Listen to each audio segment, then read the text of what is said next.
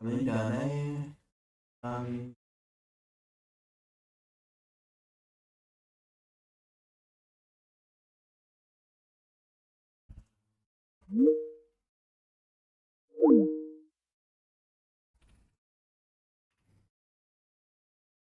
Malay Rami. No, don't be far.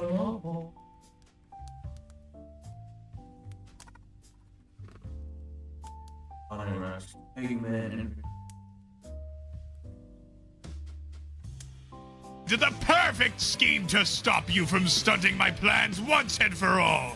Behold, my potential ray. Aaron Merlin. Guy too, huh? Yeah. Making a cure right now. It'll take a while, though. You can't rush genius. It'll be done momentarily. It will be done! So, not much of a talker, eh? Talking to you. You burn after. I was supposed to be both of you. I am You. built for this. We know. Dude, I thought I used to be the crazy one. Dude, I am not. Maybe I could do some thinking while they're distracted. I'll end you all. Here and now. Break. Whew. All right, what's the move? I mean, I can kill him. It's frozen. Who has a pen? Does anyone have a pen? Don't say I never did anything for you. He was the strong. I'm Batman. Wow, I'm Batman. Oh my gosh, they heard me. Batman. It's one of us here, right? I am not trying. So, Prepare for the refusion. I would. back to rehab. Plus 3 extra. Hear you. Why? Here's my... Glad that.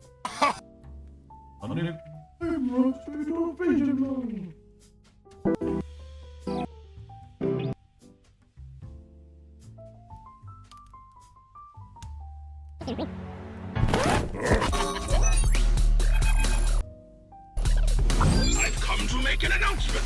This territory is now the base for my upcoming Eggman. I am Dr. Eggman, your new genius overlord. Get a load of this. Am I audible? Yes. Yes. Okay. While we're waiting for Alira, Okay, bro. I'm Okay, bro. reviewing the script right now, kaya Okay, bro. you guys can do Okay, whatever. bro. Okay, bro. Okay, bro. Okay, bro. Okay. Okay, bro. Okay, bro. Okay, bro. Fine, man.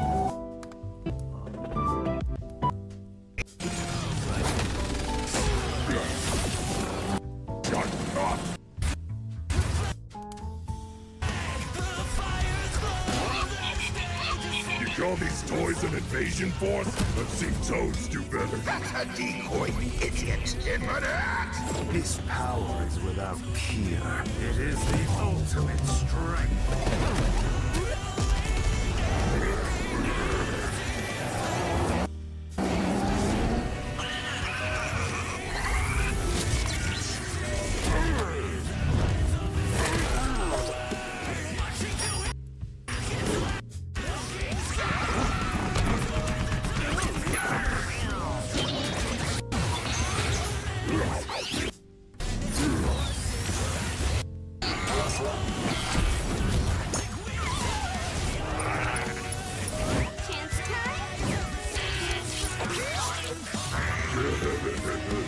It's too late.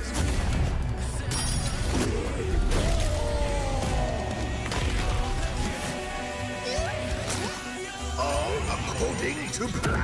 You've lost the battle before it has begun. Excellent work as always, Beto. Ready to wrap this up, Sage? As you planned. You know what they say, the more the merrier. Showtime.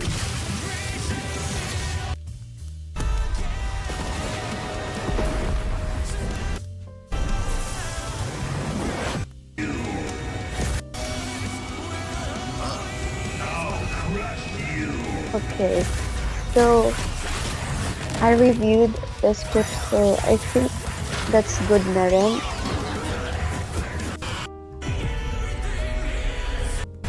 Yeah, that's good na.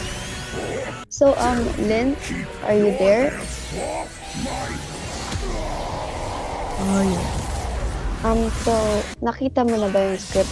With that script, you guys can start researching. And Oh, yeah. I'm expecting it to be done by Tekala.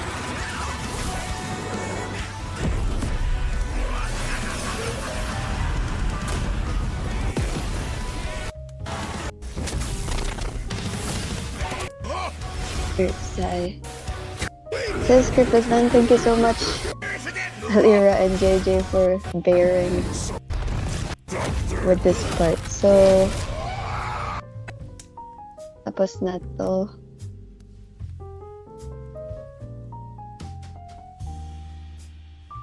Okay. For you researchers, I'm expecting you to be finished by December 12. Ngayon, like I said earlier, beforehand, na Read very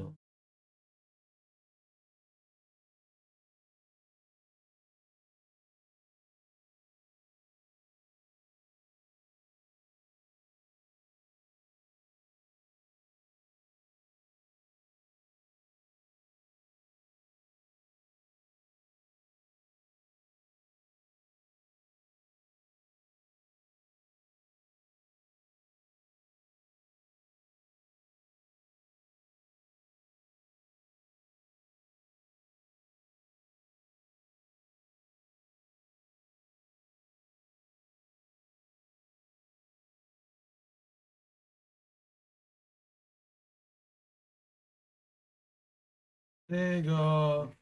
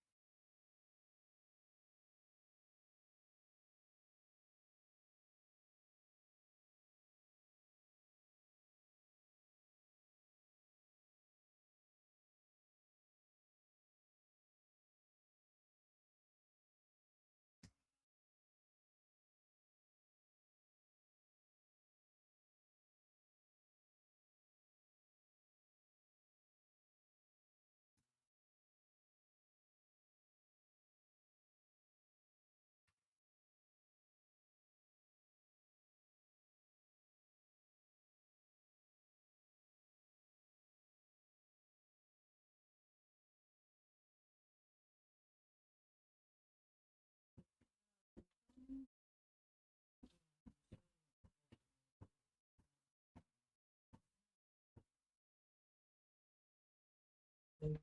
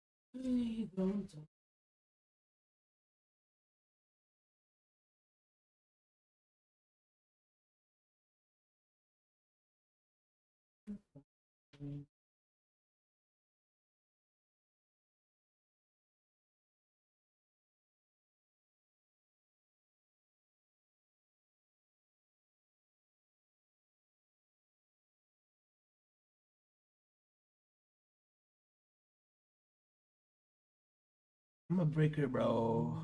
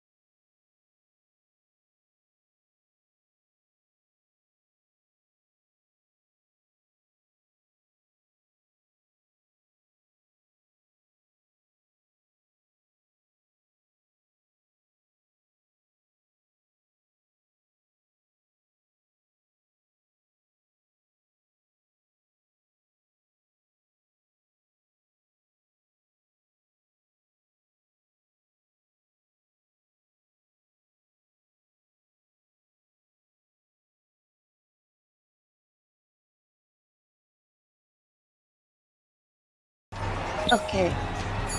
So I think with the narration, any type of, Man. I mean, whatever you guys did back there, that's all right already kasi narration lang siya. But in the end part of that narration where we deliver like the lines, the it's time to blah blah blah blah blah. You guys have Oh my gosh, it's almost living chat.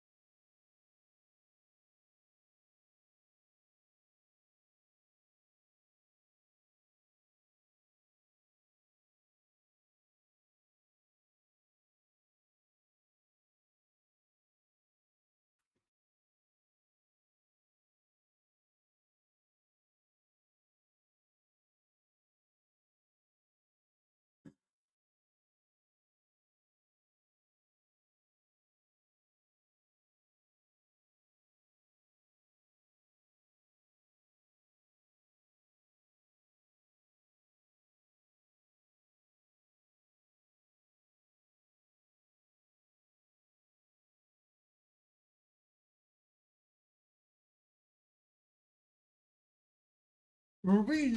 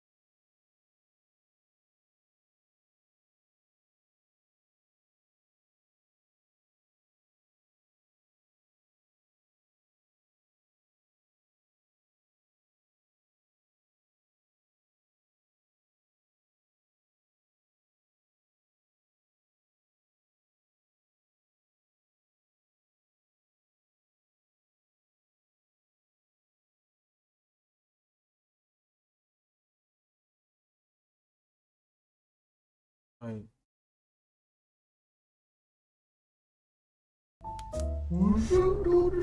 TV shows exist in this world, unless I specifically point out that it does. There's no Dark Knight trilogy, no Arrowverse, no DCEU, no Elseworlds, just one universe that every live-action project takes place in. Also, if there's ever a movie that has a similar plot to an animated movie, then that animated movie also did not exist. Just so that that live-action movie doesn't come off as derivative, but every other animated project will exist. Instead of phases, there will be chapters. Chapter 1 of the first saga, which won't be getting a name yet, will begin in 2008, with 3 back-to-back releases featuring the first 3 Justice League founders to get live-action movies: Superman, Batman, and Green Lantern. I know it would have made sense for it to be the Trinity, Superman, Batman, and Wonder Woman, but the actress who's going to be playing Wonder Woman in this universe would have been too young in 2008. Also, Green Lantern did get a movie before Wonder Woman, so I think this is fine. The first of these will be a movie called The Batman, a movie that is sort of a combination of all the live-action Batman franchises of the 21st century. As you can already tell, it has the title of the Batman and also the costume of the Dark Knight. But it goes beyond that. There are a few options who can play Batman, even in 2008. Robert Pattinson was definitely too young at the time, and none of the TV actors are good fits either because of age, not fitting the role at all, or simply not proving themselves to have star power. This leaves the only 2 options as Christian Bale and Ben Affleck, both really great actors with their strengths. But honestly, I don't think Bale would ever sign on to an entire cinematic universe, and Affleck fits the more fantastical type of Batman we need for a DC universe. Also, him starting at 35 rather than 43 gives him far more time as a bit of a younger Batman. As for the rest of the cast, Anne Hathaway plays Catwoman, Jeremy Irons plays Alfred, Gary Oldman plays James Gordon, and Morgan Freeman plays Lucius Fox. Like the real The Batman, this movie will skip Batman's origin and place us in year 2, as Batman transitions from more realistic monsters to theatrical supervillains, while the story is very similar to that of The Dark Knight, including Harvey Dent, played by Aaron Eckhart, becoming Two-Face due to the actions of the Joker, who would be played by Heath Ledger, but will appear again in this universe, and then he will be recast. There are many other big differences as well. I'd prefer for it to be directed by Matt Reeves instead of Christopher Nolan, so it's not too realistic. Gotham looks like how it does in The Batman. Batman does not become a public enemy in the end, and also Rachel Dawes just doesn't exist. She's replaced partially by Harvey's wife, Gilda Dent, but also as Batman's love interest, she's replaced by Catwoman. Two-Face does still die here because I think his story peaks in his origin anyway. Batman will wear the Dark Knight suit to start off, but it will change over time. Affleck plays him, but characterization-wise, he's very different. His Bruce is more like Bale's, and this Batman absolutely does not kill and never will. Superman, Man of Steel will also be a bit of a mix between a few different Superman franchises. There are quite a few options for who could play Superman. Tyler Hoechlin would have been a bit too young at the time, and David Corenswet would have been way too young, but Henry Cavill, Ryan Reynolds, and Tom Welling are all options. Honestly though, there is a clear choice here for me, and that's Brandon Routh, who unlike Cavill, who would have been better as Batman, just has that Superman aura. The rest of the cast actually comes mostly from Smallville, including Erica Duritz as Lois Lane, Michael Ironside as Sam Lane, Aaron Ashmore as Jim Wilson, John Schneider as Jonathan Kent, and Annette O'Toole as Martha Kent. And a few from the DCU like Lawrence Fishburne as Perry White, Russell Crowe as Jor-El, and Ayala Zur as Aside from Ralph, the only other thing I take from Superman Returns will be the costume, which will also change over time. This Superman will be characterized the same as Tyler Hoechlin's, meaning Superman is somehow both a friendly face and at times an imposing figure. Lois also falls in love with Clark rather than Superman because I do prefer that. As for the story, it will be very similar to Man of Steel, although with a completely different tone, including being an origin story flashing back here and there to when Clark was a kid and Zod being the villain. But obviously this is not Man of Steel, it's not directed by Zack Snyder, who will have no part in this universe, but rather Joe Johnston. Everyone is characterized better, Clark and Lois have chemistry, the movie is more vibrant, Clark goes to work at the Naval Planet right at the beginning, the fights between Superman and Zod cause minimal damage, and Superman does not kill Zod, instead he banishes him to the Phantom Zone. As for Green Lantern, we literally do not have any other options. Only one actor has ever played Hal Jordan in live action, Ryan Reynolds. We could go for Kyle Chandler, who will play Hal in the DCU. But he was 43 in 2008, too old for a version of Hal who was just starting off. Honestly though, I think if the movie was better written and didn't look so gross, Ryan Reynolds would have been considered good casting. So we'll be taking Green Lantern back 3 years and somehow making it a lot better than it is. The rest of the cast is the same as the movie movie as well. I don't see any reason to change any of them. Green Lantern will be directed by Joseph Kosinski and will be an origin story based on Green Lantern's Secret Origin, which also came out in 2008. Jeff Johns simply would have written it for a movie rather than a comic, and it wouldn't be quite as obviously setting up Blackest Night. Hal's father dies in a plane crash when he's a kid. He grows up and is forbidden to become a pilot by his mother, but he joins the Air Force at 18. His mother refuses to talk to him because of it, and then dies of cancer before they can reconcile. Hal gets dishonorably discharged after hitting a superior officer, but gets hired at Ferris Air as a test pilot. He and Carol Ferris become romantically involved right before Aventura comes crashing to Earth, and then gives his ring to Hal. It turns out Aventura was attacked by someone named Atrocitus, who hates the Guardians for the destruction of his sector by their first attempt at peacekeepers, the Manhunters. So there's a lot of lore being explored here at this point through the perspective of Hal Jordan, who's being taught all of it. Atrocitus follows Aventura's trail and attacks Hal, but he's saved by the Green Lantern of the neighboring sector, 2813, Tomar Ray. Tomar and Hal defeat Atrocitus, Tomar takes him prisoner and brings both he and Hal to Oa. Atrocitus purposefully left behind and hid a powerful weapon called the Cosmic Divining Rod. Hal then arrives on Oa, is explained everything he needs to know about the Corps, and he's trained by Kilowog and Sinestro. Back on Earth, the Cosmic Rod is found by William Hand, played by Iwan Rion, a psychopath obsessed with death who is able to unleash the Rod's full power, which Atrocitus wasn't, and uses it to unleash his greatest fantasies, going on a killing spree that starts with his family. Meanwhile, Hal proves to be a quick study and a natural. He finishes his training and soon enough is sent back to Earth to operate as the Green Lantern of Sector 2814, but is also joined by Sinestro for a day or two as a sort of supervision. Hal reunites with Carol, who thought he had died, so there's some drama there. Sinestro does freak people out, but this part of the movie takes place after Superman, so people do know about aliens now. Hal and Sinestro team up against Black Hand, who proves to be powerful enough to face them both. Hal proves himself by defeating Black Hand, ending in William's death, and Sinestro leaving Sector 2814 in the capable hands of Hal Jordan. A post-credit scene shows Sinestro returning to his world, revealed to be completely under his rule. 2009 sees the release of Aquaman, which will be a one-off and just about the exact same as the real Aquaman, including James Wan directing, except Jason Momoa and by extension Arthur Curry are 9 years younger and the Justice League do not exist. Mera is played by Elena Satine, who played her on Smallville, just so we could avoid any controversy. The rest of the cast is the same. There are a few characters in this movie who at this point in time did not exist yet in the comics, like Stephen Shin and Nereus, so they would just be cut out, but I think that's perfectly fine. Ocean Master is the villain and Black Manta is the secondary main villain, but there won't be another Aquaman movie. However, Black Manta will definitely return. 2010 is the year of the Trinity, starting off with a shared sequel between the Batman and Superman the Man of Steel called Batman and Superman World's Finest, which would be directed by Brad Bird. Since the events of those two movies, which was 2 years ago, Clark and Lois have gotten very serious and Clark is preparing to propose. He's also gotten a brighter suit and become good friends with Jimmy Olsen.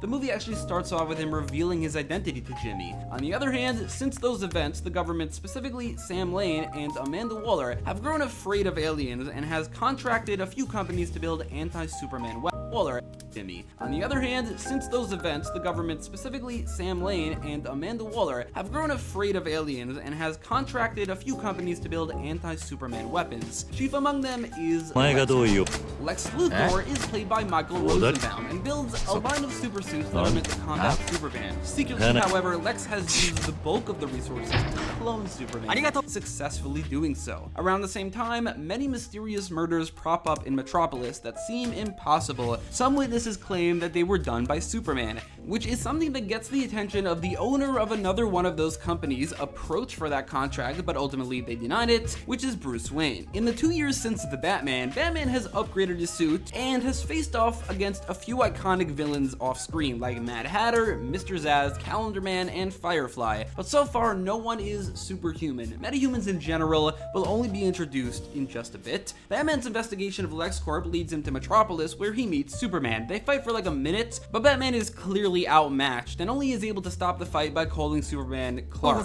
Superman then uses his X-ray vision to find out that Batman is Bruce Wayne. Batman investigated Superman separately and concluded that he could not have killed those people, while Lois Lane and Jimmy Olsen separately also investigate these murders. Unbeknownst to them, Batman and Superman are doing the same, along the way bouncing off each other's drastically different personalities and approaches, by the end learning to respect each other and even learn to apply some of each other's methods to their own heroics. It turns out that Lex's plan all along was to frame Superman, sending the clone he created to kill an innocent person in front of witnesses before flying away.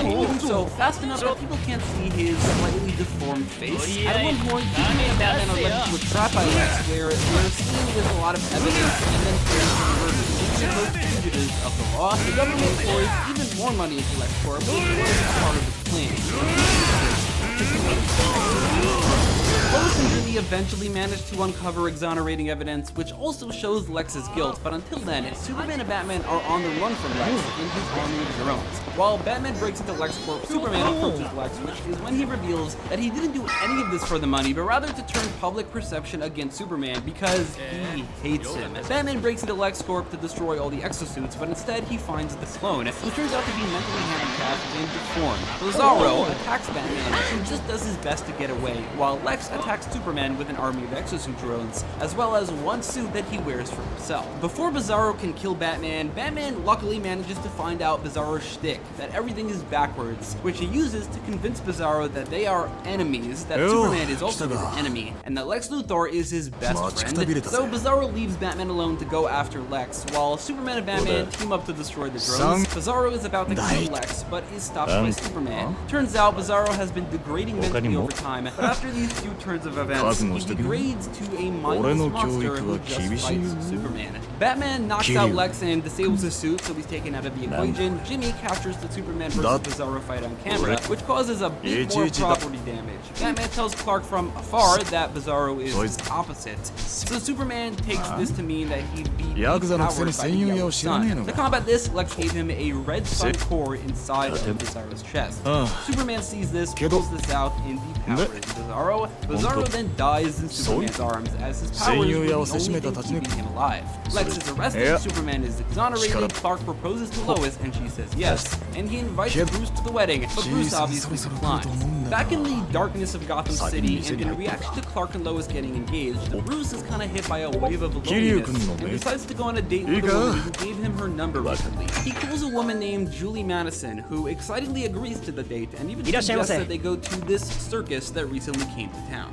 Next up is Wonder Woman, which I waited until now to get around to because before this point, I think Gal Gadot would have been a bit too young, and even now is verging on too young as she's just 25. There are technically other options from canceled projects, but Gal Gadot is perfectly fine in the role. I see no reason to switch her with someone that we don't even know will be good. The rest of the cast remains the same as well. And I would also keep Patty Jenkins as directors.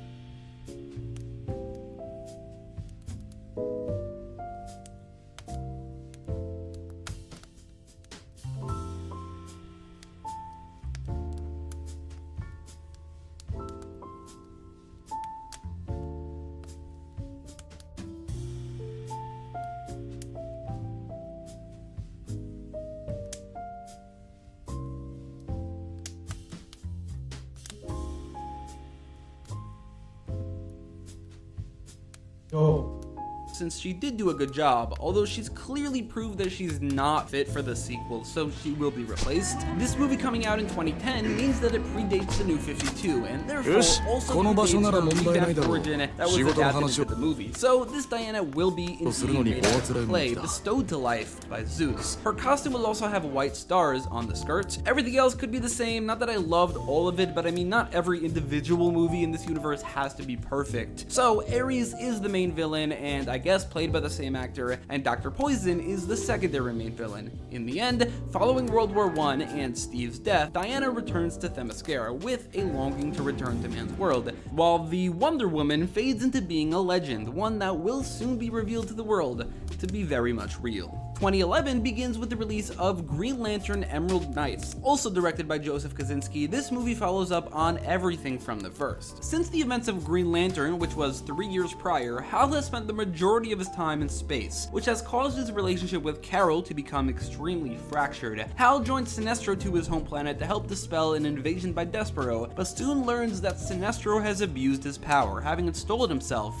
as supreme ruler of his home planet of Korrigar. They defeat Despero together, but Hal reports Sinestro to the Guardians, who strip him of his ring and banish him to a prison planet called Quard, located in another dimension known as the Antimatter Universe. Hal returns to Earth to repair his relationship with Carol, but even while there, is called away to stop a different villain named Sonar. Sinestro is approached by a mysterious shadowy figure. Far later, it'll be revealed to be the Anti-Monitor, but not for a very long time, who offers to help him get revenge on Hal Jordan and the Guardians of the Universe. The figure offers Sinestro the Weaponers of Quard, who help him create a yellow lantern ring powered by fear and to help him escape the Antimatter Universe. Meanwhile, the Guardians choose Sinestro's replacement for Sinestro's Sector in Katmatui. Using this ring, Sinestro sets out to get revenge on Hal, so he goes to Earth. Hal returns from defeating Sonar to find Carol captured by Sinestro. Sinestro and Hal fight, but Hal's weakness to yellow gets the better of him, and he loses. Sinestro doesn't kill Hal though. Instead, he kidnaps Carol Ferris and then uses her as a hostage, bargaining her life to force Hal to release Parallax from the central power battery on Oa. Parallax is revealed to be the entity of fear imprisoned in the central power battery, which is what gave the Green Lanterns a weakness to yellow, something that is very much focused on in this movie. Hal unleashes Parallax, who in turn possesses him. Parallax attacks the Green Lantern Corps and even kills Tomar Ray. Sinestro takes Carol to Korrigar, where he reinstalls his regime, easily defeating the inexperienced Katmatui and then imprisoning her. Sinestro leaves for Oa, following which the resistance on Korrigar helps Carol and Katmatui escape. Sinestro shows up to gloat. Katmatui brings Carol to Hal Jordan, who manages to get through to him, expelling Parallax from his body. Now without a host, Parallax is defeated by the entire Green Lantern Corps, while Sinestro takes the opportunity to escape. This time, Parallax is imprisoned somewhere else, not in the central power battery. On the way back to Earth, Hal and Carol talk about their relationship and are both about to agree to try to make it work, as they are then intercepted by a woman named Miri Riam, who has a pink lantern ring. Carol Ferris is recruited into the Star Sapphire.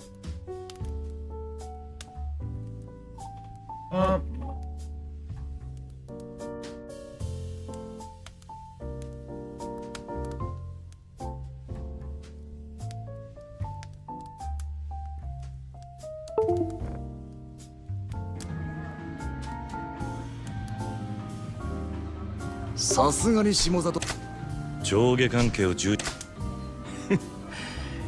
験分かった。いらっしゃいませ。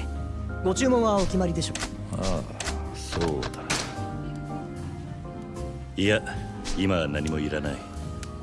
かしこまります。ほう。なんだ？いやいや、見直したよ。俺客を待ちながら優雅にコーヒーすすろうなんてマナー違反やらかしやがったら。だがそこはあ、おい、来たぞ。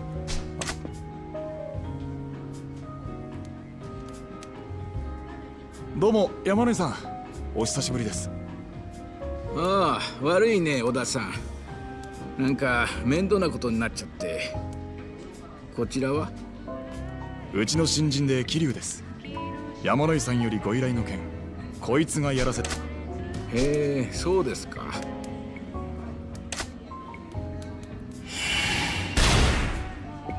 立花不動産の桐生です。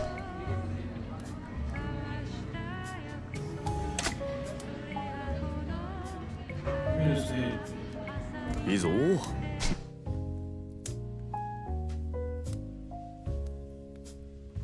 Due to that big act of love that expelled Parallax, both Hal and Carol then acknowledge that this is the end of their relationship. On the theme of love though, two Guardians, Gantet and Sade, fell in love with each other during this movie, which is strictly forbidden, so as a consequence were kicked out of the Guardians. They set out to form their own corps. Comic readers will know that that will be the Blue Lantern Corps.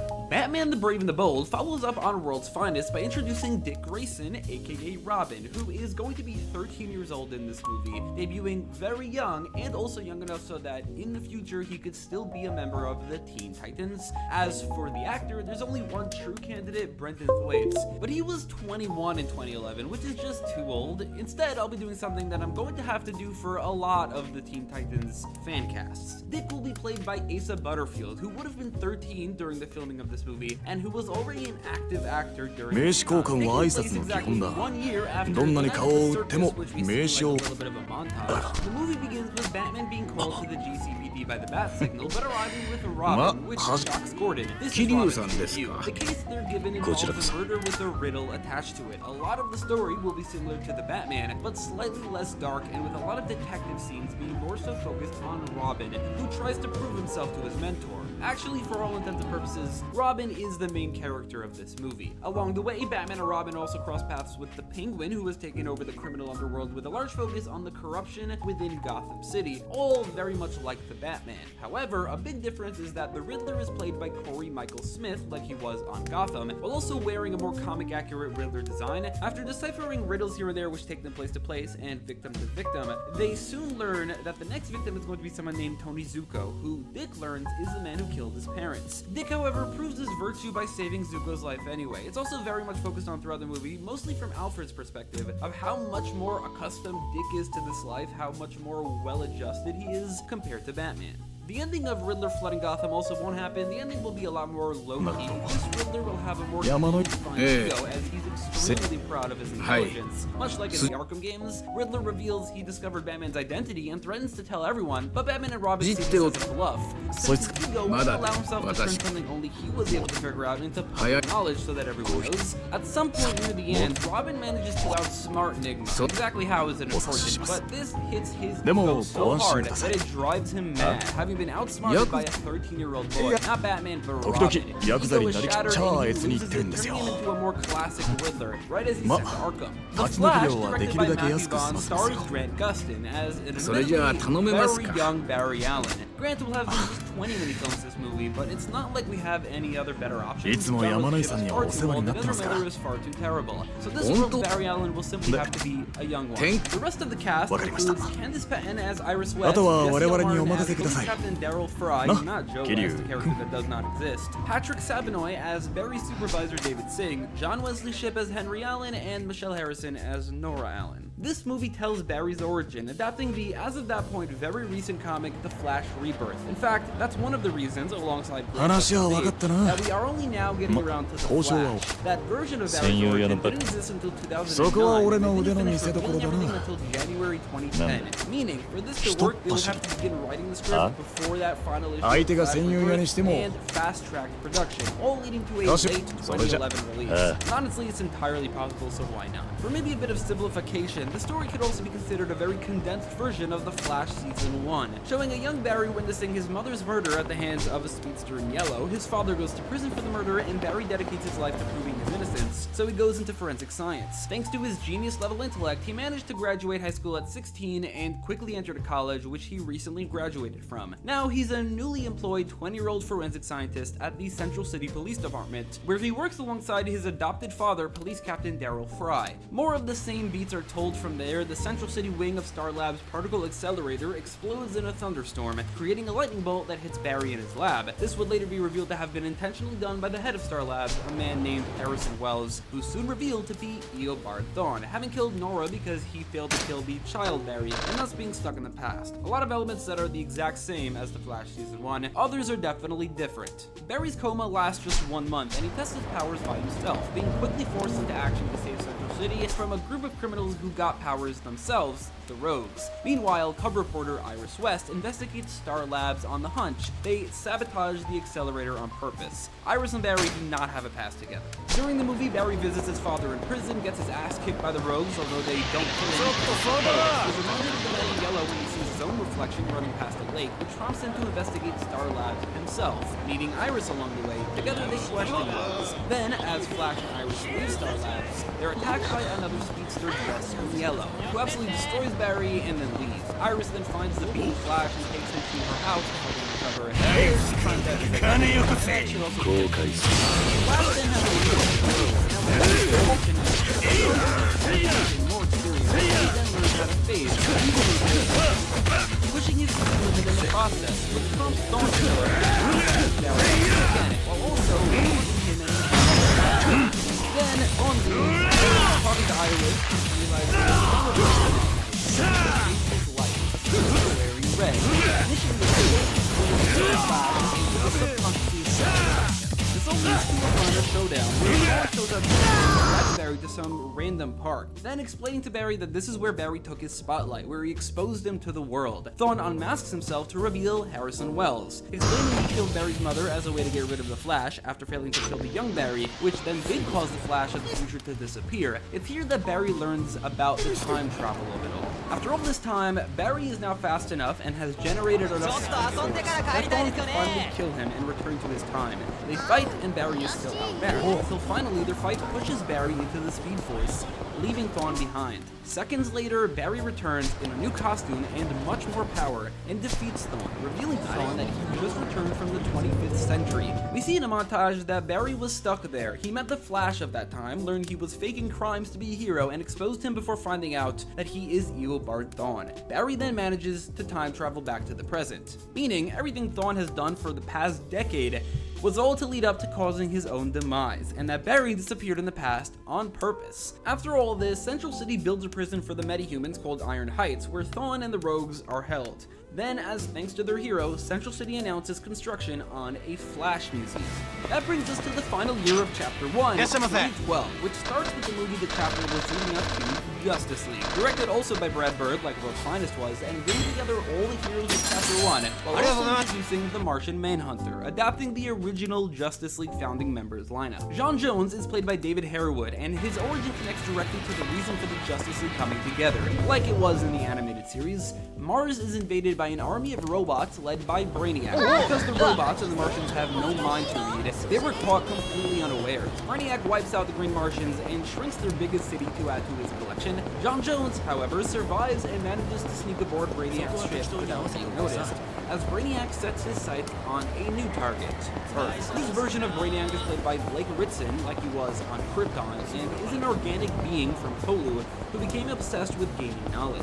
Soon, Hal Jordan becomes aware of the attack on Mars, but does arrive too late. Hal attacks Brainiac just outside of Mars's atmosphere, but is entirely overwhelmed. He's joined by the Martian Manhunter, but that still isn't enough. Hal decides to retreat back to Earth, taking John with him. Brainiac is a little bit slower. He'll take a lot longer to get there. First, he asks for backup from the Corps, but none are available. Instead, he decides to recruit the heroes of Earth, while Brainiac sends drones to some of Earth's biggest cities. On Themyscira, Dynamic gets defeated of man's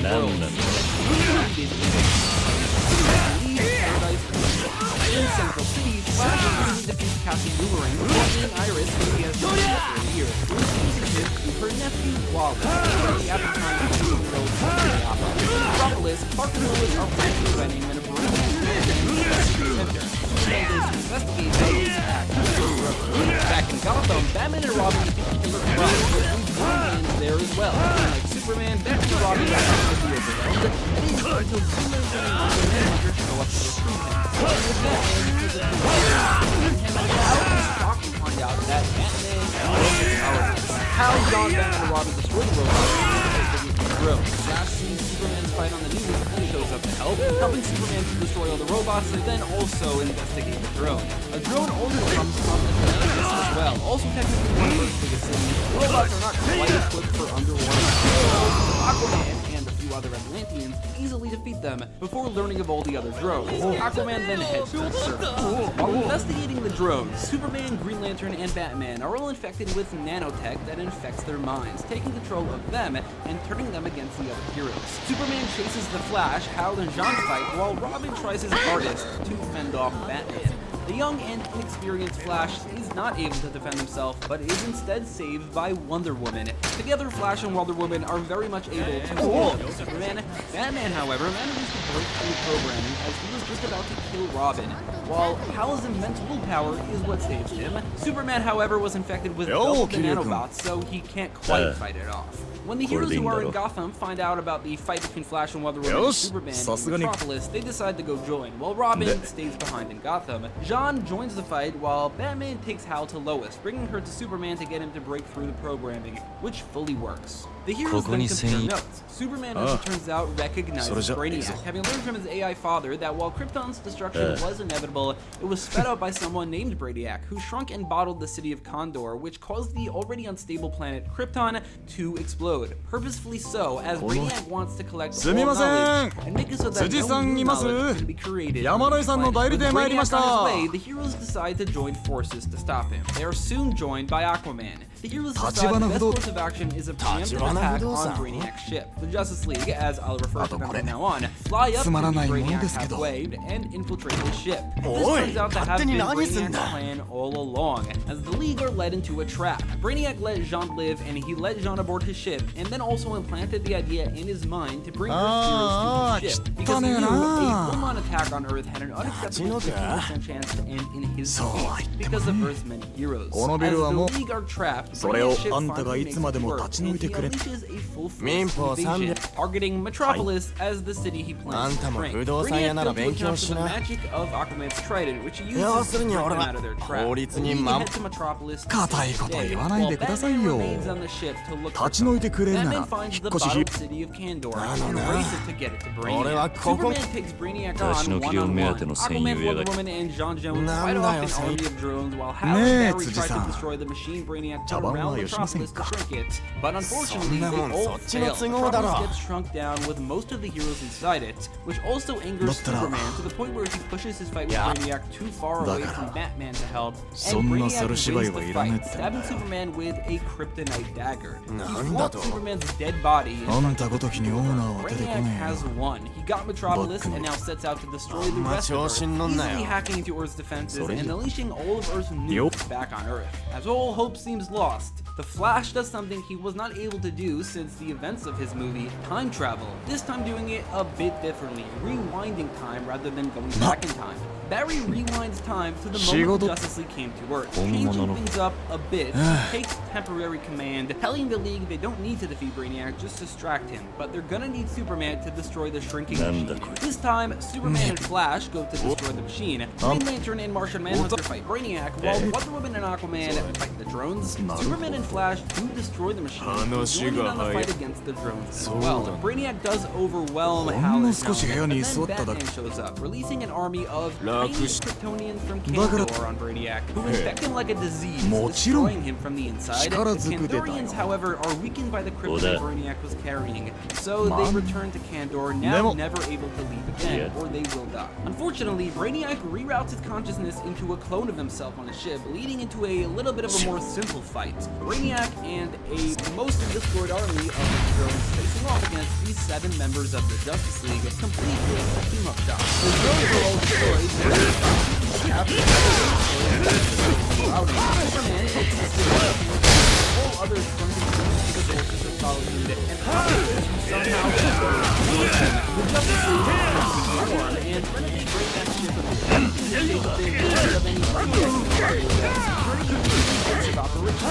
the Watchtower. Justice League. Superman and Lois get married, Diana decides to remain dead.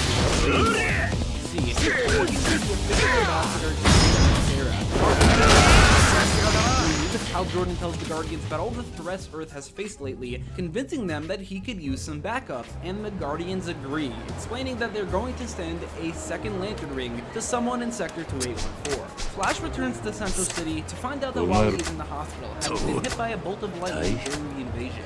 In the next Flash movie, it's going to be revealed that Barry rewinding time caused him to turn into the Speed Force, but unleashed a bit of Speed Force energy that was attracted to Iris West due to it being created by Barry, but Wally got in the way and got hit instead. The chapter is not over quite yet. The final movie, acting as a sort of epilogue to the chapter, is Green Arrow. Starring Stephen Amell, Green Arrow focuses entirely on Oliver's origin, setting itself apart from the other movies in this chapter by focusing entirely on an island. Taking main inspiration from Green Arrow Year 1, spoiled trust fund billionaire Oliver Queen's ship capsizes and he washes ashore on a deserted island alongside his father. His father, however, soon dies. Oliver struggles to survive, slowly but surely breaking to the point of killing small animals. それじゃ今夜中にあの部屋出て Decides っ to て make a ね bow and arrow to use his 明 archery 日の朝 skills までい developed た as ら a kid to hunt. Finally venturing out of the little spot in his island he was stuck in, he soon finds out that the island is not quite as deserted as he thought. There's an entire drug operation on this island led by a woman named China White. Oliver then meets a man named Scimitar, who reveals that the drugs made on this island are meant to fund a coup in his homeland of Vlasova, and is led by a man named Count Warner's Idol, or Count Vertigo. Scimitar teaches Oliver how to fight, while Oliver further practices his bow and arrow skills, proving to be an absolute natural. They do this with the goal of taking down the drug operation, except Oliver's real goal is to steal a boat or a plane and simply escape the island, even after Scimitar tells him that Vertigo plans to kill all of the slaves working on the drug operation after they no longer need them. Oliver and Scimitar infiltrate the drug operation, destroying some of it and coming into combat with China White and also Count Vertigo, who prove to be too formidable a threat, as he has Vertigo-inducing powers. They take both of them hostage, but kill Scimitar in front of Oliver, while Oliver they don't kill because they recognize as Oliver Queen, who they take captive with the goal of leveraging his life for more money from the coup. They take an unusual direction to keep him captive, getting him addicted to the heroin they make. While China and Vertigo continue to plan out their next move, Oliver proves to be far more strong-willed than they expected, going through tortuous withdrawal to break through the addiction. He puts together what he can to create a camouflage suit, uses a bow and arrow, and tries again, this time taking a more stealthy approach to things. He kills every henchman, defeats China White in a fight, and finally makes his way to Count Vertigo. Vertigo uses his power against Oliver, but Oliver proves to have developed a resistance after having kicked his addiction. Vertigo offers Oliver away off the island if he wants him alone, but Oliver decides to put the lives of the others on the island ahead of Vertigo. A few months later, a fishing boat floating near the island sees a big fire. Everyone is rescued, Oliver returns to Star City and reunites with his mother, and decides to do in his city exactly what he did on the island, save innocents from the powerful men exploiting them. Oliver becomes the Green Arrow, starting his career, and this is his first night out, by stopping a mugging by a kid played by the at the time 15-year-old Jake Austin Walker. This kid is Roy Harper. And that is the end of part 1. Stay tuned for part 2.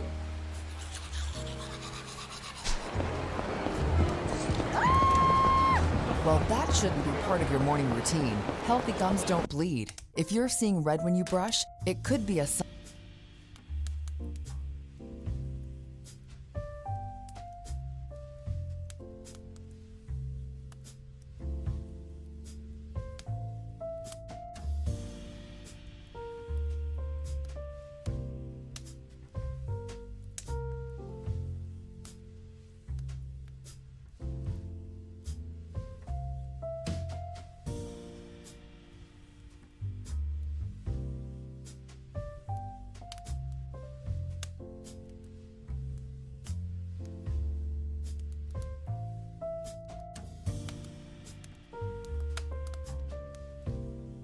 He hasn't really had the best time at the movies in the last 20-ish years.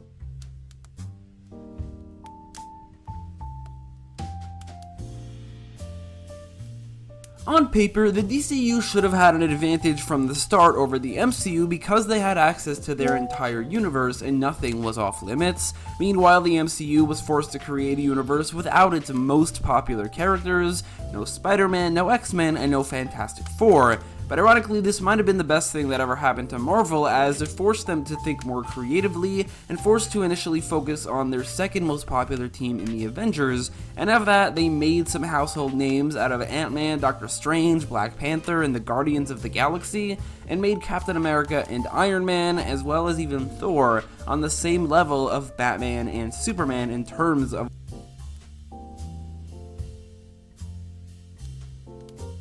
Batman is like DC's.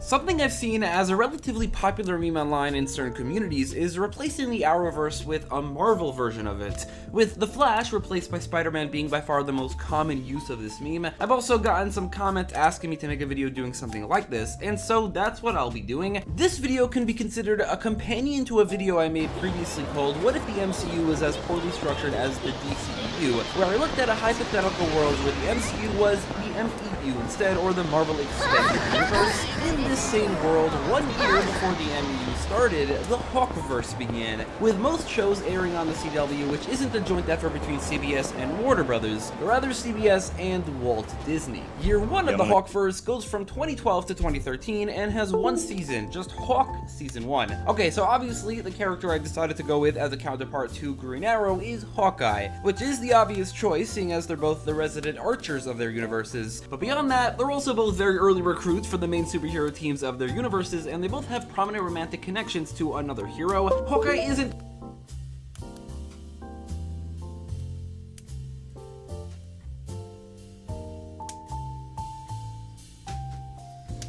like Marvel.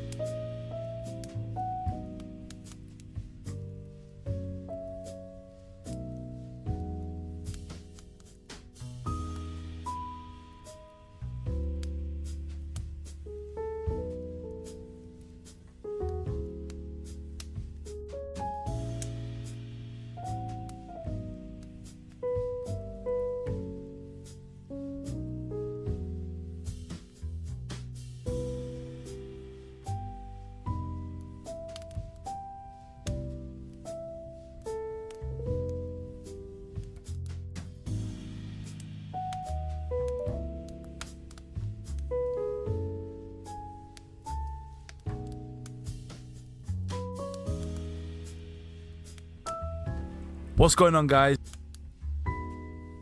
Okay, I'll try and complete this while I'm here.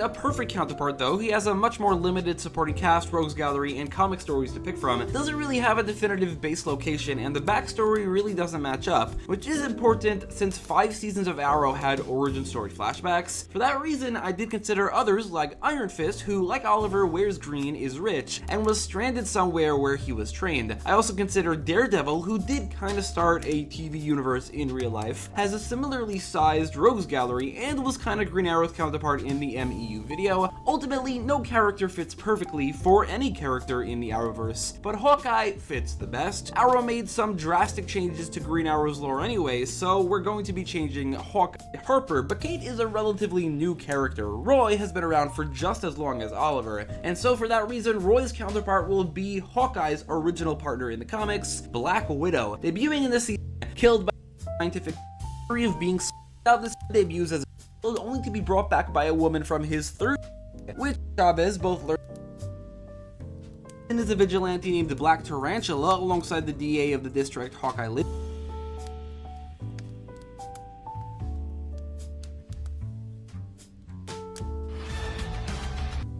We'll be going over through how different the universe would be if we combined both.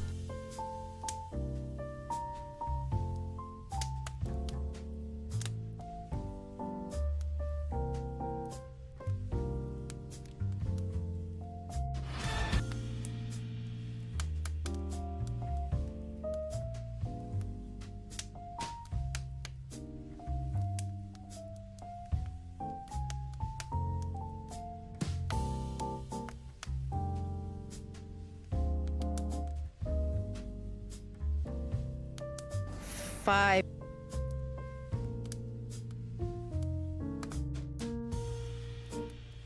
Bendos, it's me Z, and Marvel is coming out with being able to deflect its come on, and willpower is all that's stopping Green Lantern from doing anything. So really, any kind of power in this game would work well for Green Lantern. Flash, he could just be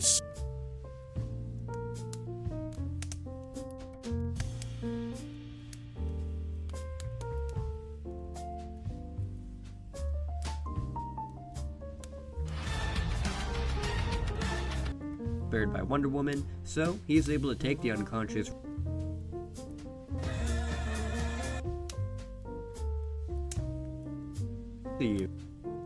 effectively combining both worlds into one. This would make for a pretty giant universe, but one that I think both franchises can benefit from, especially the DCE.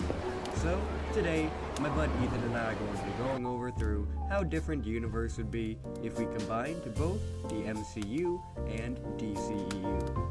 Also, make sure to go check out Ethan and I's podcast over in the podcast channel. Thanks.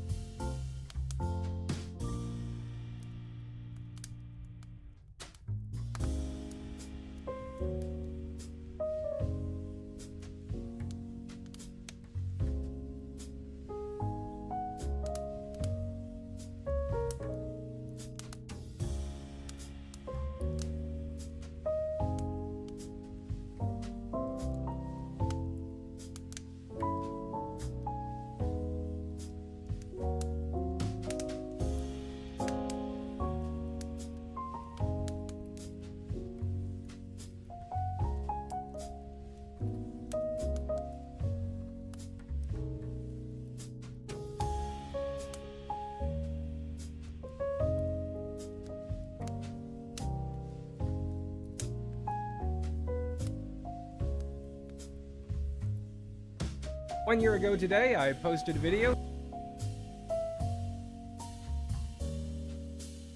Hello. Listen, he was squeezed almost.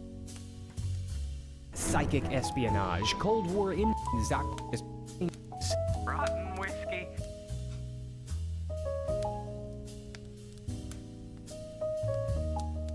So, I don't know. Let me give you a bit of background. A couple of years ago, I started working on this cinematic universe based on abandoned superheroes of old. Hey, I can call them superheroes now without fear of getting sued, which is cool. The idea was that I would take these characters from the bargain bin of forgotten comics, is soon given lightning power, and there's, we'll see that, whether you're showcasing your art,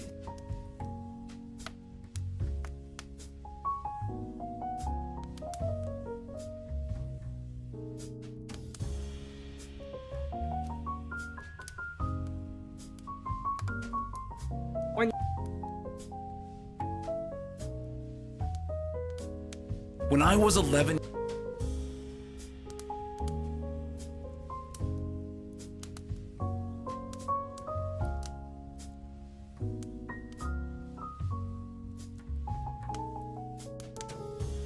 This video is going to be my first attempt to summarize every hero.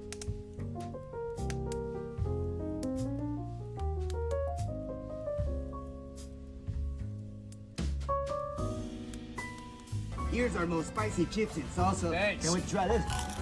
Ah! Ah! It's way too spicy! Really? That's not spicy at all. I can drink this stuff. Watch. Oh! How are you drinking that? Jesus!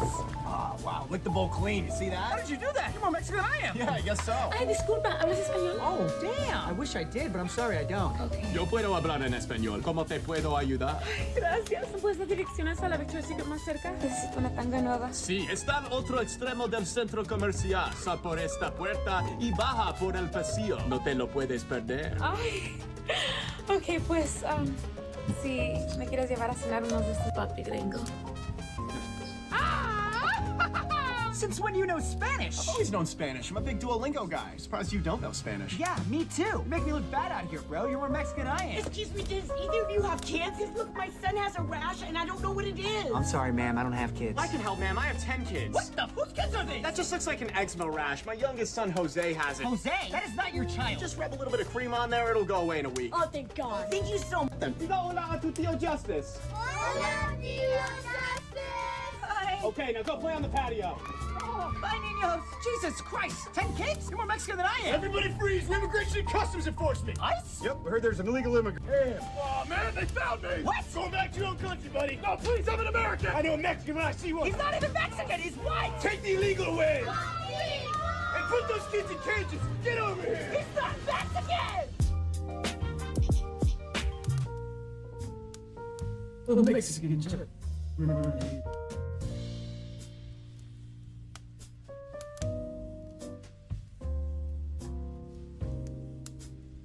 Yeah, and this is my living room, guys.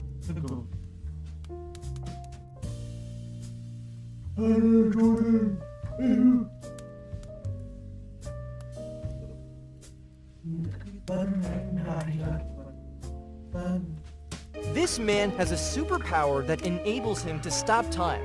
He was curious to find a white and red trail at his office while he activates his power, so he followed the trail cautiously. When he reached the end of the trail, he was surprised to find a woman with a red shirt and white hair, acting like she was running.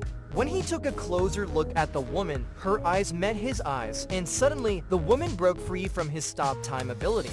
She asked the guy if he was a speedster too, but he answered he's not, and he described his ability to only stop time. You move fast? Fast. I'm really fast.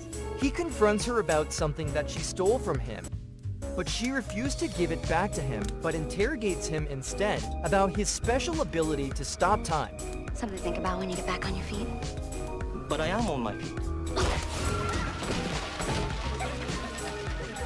Gotta go.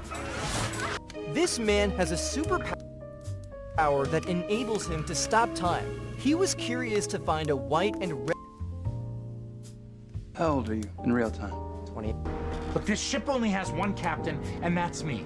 I understand, yes, Kareem is also called Captain, but that's a nickname. You understand what I'm trying to say? I'm the fucking boss. I am in charge, not Magic fucking Johnson.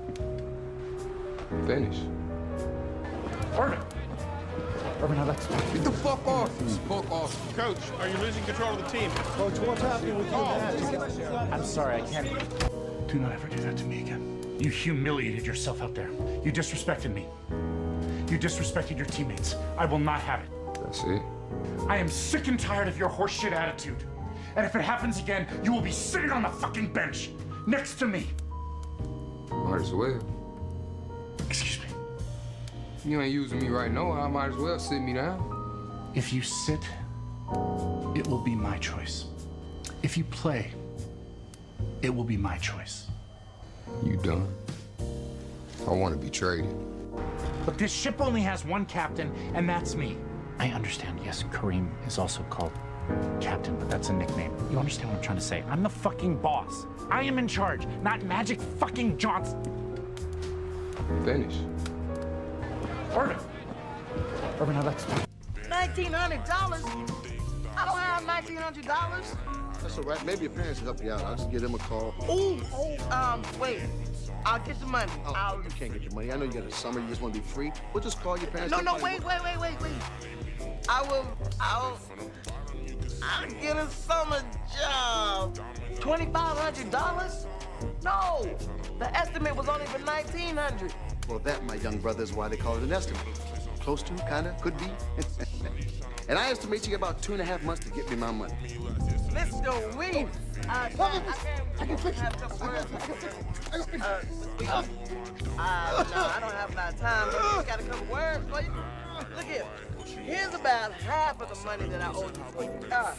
And I guess I'll have the other half by the end of the summer. You enjoy your car. Bye-bye now. I'll give you some money. Come out. Man, just help me get the burger on. $1,900? I don't have $1,900. That's all right. So I'm driving around with my son today, and after a run to the bank, he spends the next half hour asking me about bank robbery and how to get away with it. Help the starving this season? Move aside! Oh no! Get out! I don't have the energy to deal with you today. Don't worry, I know it's them, and I don't care. I gave up on saving my marriage. Oh, it's a Christmas miracle. You know, we have a great deal today. Get 2 games, get the 3rd one free. Come on, man! Dad, we can't pass that up! We only came here for 1 game! May I suggest, Shadow of War. Brutally remove the heads of orcs. Or break their minds until they can't form words anymore. Yes! And I don't care what anyone says. This is a masterpiece! And it's a crime they haven't made a 3 yet! This is too good to be true! Dad, I'll put in a good word with Mom if you get me all 3! Really? She might hug me for the first time in 8 years! Dude, you're gonna make me cry. I cry myself to sleep every night. Help the starving this season! So this housekeeper was told that she had a really important home to clean for a huge client. Kaneshiro. But never in a million years could she have expected who this client was. You see, Kara Simmons was told by an assistant that they were planning a huge party for her boss. But since everything was already clean, they apparently just needed her help with some other work. So to Kara's confusion, she was simply told to taste test a world-renowned chef's 7-course meal. She ended up eating thousands of dollars worth of lobsters, Kobe beef, and gold, and just kept saying, I wish someone else could experience this with me. But although Kara figured that the actual work would start after, that's when she was just asked to sit through a professional massage to help them warm up. She was then told to just keep some of the old clothes upstairs. But little did Kara know, these were all designer items, hand-selected for her exact fit and style. And it wasn't until Kara was told to open these boxes that it was finally revealed what was going on. You see, Kara had always been known as someone who would give you the shirt off her back. But since she had been hospitalized from exhaustion after not taking a day off in years, the TV show Prank It Forward had wanted to help her. So they had sent over all of Kara's stuff in those boxes, because they were giving her the entire 4-bedroom house that she had been sent to clean. So this housekeeper was told that she had a really important home to clean for a huge client. But never in a million years could she have expected. People who left their churches, what was the final straw? When I was 17, I started attending a Christian megachurch at the suggestion of my crush, who I later found out often did special favors for the pastor. Anyway, I actually enjoyed attending this church until I began going to its church's youth group. At it, the pastor would encourage people to absorb the Holy Spirit, and after absorbing the Holy Spirit himself, eating the holy bread, he'd start speaking in tongues and rattling his body like he was having a seizure. He did this for a solid 2 or 3 minutes, and afterwards would come back and tell us all that he just spoke with God himself, and God allowed him to see the future. He couldn't tell us what he saw in the future though, as apparently he promised to God he'd keep it a secret. Whenever we took the holy bread, however, and failed to experience the divine, he'd blame it on random things. For my friend, it was the fact he wasn't raised religious. For my other friend, it was the fact he had an ungodly haircut. And my problem was that I was left-handed. By this point, I already saw this church as a bunch of baloney. But then one specific night at the youth group fully confirmed what I thought. We were sharing details about our families and personal lives. When the microphone covered with "Donate for Jesus" stickers came around to me, I hesitated for a moment. I wasn't sure if I wanted to expose myself and my family, but the pastor pressured me by saying God is speaking to him right now, and God will be very cross with me unless I unburden myself. I was emotionally vulnerable at that moment, and his words were enough to encourage me to share. I proceeded to tell the entire group the hardships my family went through when my older brother was diagnosed with bone cancer a few years prior. He was in remission at this time, but it was still a very sore subject, as seeing my brother in so much pain had seriously messed with my head. The room was quiet for a second after I finished speaking, and the pastor tutted, placing his hand on my shoulder and saying, "What a shame you and your family weren't members of the church back then. We would have laid hands on him and made his recovery quicker through God." I sat there in absolute shock, completely dumbfounded. The pastor then closed her eyes for a second and said, "The Lord just spoke to me again. He wants you to know he hurts that you think you need medication to be better. He is your medicine." I stood up and walked out of that church that very second. And as I was leaving, the pastor yelled at me that God is here and he will punish me for this act of treason. Right as I reached the door, I turned back to him yelling that he can go F himself, and that if God is indeed here, he'll forgive me for this. People who left their churches, what was the final straw? When I was 17, I started attending a Christian megachurch. What if Batman were a communist? In this universe, where Superman lands in the Soviet Union instead of the USA, Superman takes over after Stalin's death. Batman's anti-Superman family is executed before his eyes by a Soviet police chief named Pyotr. Years pass. Batman becomes a terrorist determined to overthrow Superman's regime. To defeat Superman, he collaborates with Pyotr for access to Lex Luthor's technology. Batman captures Wonder Woman and provokes... 2014, ISIS was the most powerful terrorist organization in the modern world, and by using the power of the internet, they were able to recruit people from all corners of the globe. Because world governments did literally nothing to fight this, Fortune's Anonymous decided that they had to take action. So they first began by spam reporting Twitter accounts that had any connections to terrorism. Although effective, some members of Anonymous thought they could do more, so they formed an elite group called GhostSec that specialized in counterterrorism. Soon after, they began hacking members of ISIS and exposing them to local police agencies, who would then go and arrest them. They also scoured the web and took down any recruitment, donation, and intelligence websites that ISIS had in operation. On top of this, they were able to steal millions of dollars in Bitcoin from the militants' wallets. However, ISIS refused to back down and placed large bounties on anyone who attempted to hack them. But GhostSec wouldn't quit, and was even able to intercept intelligence, which directly led to the police stopping massive terrorist plots in both Tunisia and New York City. But the story doesn't end just quite yet. Full video below. In 2014, ISIS was the most powerful... The year is 2014, and ISIS is the largest terrorist organization individual. To passively gather soldiers from all around the world, and at the time, ISIS was gaining members at an alarming rate, indoctrinating people from the comfort of their own homes. It was clear that ISIS was quickly becoming a global organization, and only a few began to take notice. However, Western journalists began to document all of the strange pro-ISIS accounts that seemed to have sprung up on Twitter. After a thorough look, they found a whole network of sleeper agents throughout the entire platform. A lot of these accounts were spamming pro-ISIS religious propaganda across the internet. Of course, they found that most of these accounts belonged to individuals and were hacked by the cyber-terrorist agents, which further reached every corner of social media sites. もち彼らこのその時そのそうもだが ISIS appears to have 4 or possibly more main media outlets. These accounts can attract a few hundred to many thousands of followers. Further spread their Twitter posts, followers will follow their hashtags like #WorldCup and USA, so their tweets end up on other Twitter feeds that will be potentially seen by millions of people not necessarily looking for content. あなたそして誰 while governments worldwide did little to stop the spread of ISIS's online people across the globe were falling into their trap, and it was clear that someone had to do something to combat it. But then, the unexpected would happen. 4chan's hacker group Anonymous would lose control of one of their Twitter accounts, and an ISIS hacker would tweet a pro-ISIS comment predicting an assault nearby. Quickly, Anonymous was able to regain control of the account, and they were absolutely furious with ISIS, so they decided to take matters into their own hands and released a video to the public. To the citizens of the world, we are Anonymous. The events currently transpiring in Iraq have made us collectively reevaluate our priorities in regards to recent operations. The Iraqi people have gone through almost 2 weeks of sheer terror most of us will never know nor experience. We are held by a code of honor to protect those who are defenseless.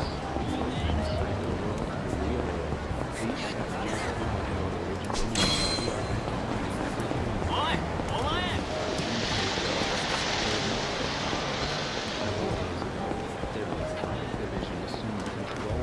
are claiming it for themselves and releasing several graphic photos of their assault near Baghdad. These are unbelievable.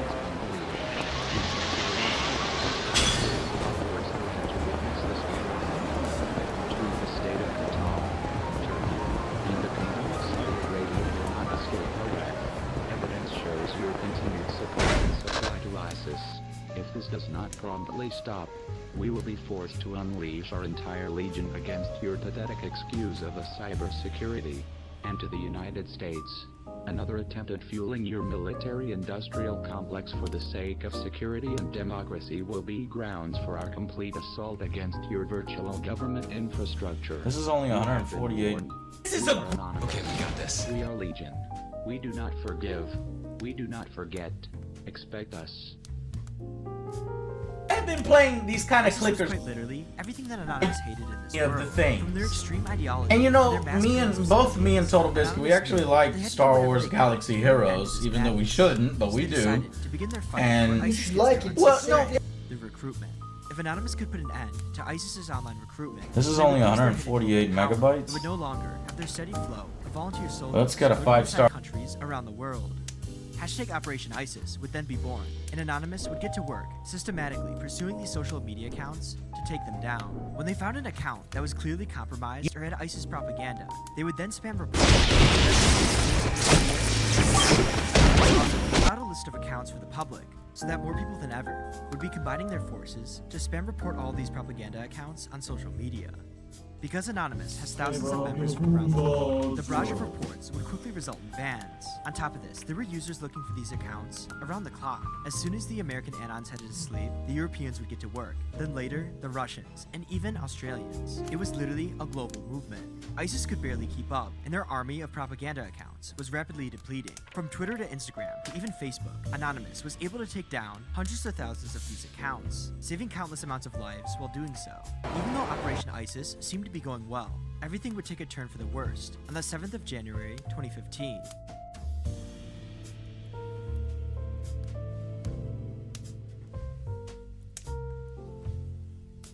The time is 11:30 a.m. in Paris, France, and two masked individuals armed with automatic rifles would enter a building owned by the French magazine Charlie Hebdo. The gunmen opened fire on innocent civilians, injuring 11 and killing 12.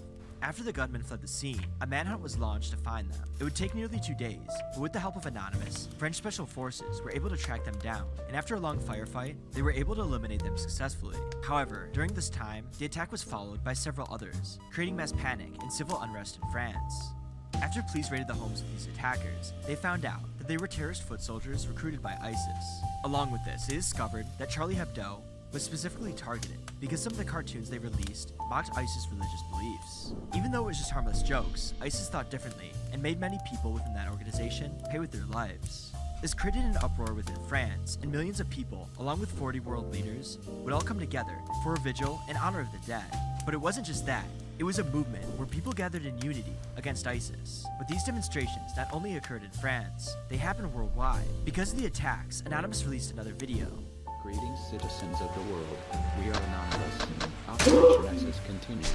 First, we would like to clarify a few things. We are Muslims, Christians, Jews. We are hackers. 遊んでいきませんか？うわ！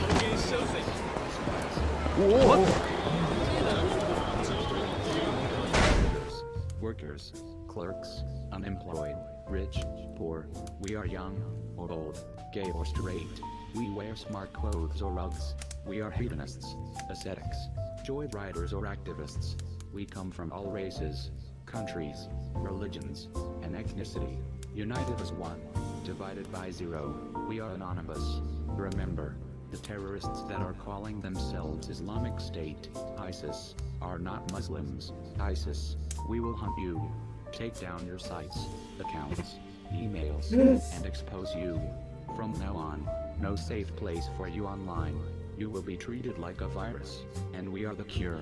We own the internet. We are anonymous. We are legion. We do not forgive. So we do not nothing's forget. happening in Yakuza Expect Zero, us.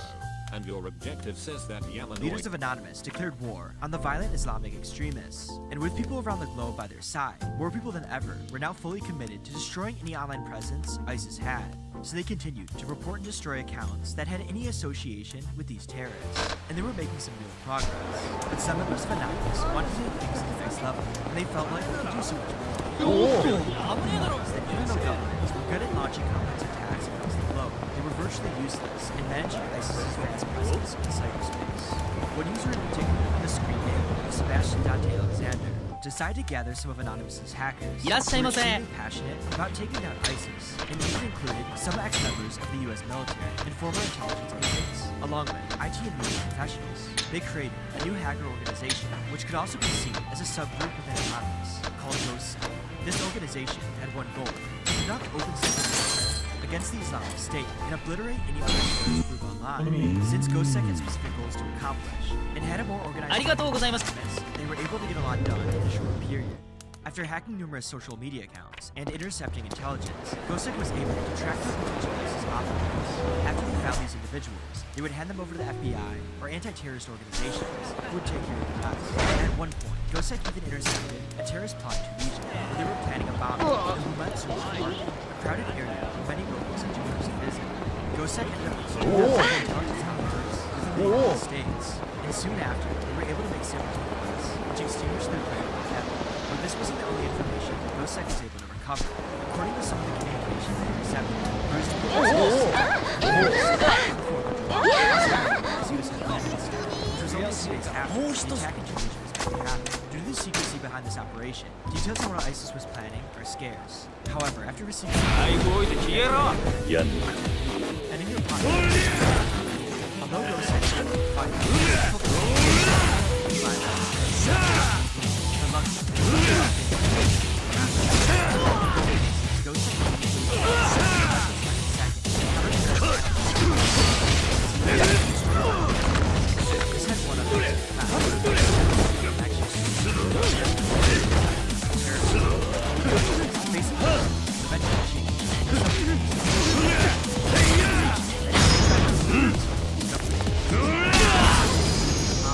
saved countless amounts of lives in the process. And what would happen next would be one of the biggest tragedies that modern history has ever had to endure.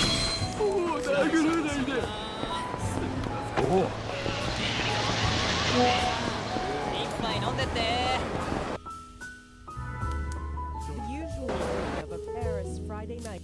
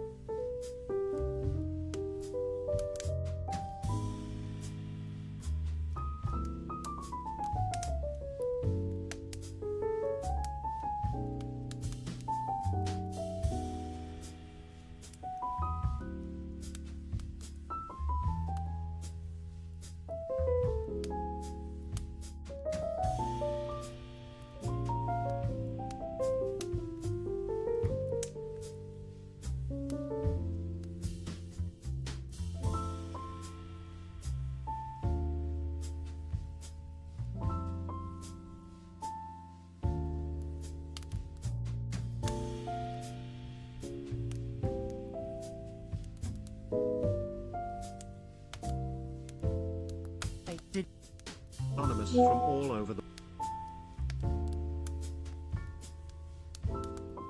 Fortnite's development began more than the second. There are no playable builds from this time, and really the only information we have about this version came from an anonymous tipper around right now. Now, this version of the game was built on Unreal Engine 3, and just for reference, Fortnite is currently built on Unreal Engine 5. Now, the tipper actually gave us quite a bit of information about the game, including features that are not present in today's versions, like Limbo. Limbo was a game mechanic in which this feature may have laid the groundwork until that eventually got released, but it's mostly just T-poses and unfinished animations until we reach the end of the trailer, where we encounter something quite peculiar. As you can see, the game is actually called Fortnite, and this was an in-progress version of the trailer only a couple months before they actually released it, so the name of the game was spelled this way for quite a while and was only really changed or a code, and this is pretty much where most of the work on Save the World was being done. There was no battle royale versions of the game, really forced to sign through an NDA, which is a non-disclosure agreement, but something and played it, and that is the online test version 6.5. I downloaded this version and played it, and that is the gameplay you're currently seeing on your screen. Honestly, this was such a beautiful experience. It's really bare bones and there's not animations, and built in Unreal Engine 4. It's interesting to see how many aspects from this version in the current version. I mean, no matter how much ray tracing and performance, even on the highs you pack onto the, still pretty good, but I'm not gonna yap too much about it, and it was lost like a couple. The reason it was so short was because Battle Royale, this era for around this time, and a lot of the versions have been found. This was when the OG Fortnite everyone is talking about right now began, and at the same time, unfortunately, it was when Save the World died.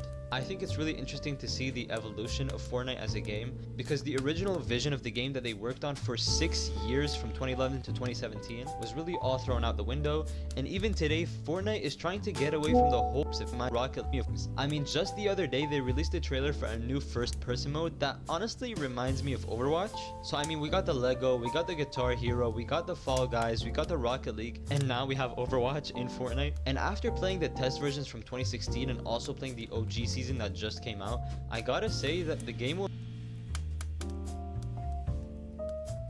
say goodbye to Slack.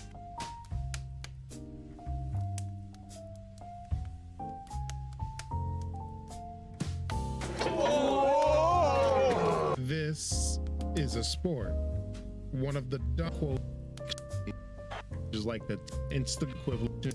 Power Slap the game console published you slapping a guy and him no-selling it before Amazon Prime delivering a concussion straight to you with free shipping. Eventually you wake up to Dana White, who tells you to bulk up. So we train until we run out of money. So in turn, Dana puts you in front of a slot machine to hit. Bro, why not just pay me? That's fucking illegal. So you have this energy thing that you use to slap the slot machine, which gives you cash, energy, and many other little collectibles. Once you run out of energy and you have no more cash for training, you're screwed. The only things you could do is to wait for an hour for 5 energy, not a 5-hour energy, which sounds better to be honest. But that 5 energy is practically nothing unless you are away from the game for multiple hours, which will then add up. You could watch ads or participate in these playable ads. Oh, damn! My man's out here shotgunning polar bears? These things are almost endangered and we're over here chopping them up. There's so much meat on this man's back, you think it's a Diddy party. Or you can just buy stuff. Yeah, this is a mobile game and these things do have microtransactions here, there, everywhere. Hey, listen. So at this battle pass from a free, you know, fight's over. Yeah, that. But what we really get here is a casino game that's disguised as a power slot. It's supposed to be a machine, and that. Right. But this can happen to you as well if you don't have shields equipped. So if you take a long enough break from playing the game to get some energy, you'll be punished by having your character get slapped up while you're away, and it costs money to recover. So there's no winning here. But still, I'd like to do some actual power slapping. Well, after you complete gym training, it's treated as a level, and when you beat enough levels, then you can make it to a power slap event. Now, these slap fights last about as long as this sentence does. You just line your meter with the green part and it's over.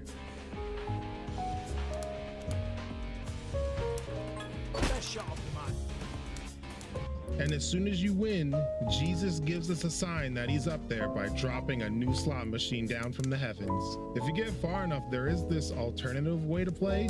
Like, all of a sudden we're drawing cards which do damage. You could draw multiplication ones to multiply damage, or you could pick wrong and pick the division ones, which make your damage even smaller. Once again, this isn't anything that's even remotely skill-based, it's just more luck and randomness. You can't even do anything to minimize the slap damage. Your guy just sees a slap coming and says, "I'ma eat it." Ah! My turn, Yugi boy.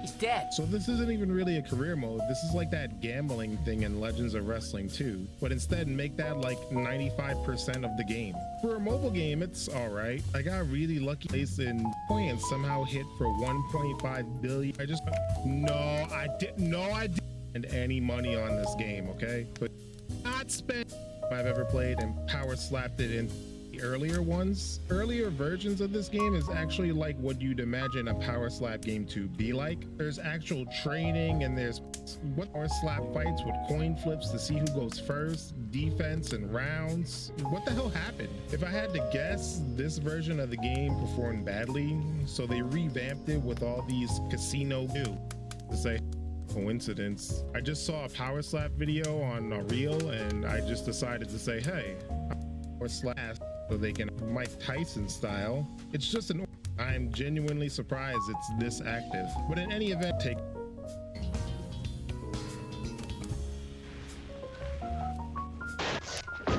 comes to these FMV games, this guy named Fingers. You want some of this? You got it. I called him Zesty earlier because, well, look and listen to how this guy plays defense. Come on, Ace.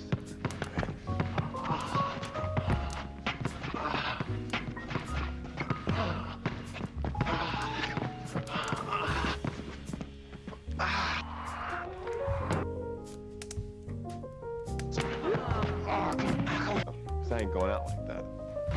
Just it is, thought it was bad, then the next girl has these crazy innuendos, and the best part is, I don't even know if these are actually supposed to be innuendos or not. Boy, I'm gonna drink you like milk. Boo! I'll stuff it so far down your throat you'll look pregnant with twins. Ah, he came down on you like a jackhammer. Make him call you daddy.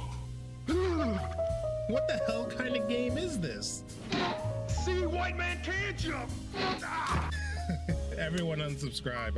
I've lost my way. Well, the fun and games are over after you beat the girl because the next guy is Mad Dog and this guy just wrecks my shit.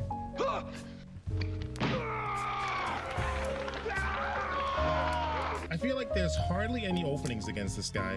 Like, tell me, when and where am I supposed to go? He doesn't have a tell as far as I can see. On defense, it's even worse because sometimes as soon as the ball is checked to him, a cutscene plays where he scores. Like, seriously, he doesn't even have the ball for a femtosecond before the game decides he scores. Like, what am I even supposed to do here?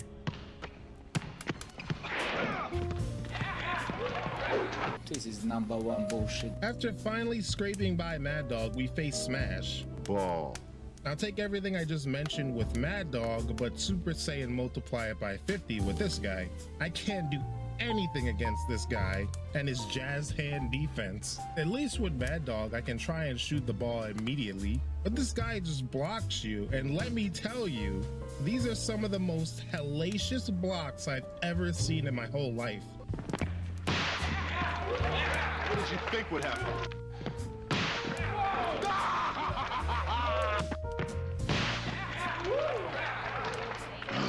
There's just a whole bunch of background spectators getting murdered by basketballs.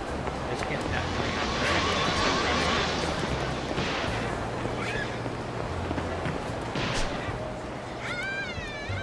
So after enough perseverance, and when I say that, I mean just memorizing all of his flips. But we need more respect. Yeah, you've probably seen the respect score on the bottom of the screen. You get 1 bajillion points whenever you do something. So I read online to find out that you need 1 billion respect points to challenge Scottie Pippen. All of a sudden, the main theme starts to make a little bit more sense. I mean, do you really think I'm gonna sit here for hours and grind out respect points against the same guy all night like some gigantic no-life loser? Roll the montage.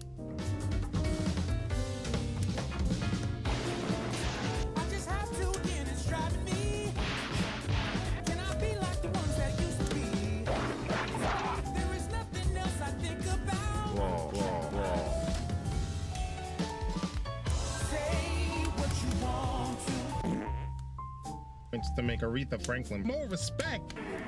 Points thing different, and so everyone is celebrating background music. I can't hear you. And you play against them. Sign this contract, Ace. You're a pro now. Like me. So like, I'm in the NBA now. I don't know. Well, you play against him and win. I can't tell you how difficult he is or anything because the player for this playthrough just runs by him every time. Maybe I just suck at the game. Man, you suck! Unfortunately, I can't put being proficient at Slam. Slam City's legacy is the game has lived in sort of a and distinguished and changed all of it. Now, having settled, he'll kill you. So the story starts with absolute. See, I can offer you hit him where he will feel it the most. Bleed. NHL Rock submitted or you to submit skit. The AI on defense is a joke. Like, is this triangle defense? I mean that literally speaking because they form a triangle. On offense, the AI is terrible. Their shots hit more.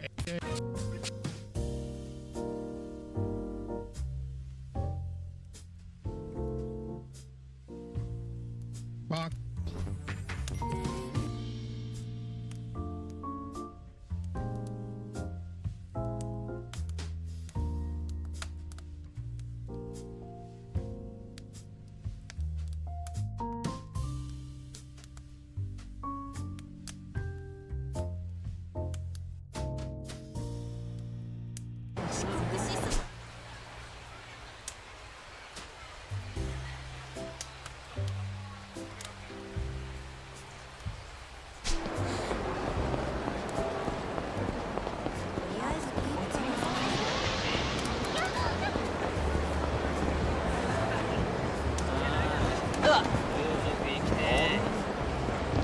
ちょっと下がら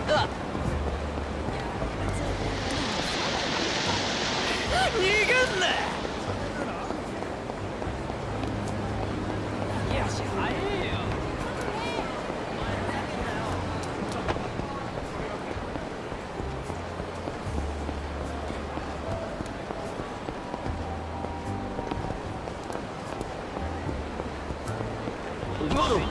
楽しくないでしょ。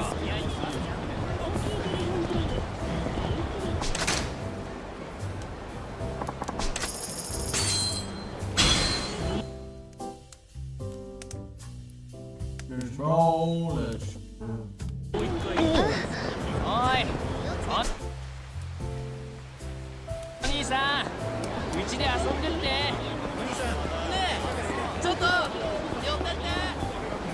ちょっと遊んでから帰りたいですよね。お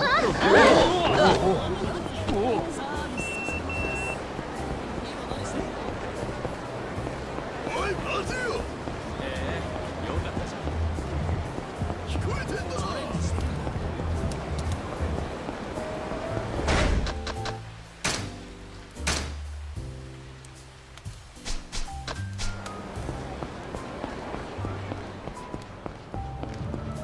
おっと。危ねえだろ。ベルダン教えて。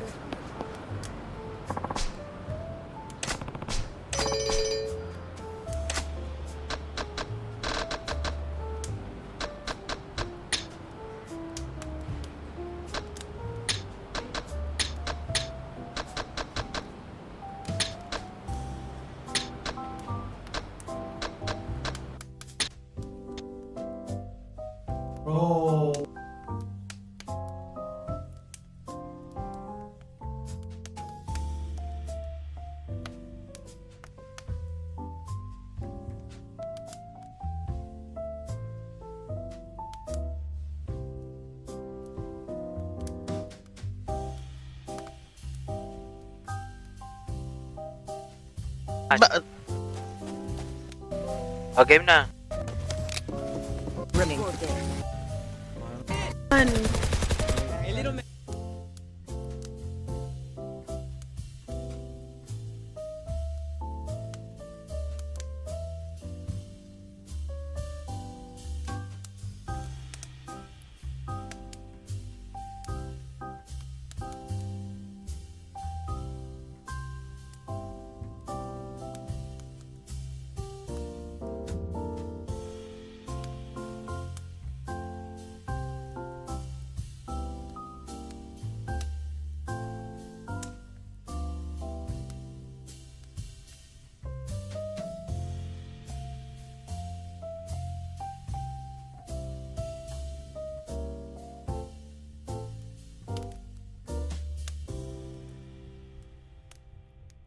and there was one on the Wii. The second one on PS2 is Japan only, and that's the one that has my interest peaked. Now, admittedly, I know nothing of this anime, and I'm not a big traditional anime guy in general, outside of Dragon Ball and Yu Yu Hakusho and that kid who was solving murders on Adult Today I'm Swim fighting at random like people 1 to in the 1v1. morning. I'm mostly in this for the box.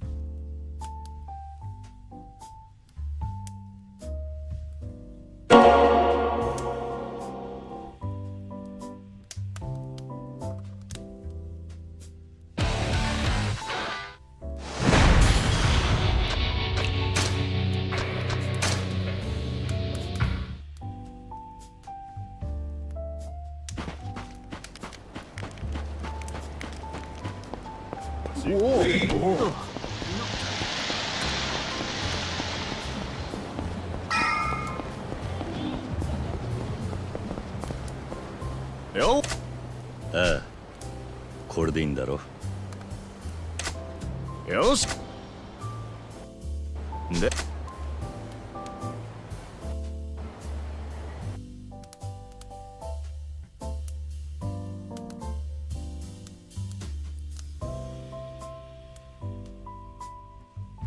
What's up, everybody? Welcome back.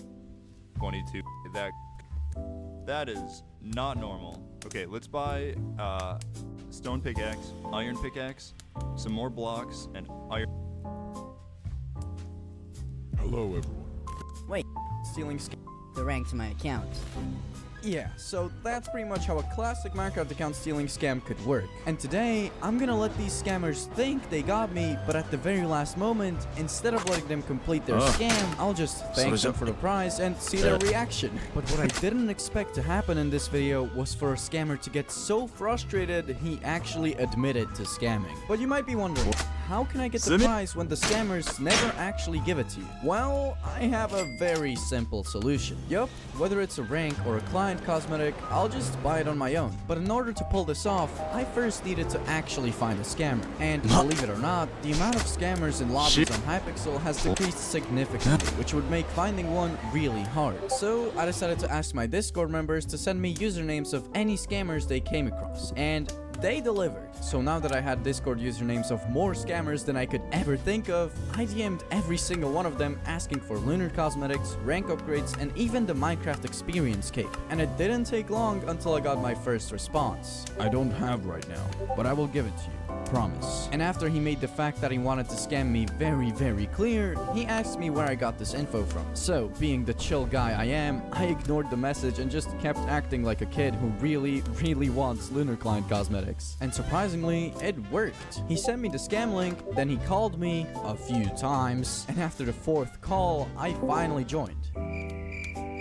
Well, this is kinda awkward. That's right, I forgot to record the scammer's voice. Luckily, it wouldn't matter anyway, as he instantly noticed I had a voice changer. And looking back, I really don't know what made me believe they wouldn't suspect it. No, sorry, my voice is just not very deep, sorry. So, I ended up turning off the voice changer, and I just told him to stop scamming people out of their accounts, because it's not a nice thing to do. Now, obviously, I was fully aware that me saying this probably wouldn't change anything, but at least I tried. But the reason I'm even telling you this is because this is not the last time you'll see this guy in today's video. Anyways, after the first embarrassing fail, I got a response from another scammer. Hello, my friend told me you give free rank upgrade if I win 1v1. Yeah. What rank are you right now? I don't have rank upgrade, man. And are you linked, server? You must be in my community to find. He just kept spamming me, asking me to verify over and over again, which I've noticed is actually a recurring thing when it comes to scammers like this. So just spam messages you get, the higher chance of it being a scammer. Anyways, after making sure to record his audio, I managed to get into a call with him by telling him I needed help with the verification. And this time, without using a voice changer. Minecraft account and I want to get a rank, so this would really help. I got you, no worries. So like, are you in my server? Okay. Is that like for verification? Oh yeah, okay. Send some code to your security mail, you know that? Is it just gonna automatically give me the rank? Yeah, it's gonna no, it's not gonna give you the rank. It will actually give you access to the server, and then you'll go ahead and open a ticket, and then ping me over there and tell you what to do. Let me know when you're done with the link and all that. Yeah, I'm just trying to find the login to my email because I haven't logged in there for a while. No worries. Give me like you got code to get the rank. Is that like a redeem? What? Yeah, I just got it. Oh. Yeah, it worked. Actually, that was not me at all, man. That's not me. Wait, what? Someone else gave it here. Yeah. Okay. I just got this. VIP? Your package But of... I'll upgrade it to VIP first. Give it, like, New we got the rank, I got a response from a Minecraft experience gaslighting a scammer into thinking I actually got really rare Minecraft cape. I talked with him for a while, but unfortunately, he ended up banning me for wasting his time before I could even get a reaction. However, there's actually a lot of people scamming players for this Minecraft cape. And if you're looking for a reliable place to get the cape, look no further. They have so many positive reviews, and they also host giveaways for the cape in their Discord. So if you want to get the cape for yourself, check out the link to their website and Discord in the description. At this point, a few weeks have passed without me getting another response, and so I thought, why not revisit an old friend and see if he's still scamming people. So I made a brand new Discord account and messaged him. Hello, can I have a lunar cosmetic if I win 1v1? I don't have right now. Wait, could this be? Did he actually stop scamming people? I really wanted to find out, so I kept pushing. Aw, what if I win 1v1 2 times? And that's when he called me. But right at the start of the call, he noticed something suspicious. Wait guys, I just got a call. How did you know that I gave capes and who told you my Discord? Oh, my friend. Oh, what is Discord? I don't know. I was just tell me who are you. Just tell me group them to see this first point. Just type your points. If you actual victims. Nonetheless, I found it very interesting that he was willing to give the account back, and I actually started thinking he had changed after what I told him about 2 weeks ago. So I decided to reveal who I was, and he still... Well, I obviously didn't give him a Minecraft account, but he even tried to play it off by saying he still won't scam people anymore. And whether you believe this or not, I'll leave that up to you. By the way, I know, so I made it my goal to frustrate the scammer so much to the point where he just admits he scammed. Are you looking for an urban play area?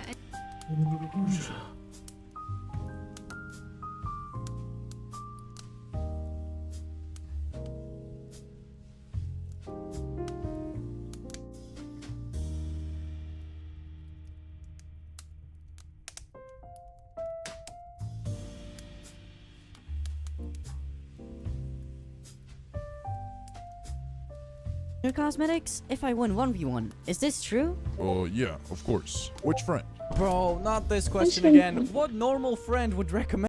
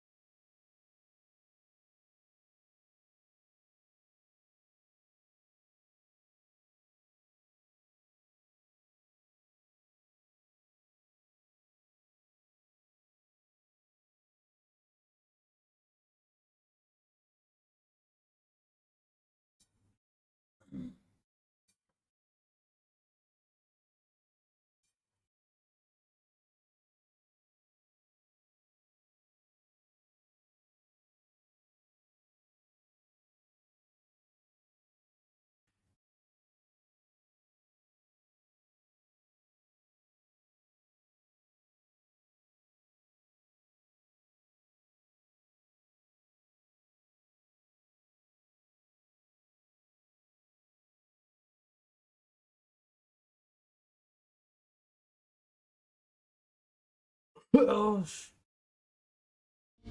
wish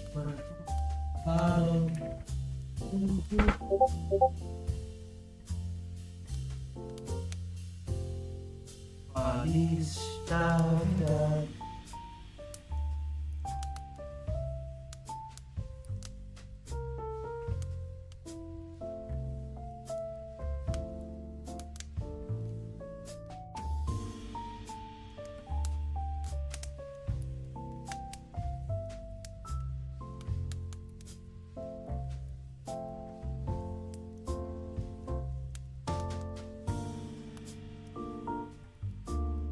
Hello and welcome back to another. So she studied hard and grew up.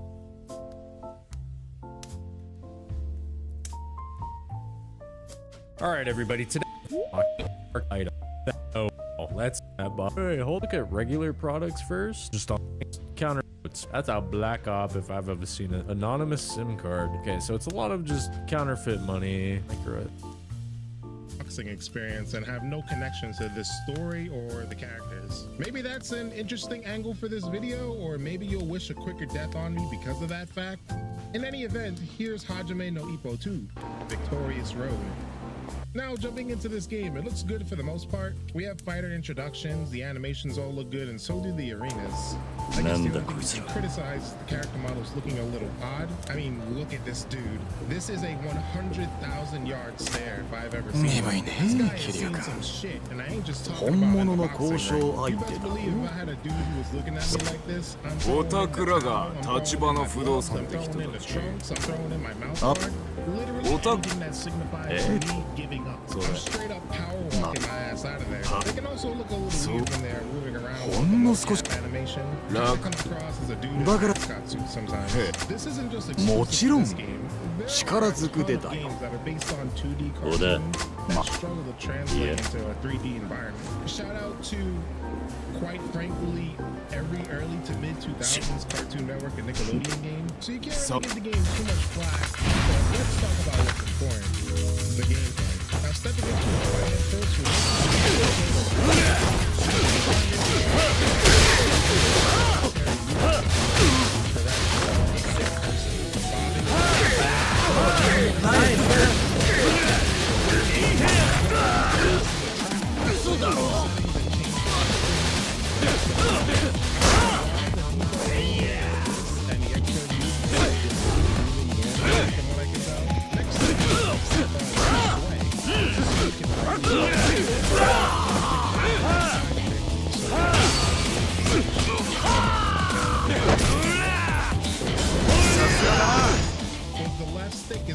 at 9 degrees.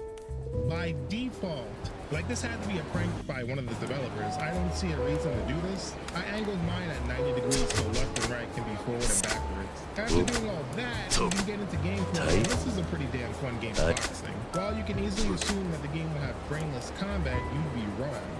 Very wrong. This is one of those games that's hard to learn and hard to master. As of this recording, I don't even think I'm good at it yet. You have your jabs, hooks, uppercuts, but using them effectively is rewarding.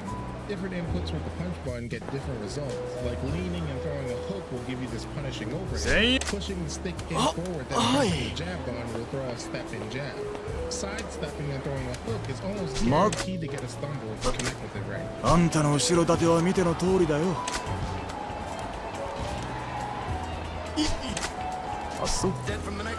それじゃ今夜中にあの部屋出てってね。明日の朝までいたら。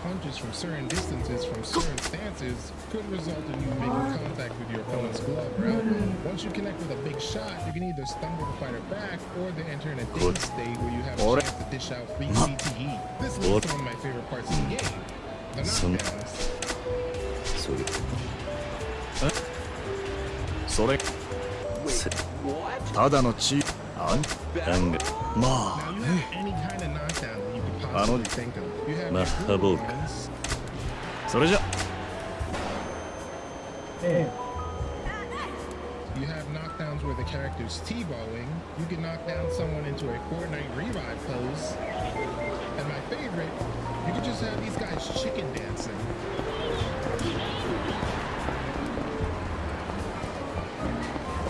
Looking like a dizzy bat race competitor, or you just use a sassafras from NNN. These bros are on another planet right now. There are special moves in the game too. There are certain punches, combinations, a headbutt, and everyone's favorite boxing move, the ability to slow down time. Yeah. 自分のまいや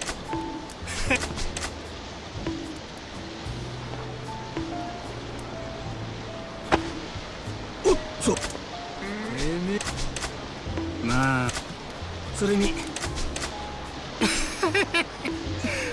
怖い顔した兄ちゃんだなじゃあなもう二度と俺の前に立つんだね Fighters with specific stances like Ippo here can cover a good portion of their face and body with their gloves by default. Combining all of this makes the game deeper than initially thought. It's not perfect, My biggest gripe is that there is no stamina system in this game at all. You can start to move slow if you keep using your super moves, but there's nothing to stop you from throwing forever.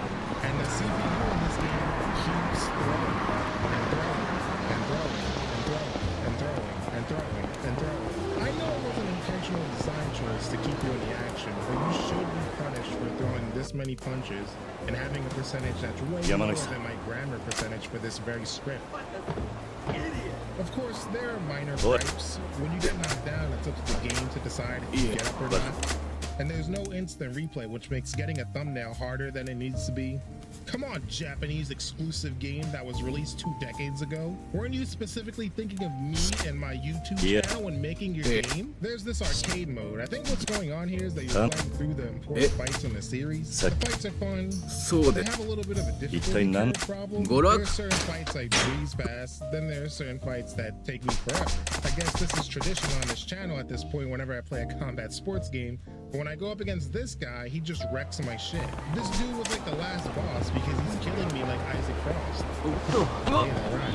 After what seemed like forever, I finally beat him, but there were more fights after him. At least in the first act. Yeah, that's right. This arcade mode is split up into 4 acts, so there is some content here. But let's get to the main event, Boxer's Road. This is a career mode, a very in-depth career mode. But come on, how in-depth could it be, right? Glucose, amino acid, melanin.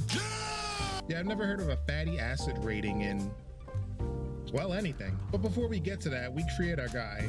Here we can choose a start date, and from what I've researched,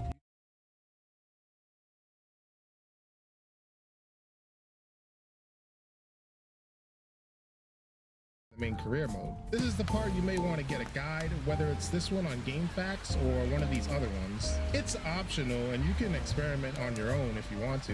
Thankfully, the game is, for the most part, written in fluent language, but you may want to have a handy Google Lens and translate text boxes. Alright, so glucose, meals, timeline?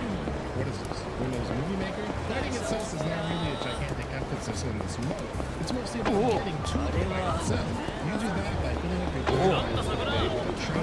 this affects your rating, your fatigue, and your weight. If you're weight should add on your fat and muscle, which may be good for your power ratings, but you have to weight classes in this game. You have to stick to one and be on weight. So if you're overweight, you can put on this weight coach mode, but this dude will essentially put you on a photosynthesis diet of just water and cardio dioxide. You'll drop weight with this, but your fatigue will skyrocket and your stats will plummet. You want to see how your boxer fights with a high fatigue rating? Like you've activated full time mode in max pain.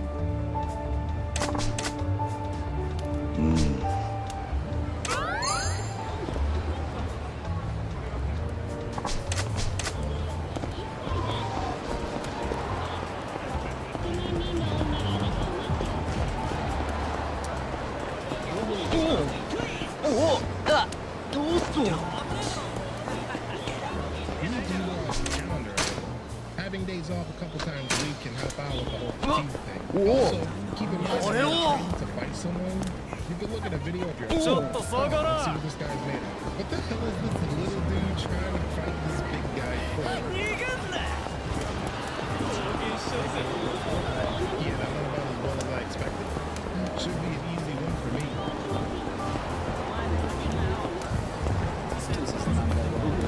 Not only am I getting bodied by half a human, I got very fat and missed weight many times. So you want to avoid both of those things first. On my second attempt, I experimented a little bit trying to find a good meal plan, but it can be a challenge depending on the region. Since I picked the USA, they give me a joint chest on the meal plan. You can mess around with the slider plan and I'll get a plan for training and meals picked out for you.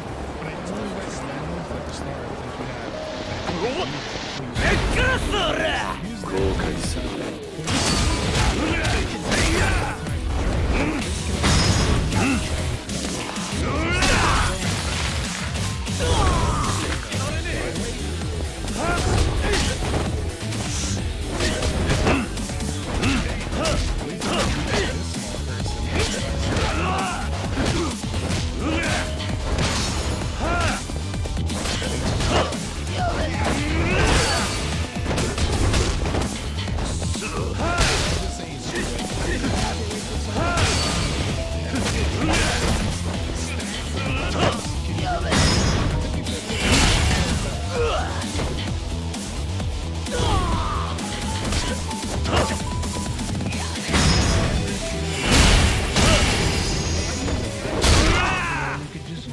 muscles on my back instead. Of course, I flatlined my opponents. Pretty sure I just got a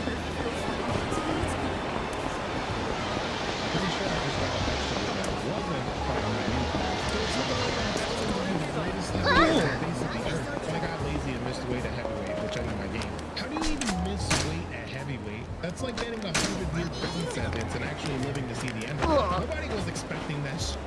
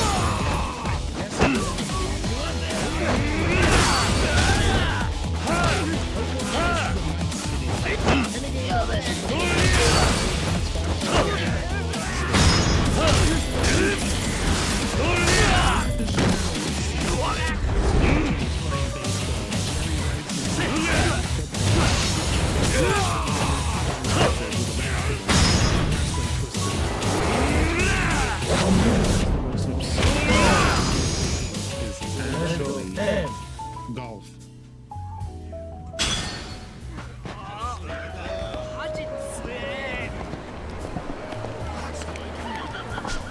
Hear me out. I know golf can be one of the most mundane sports to look at on the surface, and that's why you immediately doubt me. But man, I'm telling you.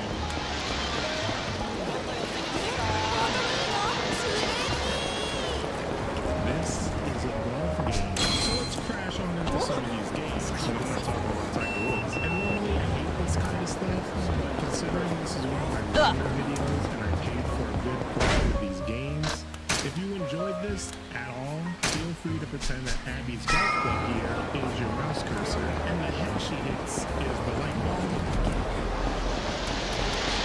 Well, this just looks like a regular golf game to me. I see what kind of game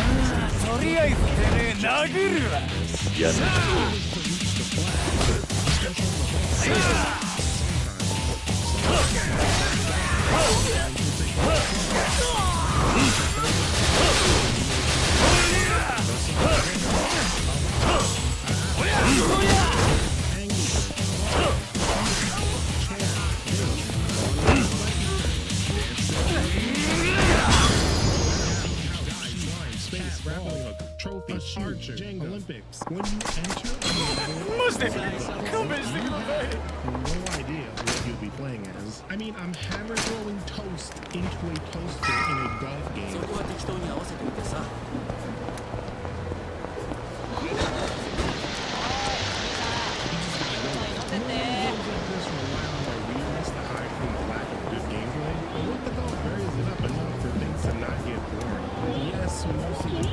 Described as getting your weird ass thing into the flag, but sometimes you can be platforming in a Mario type form, or you can be in space with each planet having their own gravitational pull, or you'll be playing Katamari.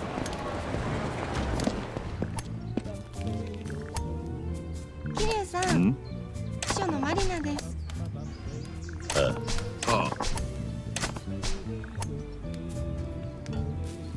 It all works. The physics, the art style, and most importantly, my curiosity are all met. Even if you get bored of what the golf, you would want to keep going because you just want to see what these crazy, troubled soul developers keep coming up with next. You are a golf ball in this little hub world where you go from theme to theme. After a certain amount, you eventually have a boss fight against the computer.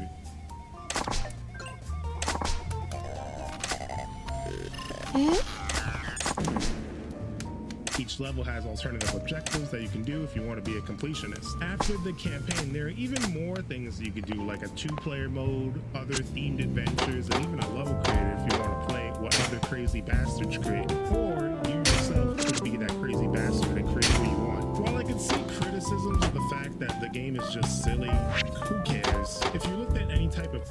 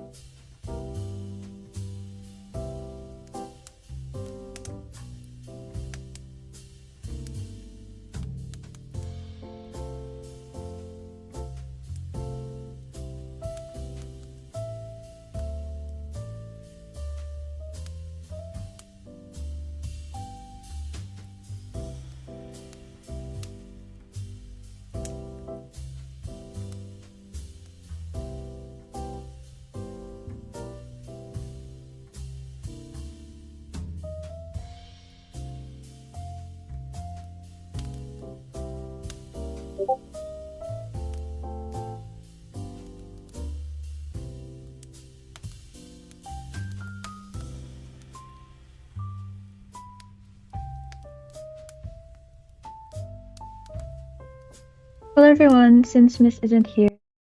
Water.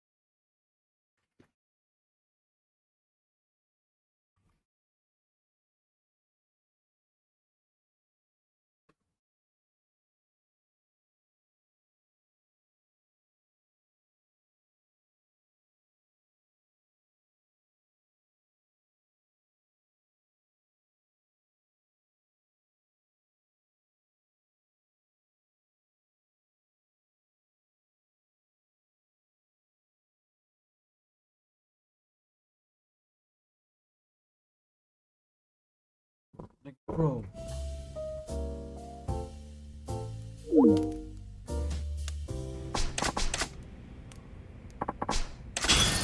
Damn. Hey.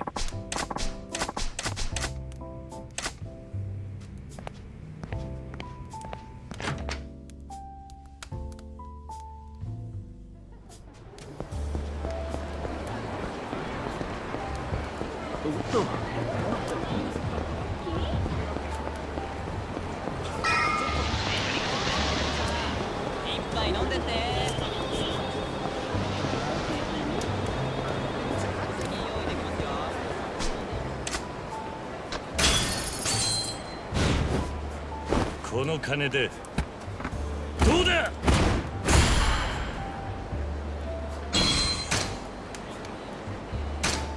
ちょっと寄ってきませんか。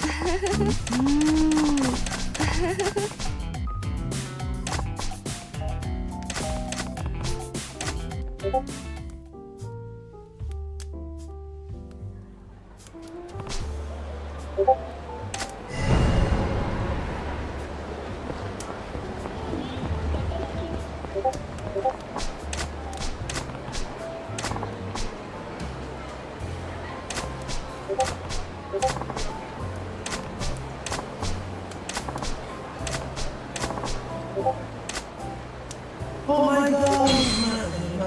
Oh my god!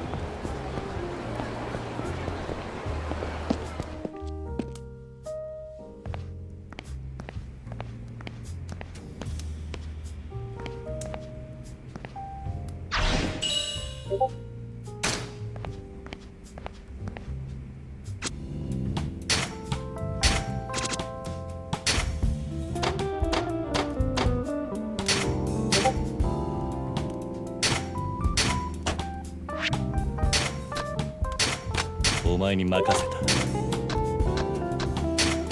頼んだぜ。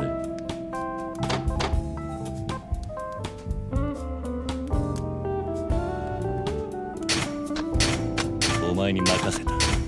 頼んだぜ。お前に任せた。頼んだぜ。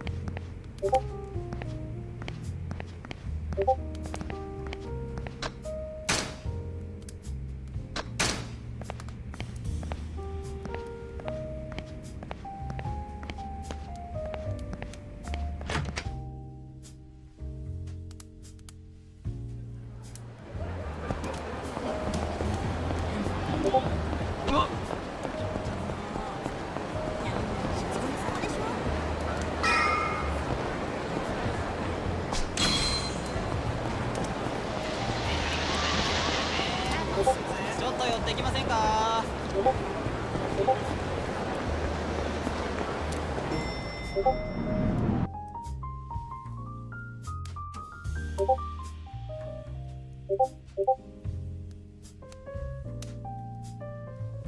？It's becoming minutes of the game. First one, accepted as ever. Okay, $10. Okay.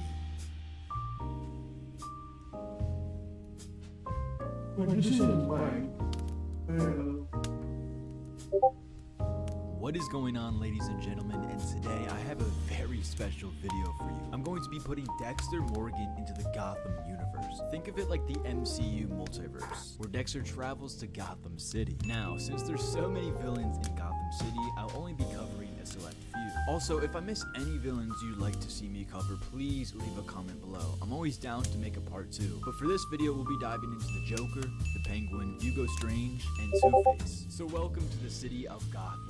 let's analyze it. First of all, Dexter needs a setup, like he does for all his victims in his main show. So Dexter might be drawn to the Joker because of his sheer disregard for human life. The Joker's mass killings, for one, and the psychological torment of Gotham citizens are too extreme for Dexter to tolerate. However, tracking someone as unpredictable as the Joker would be unlike anything Dexter has faced before. I mean, even the Batman himself has trouble tracking the Joker, and he's a billionaire with everything at his disposal. The Joker thrives on creating chaos, and his movements are erratic, often dictated by his own whims. So Dexter would begin by collecting forensic evidence from one of the Joker's crime scenes, perhaps maybe an abandoned carnival where Joker has just gassed an entire crowd. Using his expertise in blood spatter analysis and his sharp observational skills, Dexter would piece together Joker's escape route and identify a pattern of his movements. Dexter would exploit Joker's theoretical tendencies, predicting the location of his next big quote-unquote joke. Now, Dexter needs a plan, so knowing the Joker's penchant for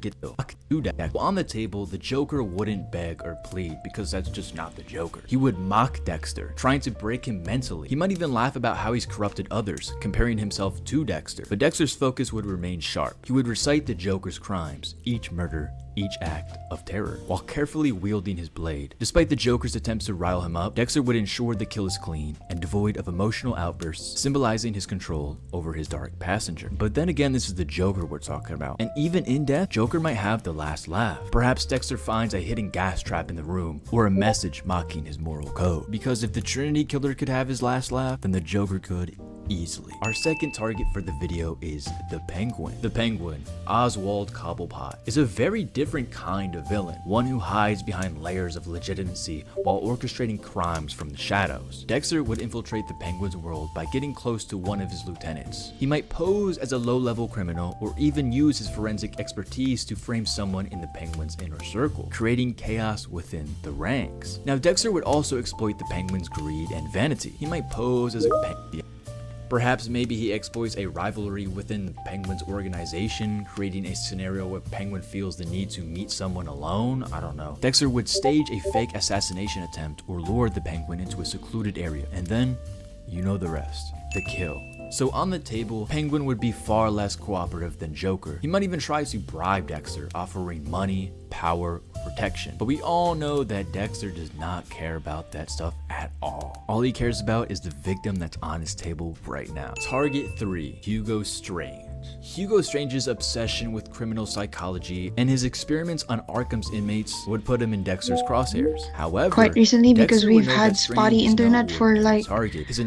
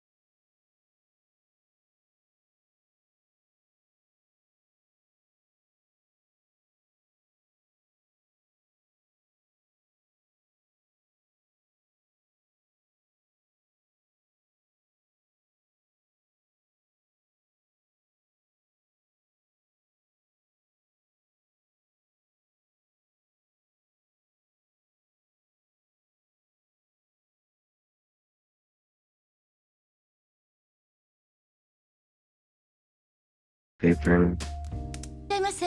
Where's Ezra's work again?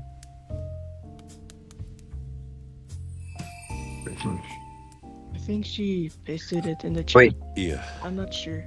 あれお客さん Wait, Gab. 初めて I thought you added the add-on. That was you. That's Ezra. That was Ezra, yeah. I thought it was Gab. I'll share my screen. See.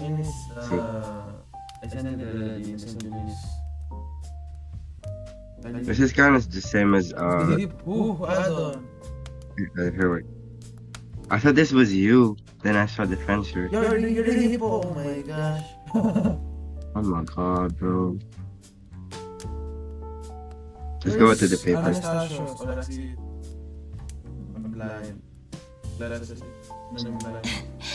お好きな席にどうぞ。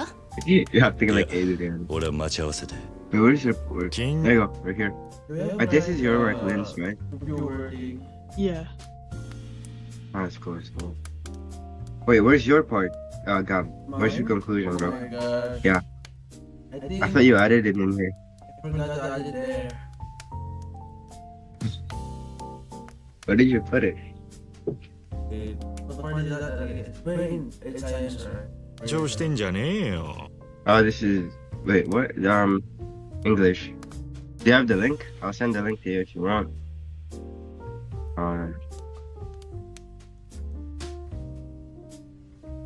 No. This isn't it. Wait, that's not it. This is the practical exam.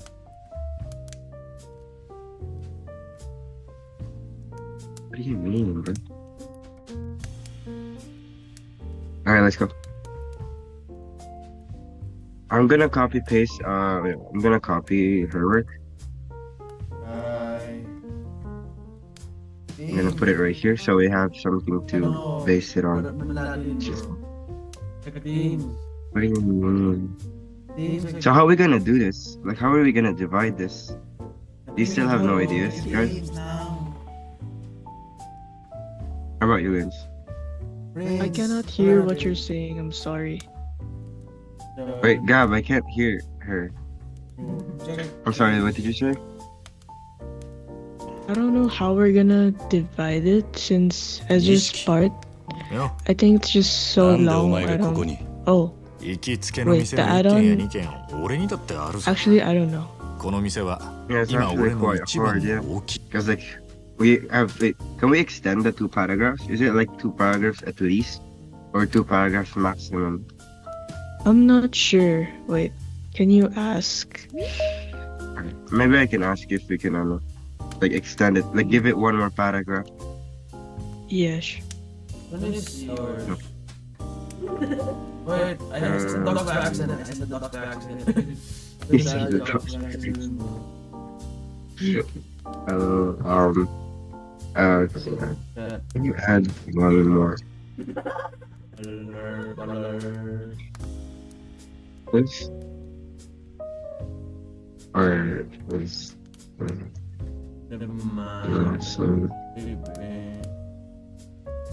I can't spell them! Okay, now I do 1 more paragraph to do something. This is too maximum. Very formal. Hell's yeah. Should I go back to the AAV stem group chat or not? We'll try and finish this first. Then if we have time, then yeah, go back. Where is it? The yellow one. Go No. I know, but like I did ask you to like create a conclusion based on all of our works, so you can add it to the paragraph. Cause like remember we just pasted our works and then like.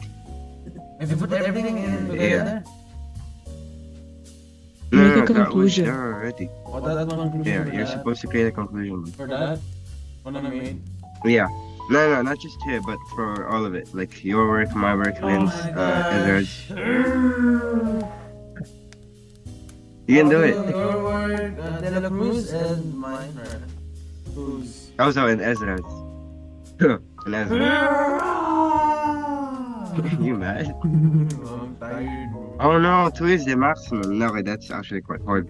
Actually, I think we can combine the introduction and the body. So it's just one big paragraph, and then the conclusion is in a. Like this? Yeah. Does that work? Or like the conclusion. Wait, like, but still for Ezra's work though, how are we gonna do I that? think we can just add some of her parts in the conclusion. Wait. Oh, I think it has to be in the body. Yeah, I think this has to be in the body.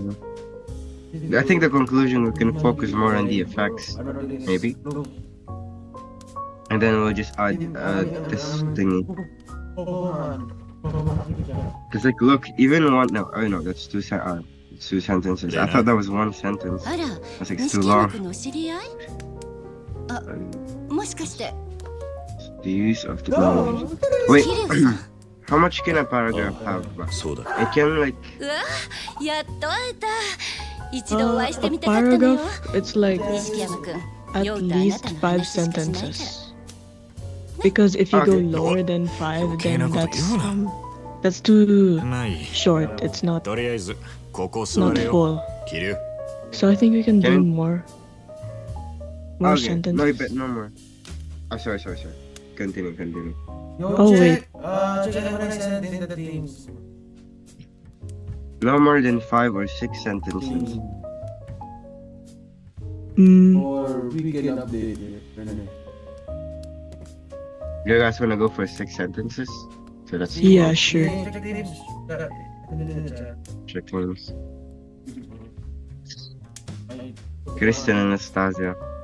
There's issues. Bro, what the hell?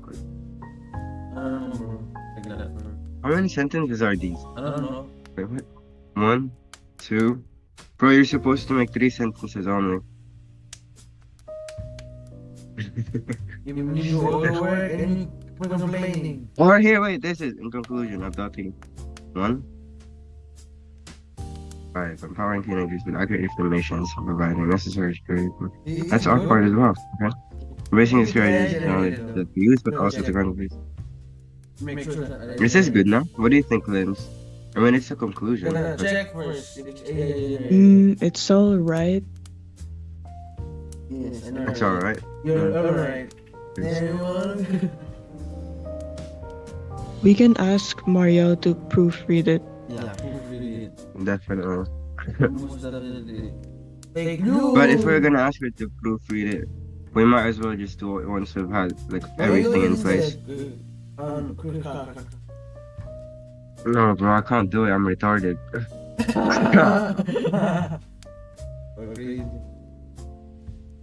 Okay, so let's do it. God dang.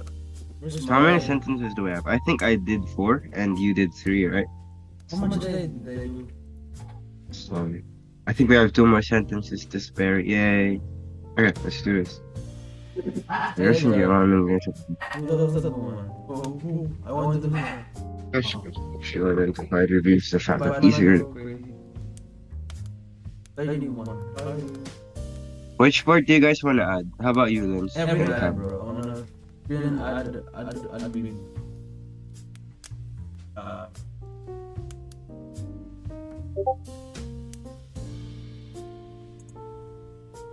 Because like we already have like this, we already presented the app, so maybe we don't need to add this. Basic technologies, and we did explain we can like just add the parts that aren't in our work. Like this Or one. just extra information. Alright. The Laminar for conceptual framework which underscores the importance of this is one that we already added this as well, not gonna lie. This integrated strategy highlights the critical moment that will be addressing the victim weaving.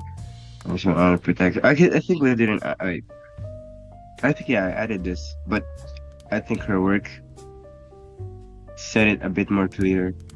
So I'm gonna add that to one.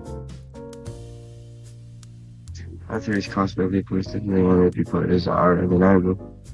Nations are paying the copy and recommendation. the future.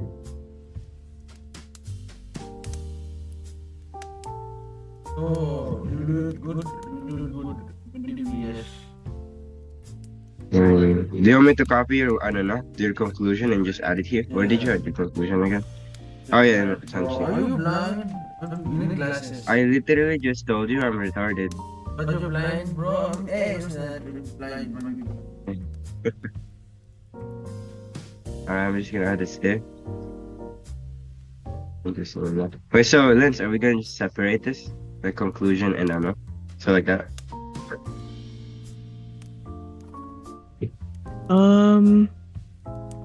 Actually, now that I think about it, I think we should combine the body and the conclusion because the conclusion is like, it's short. So yeah. Alright. But we're gonna add this part to the body as well. So do you think that'd be a bit too long?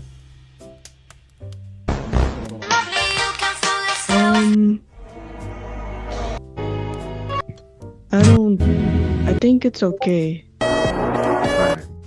That's cool. Where is your part?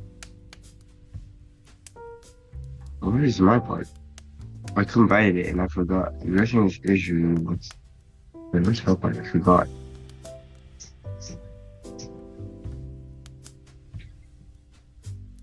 Is it this one? 1, 2, 3. Must be it, but sure.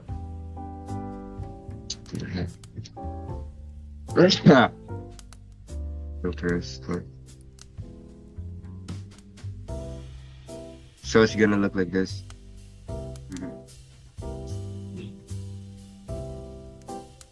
That's cool. Wait, where are you guys? What paper are you guys on? Oh, so is this you?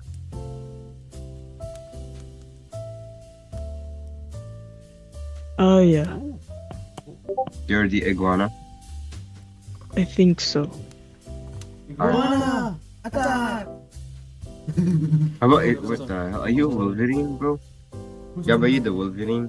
It's an anonymous. No, I'll look at that. My legs, my legs. I think we should add this one. The one that has insect citation. See, who's mango? You. That's me there. I'm at the bottom. I'm a platypus. Platypus. Have first class by Viking. I'm a platypus. Platypus.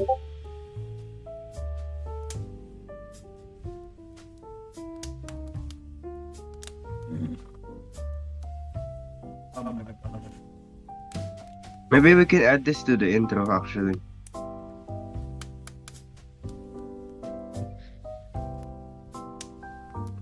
What do you think, Lens? Yeah, sure. Oh, sure? Okay, sure. Cool. Okay. Despite this current selection, enforcement, maybe we can write about it here. Oh my god, it's way bigger than the others. What's the font again? 2 times 1 minus 11.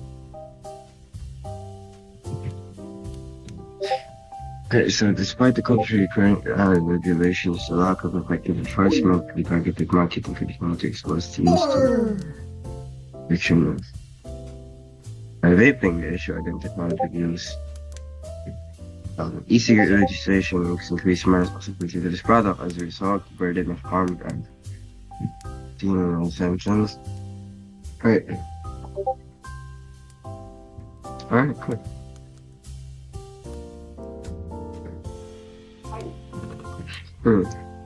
Wait, is this smooth for you guys when you read it? I'm gonna read this for you, see if it's awesome.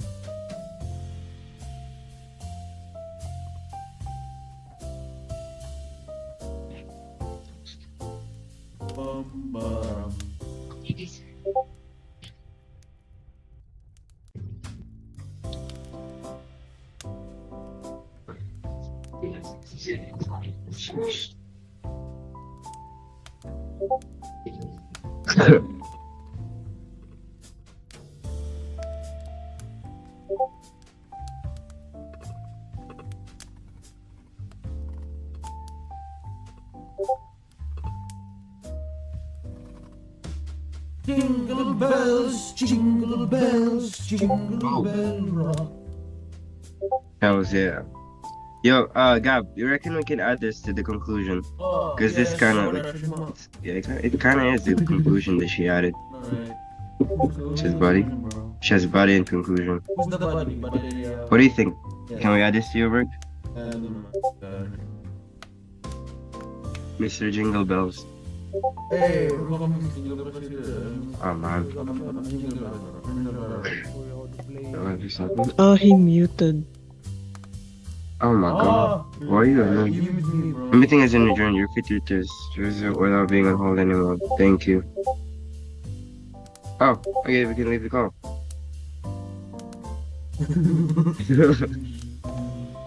No.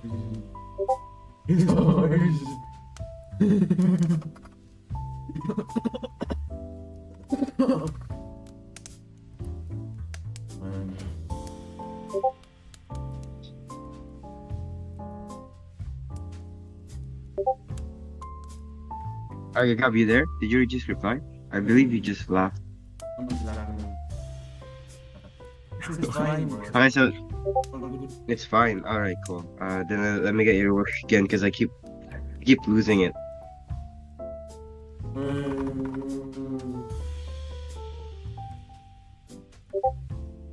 Wait, Limbs, are you editing on the group to something paper or on the recent one that they just made? On the first one. No, the final paper. Oh, okay, cool. Thank you. I must have edited it. I don't even remember. It's gonna get it from the chat.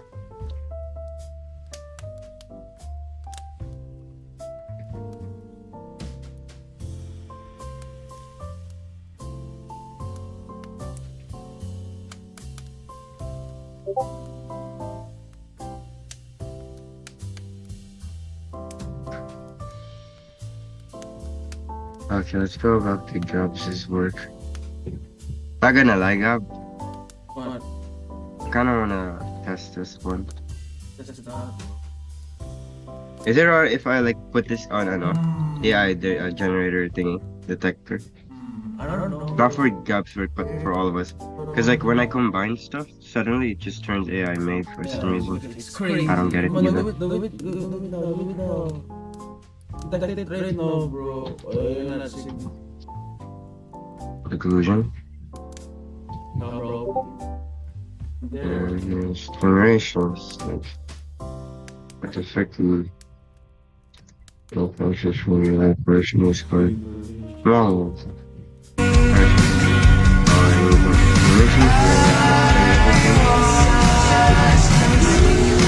think that's good enough. Password. Hello? Hello, hi.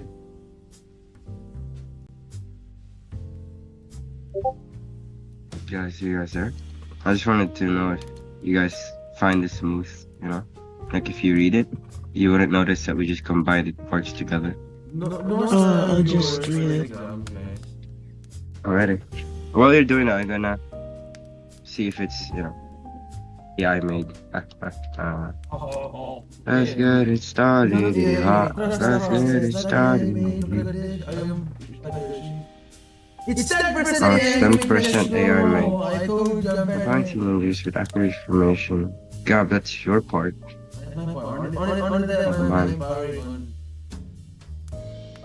Yo, Gab.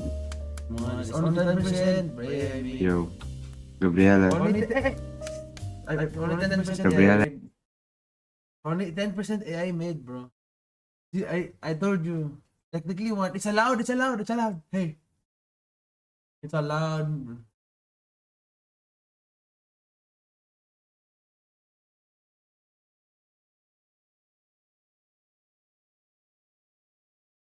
But only you put everything by empower. Oh yeah, you put but everything. Remove by empowering one. AI, it's fake news.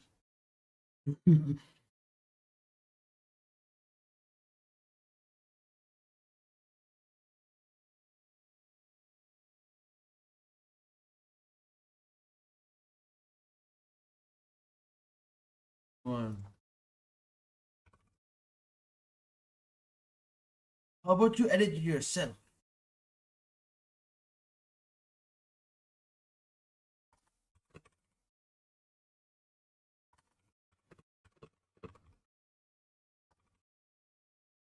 Yo, you're confusing to me, bro.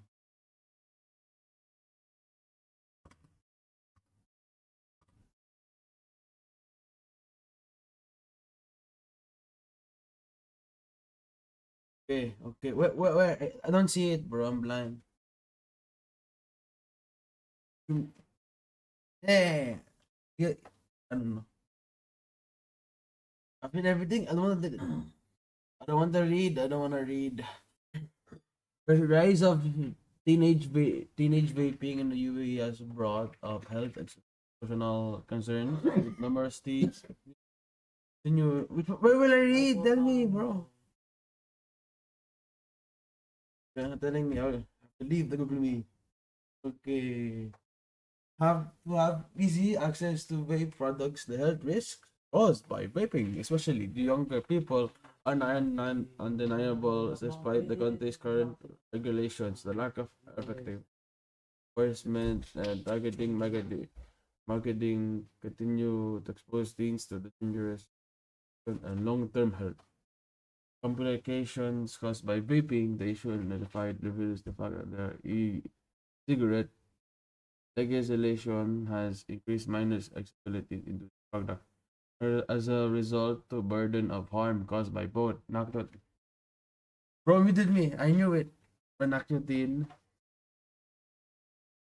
I'm reading it. Can you just?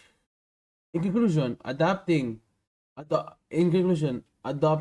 with such comprehensive and supportive measures is essential for fostering a healthier generation. The alignment of our conceptual framework with our approach underscores the importance of Respira's integrated preventive model. The integrated strategy highlights the critical moment that requires immediate action to address vaping addiction and for cultivate healthier behavior. Done. Kaboom! Next load. Gonna upload. Great chat. I know, right? It's chat temperature detector.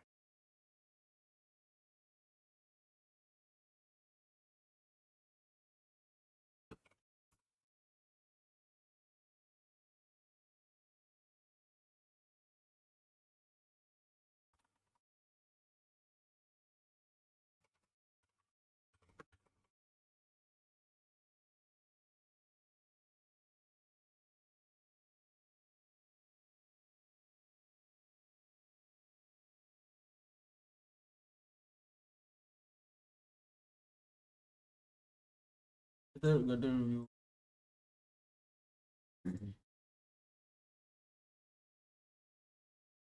I will say, what the Sigma? The very best.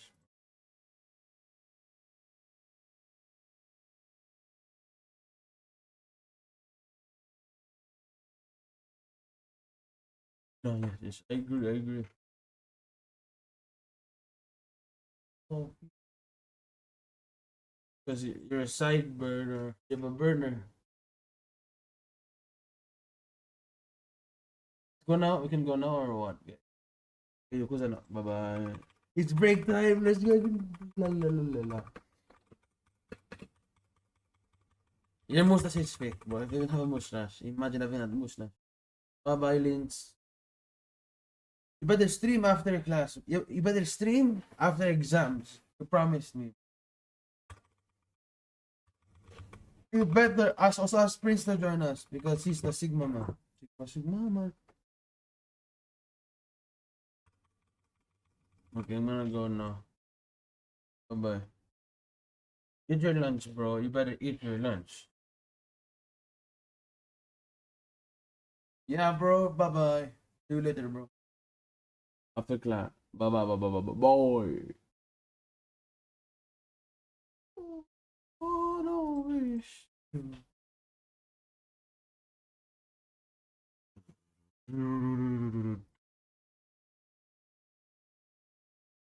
Bum. Crash out. Oh, no.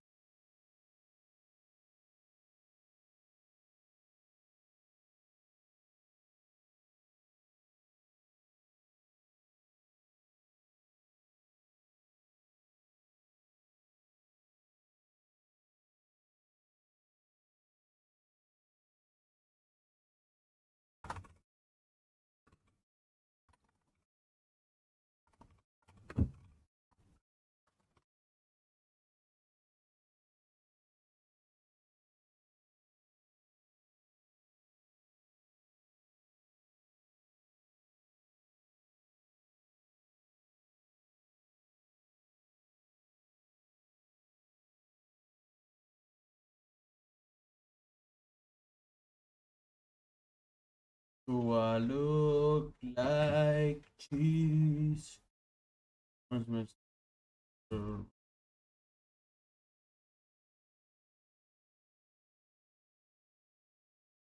I have all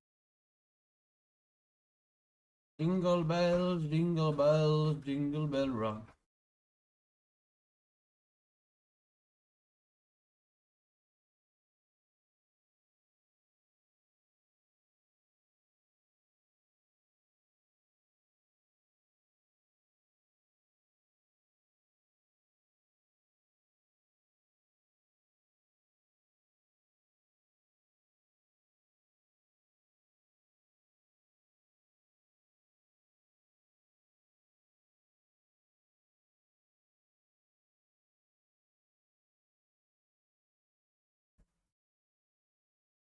Fame.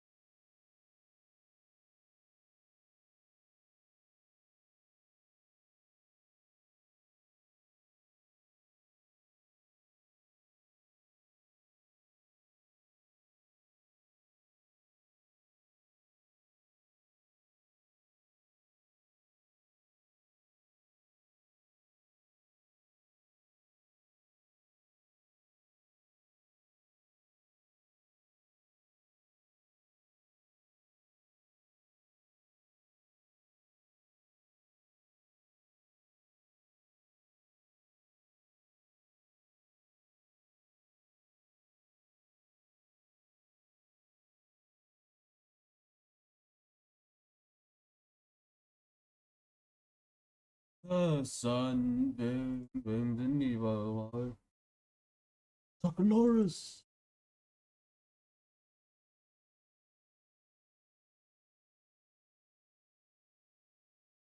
Jingle bells, and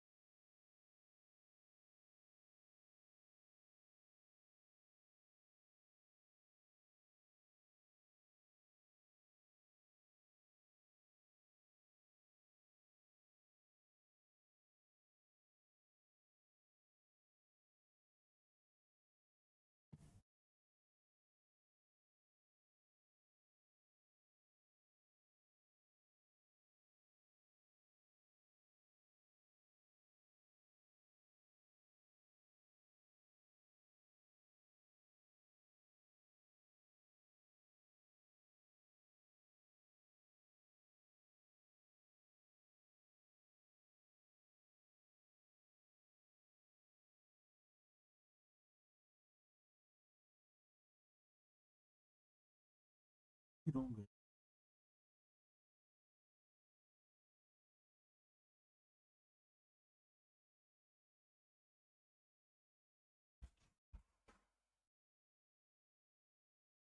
Dame yo.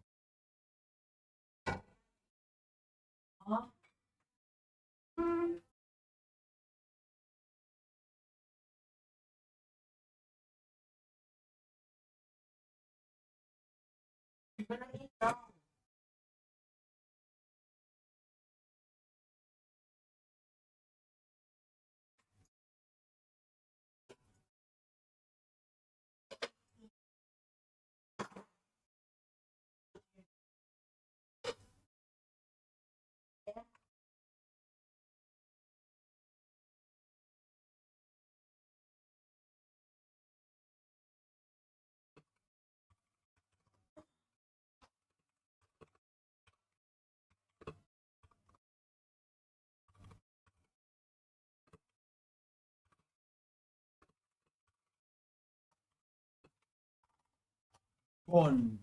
You're bond. Banana.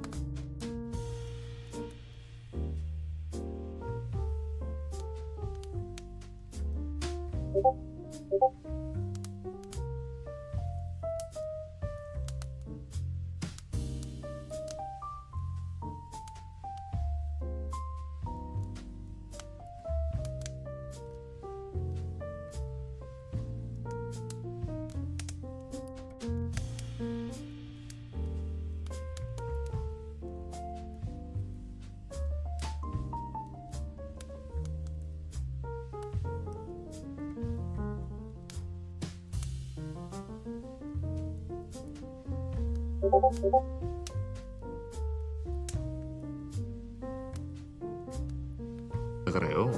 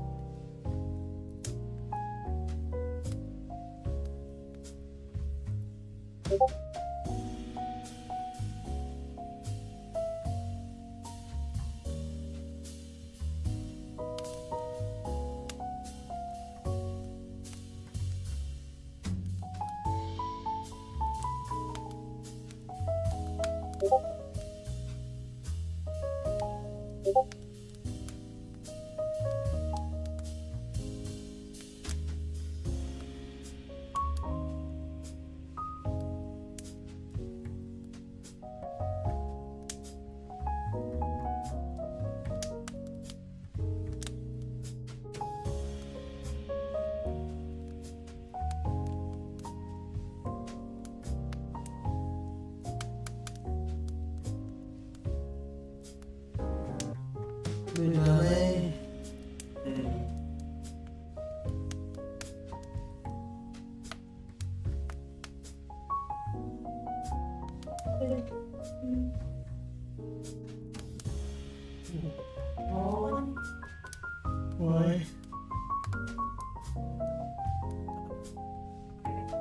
Ali, what the food?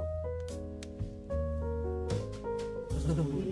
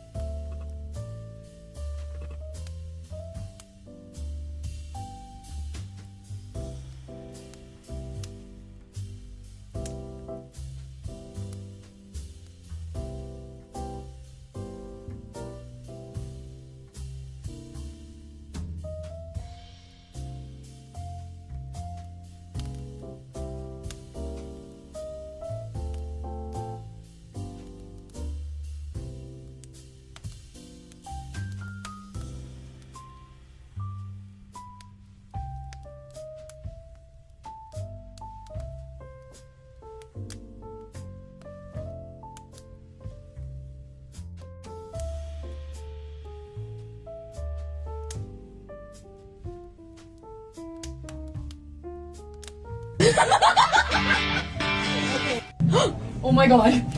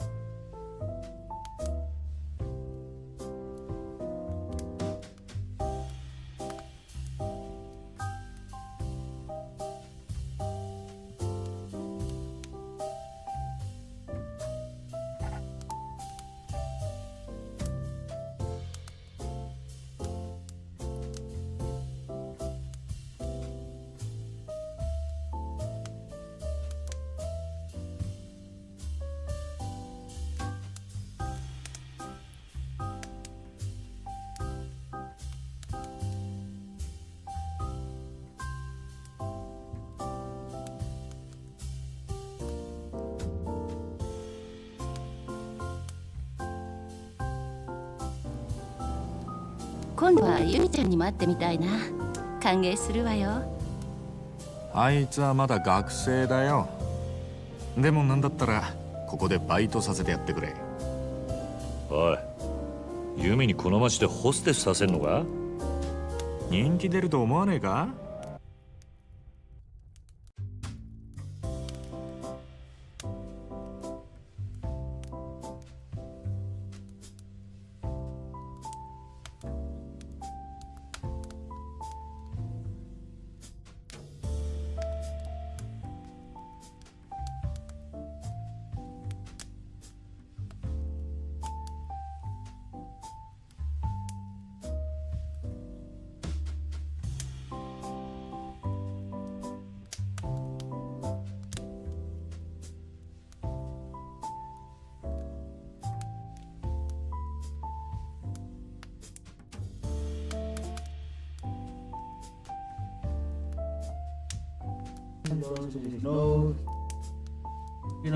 あいつはじゃあ期待の新人ね。そう。なんだか桐生さん、ユミちゃんのお父さん。そこはせめて兄貴。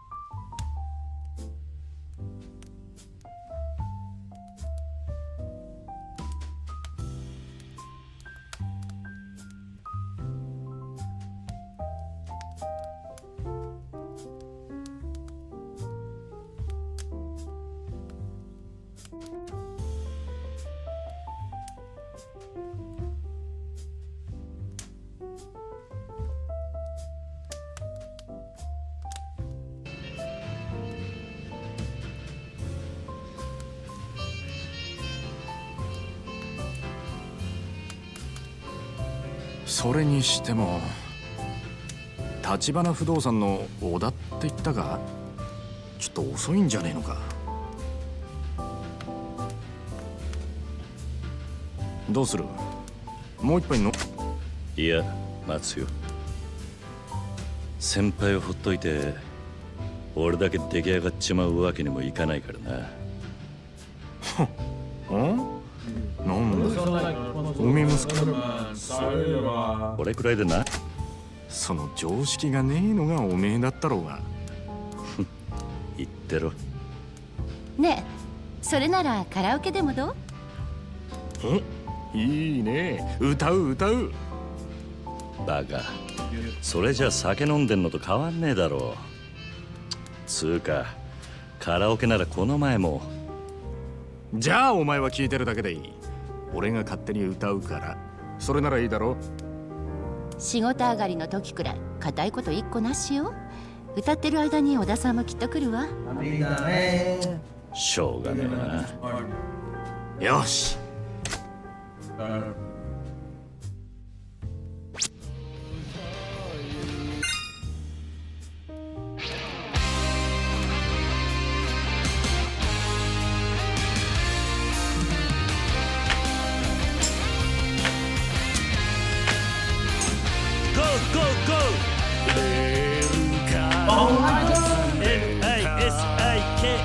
NISIKI 不良品の野良犬さだけど簡単にはテルは降らないぜイエスマンになりそびれた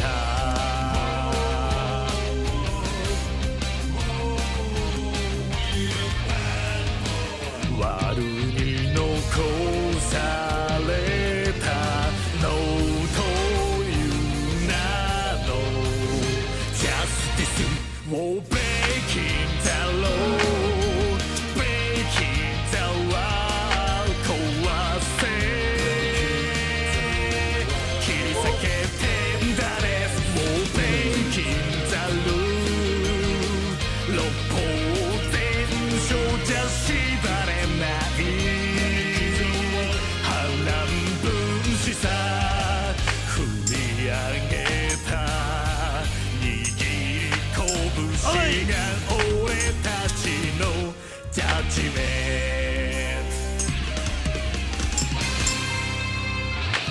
ト I did it! Let's go! Let's go, chef. I did it!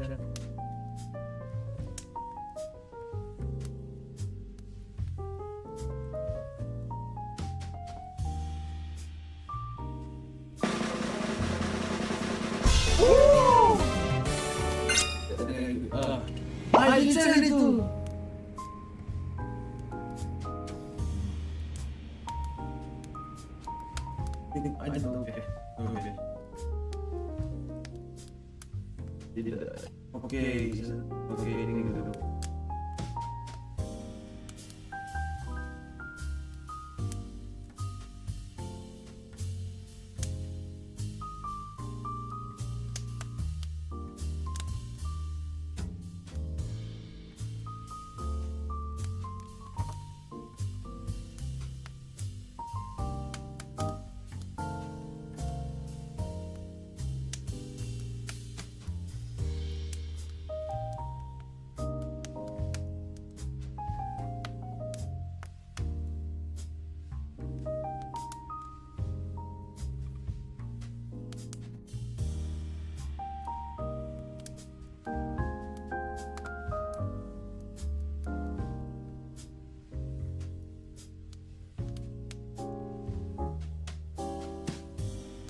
Oh. どうよ。錦山くんすごいプロみたいだったわ。だろおめえもなんだかんだ言ってノリノリだったじゃねえか。しょうがねえから乗ってやっただけだ。たく素直じゃねえな。本当はそんな。それにしても小田ってやつ。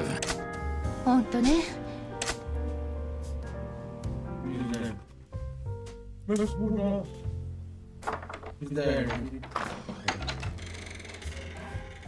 No! No! いらっしゃい。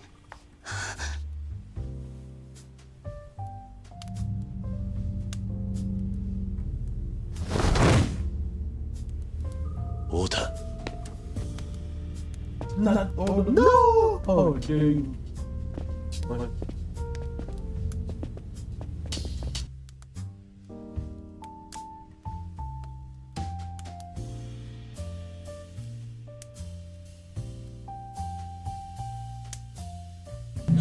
Oh my god.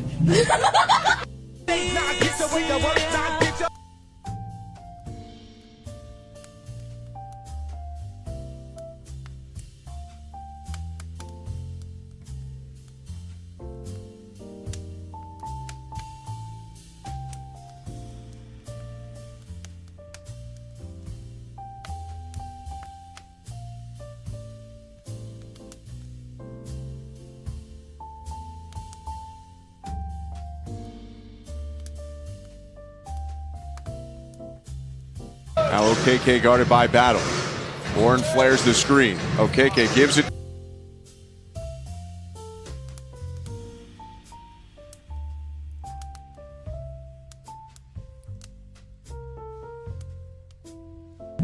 Oh my god. Oh my god.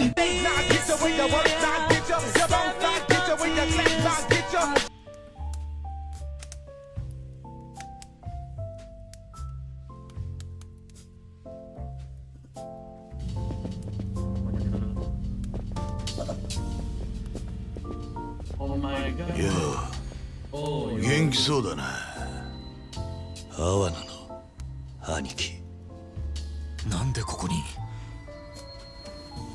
座ってろ錦山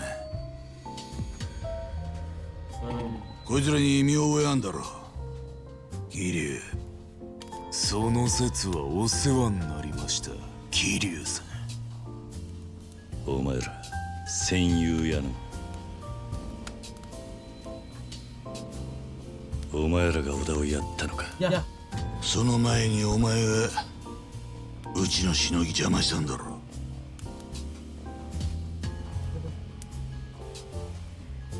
立場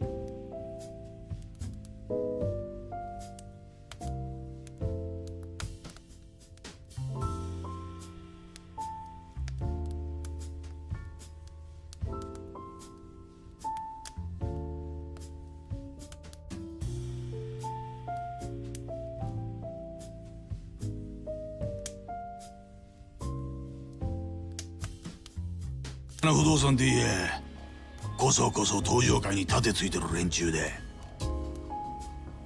組抜けて早々お前も義理ってものが分かってね。親父、ここは俺が。こいつ知ってるか？うちの岡部ってもんだ。例の戦友屋のしのぎはこいつの仕切りでな。かわいそうにおめえのせいでけじめつけちまった。おめえ今度は何やらかした？下っ端が口を挟むんじゃねえぞ。おれ！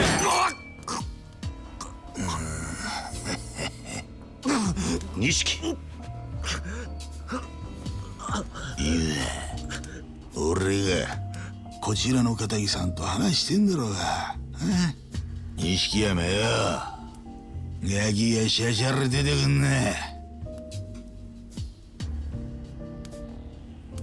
錦山は関係ねえ。こいつとはたまたま居合わせただけです。ああでなくても次はてめえだ。ねえ親父、もうこいつやっちまっていいっすか？こいつの面見てるだけで俺らはもう。おう片木の皆さんに迷惑かけねえようにな。店の外であれ。ほらここで錦山と飲んだら美人のママも一緒にな。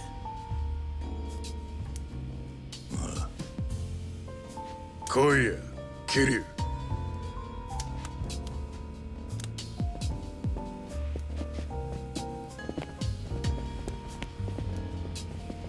すぐに戻る。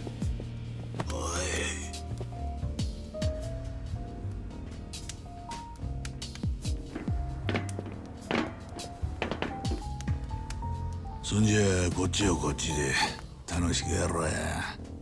ねえ錦山。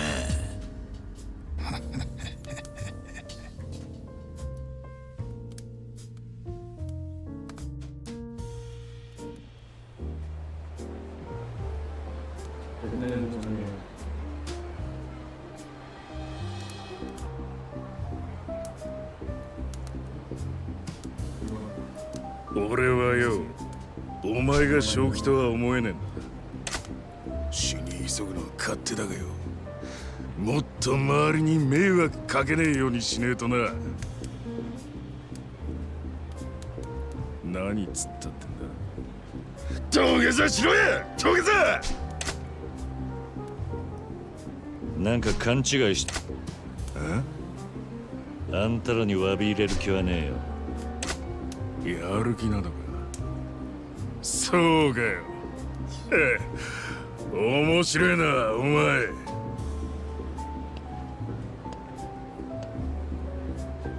おれやってみろ。早くやれ。俺の中。て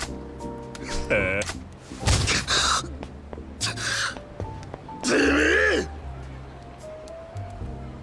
何が最後の一戦だ。てめえらとっくにそれ超えてんだ。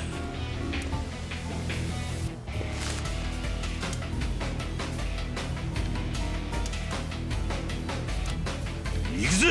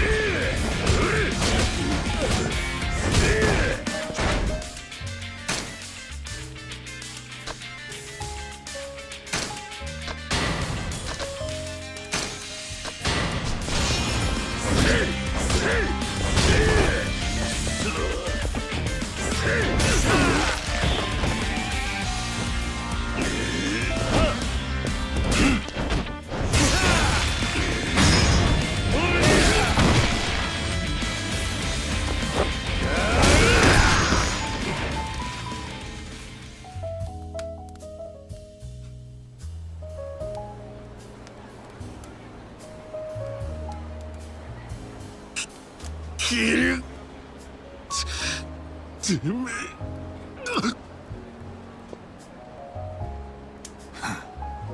えやるもんだ。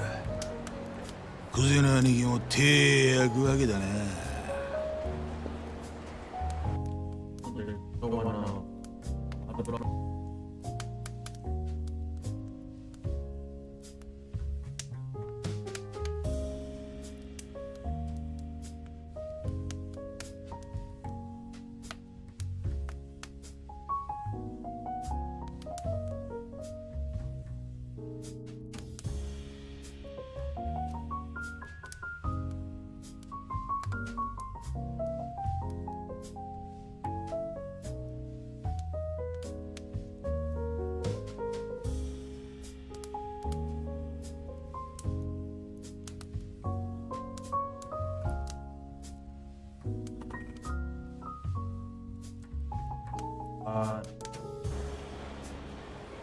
組抜けてからの方がよっぽどヤクザじゃねえか。面白いもんだな。次はあんたか。やってみろよ。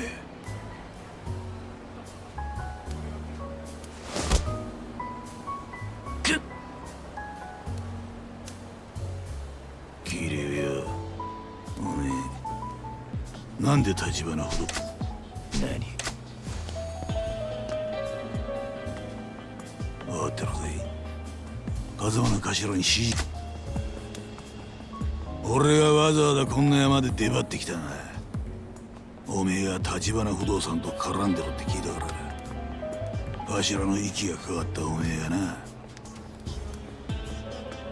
俺はよ、風間の頭が立花不動産を使って殻の一坪を追ってると踏んでるんだけどな。どう思うが、あんた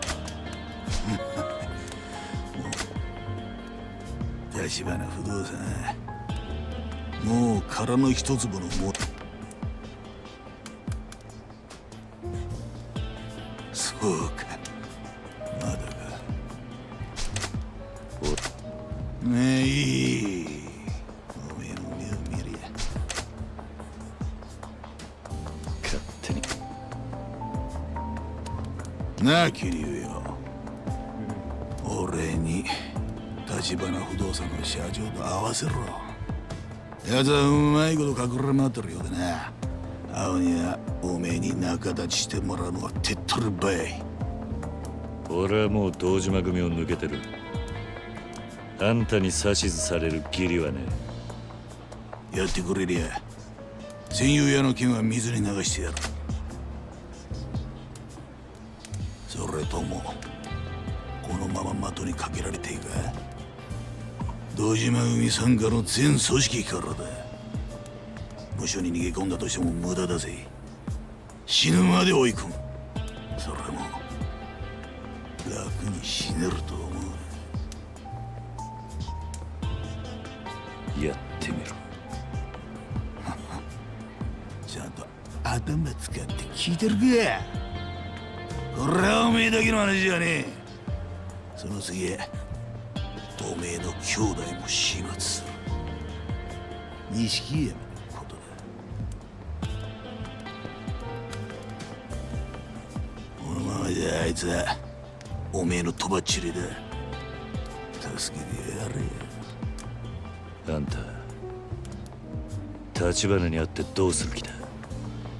殻の一つの情報を洗いざらい吐き出させるだけだ。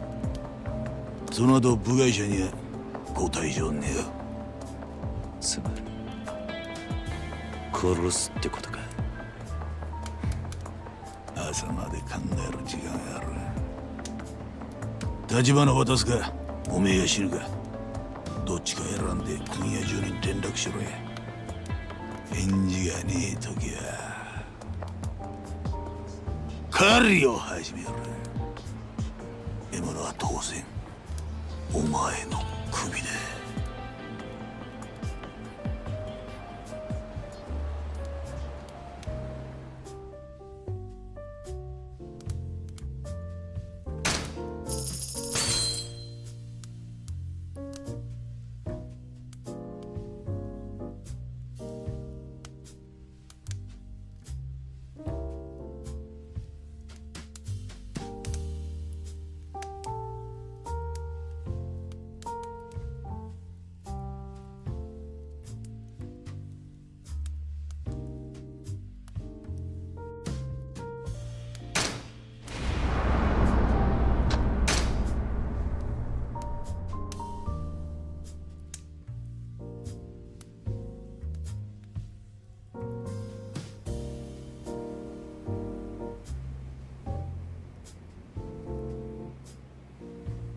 ママ、もういいよ。小田さん。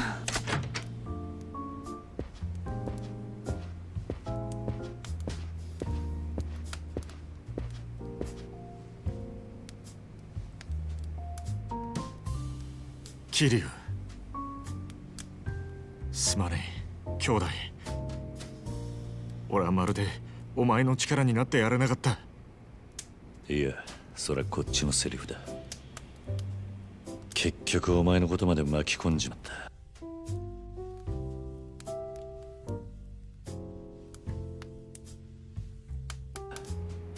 悪い。おい、お前これからどうする気だ？さっきの青野ってやつにうちの社長を渡せって言われたんだろ。さっきおめえが下で暴れてる間、阿野の兄貴がそう言ってたんだ。これから堂島組が組を挙げて立花の社長を探すことになるってな。ああ、俺からもお前を説得しろって言われて、立花を渡すことがお前が死なずに済む唯一の道だと。よう、社長は今お前の濡れ衣晴らすために町中の情報を集めてんだ。その社長の首を堂島組に差し出すのか？あんた黙ってろ！なんだと？断りゃ立花の代わりに桐生が的にされる。組織ぐるみで追われりゃいくらなんでも生き残れねえ。だったらうちの社長が殺されることは構わねえのか？てめえらが桐生を巻き込んだんだろうが！よせ、相手は怪我人だ、錦。それにいずれ堂島組を敵に回すのは俺も承知の上だった。思っているそのタイミングが早かっただけだ。おめえ、堂島組相手に正面切って喧嘩売るつもりか？バカ言ってんじゃねえ！まさか親さんだってここまでひどくなるとは思ってなかったはずだ。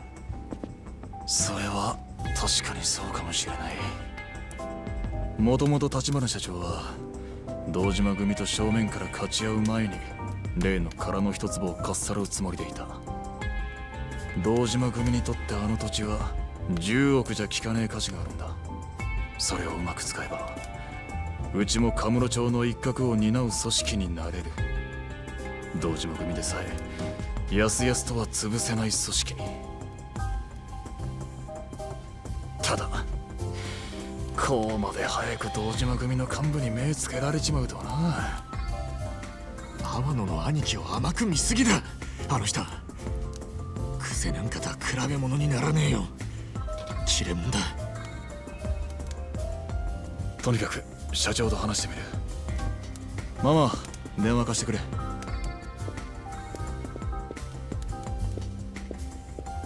全員が助かる道だってあるはずだ。うちが殻の一つもの所有者を抑えりゃ堂島組と取り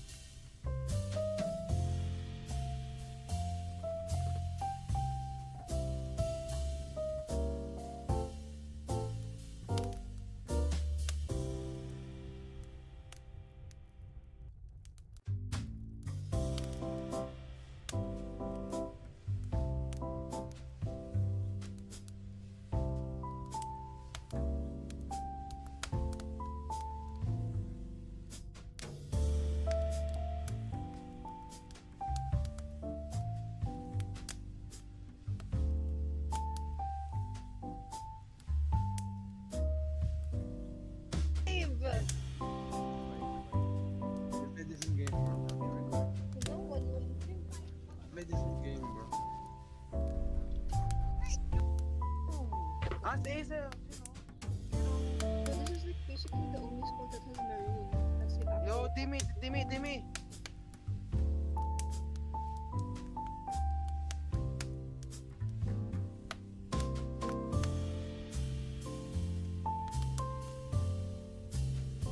引きできる余地もある。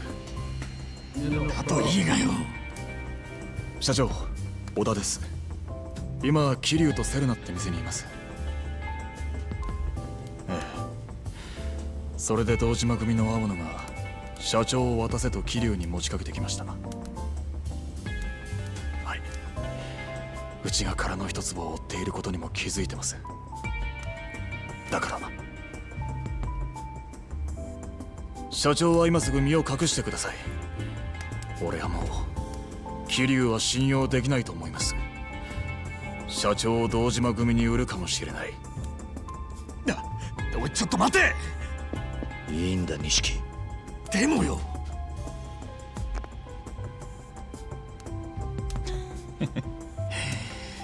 これでもう俺にも社長がどこにいるかはわからない。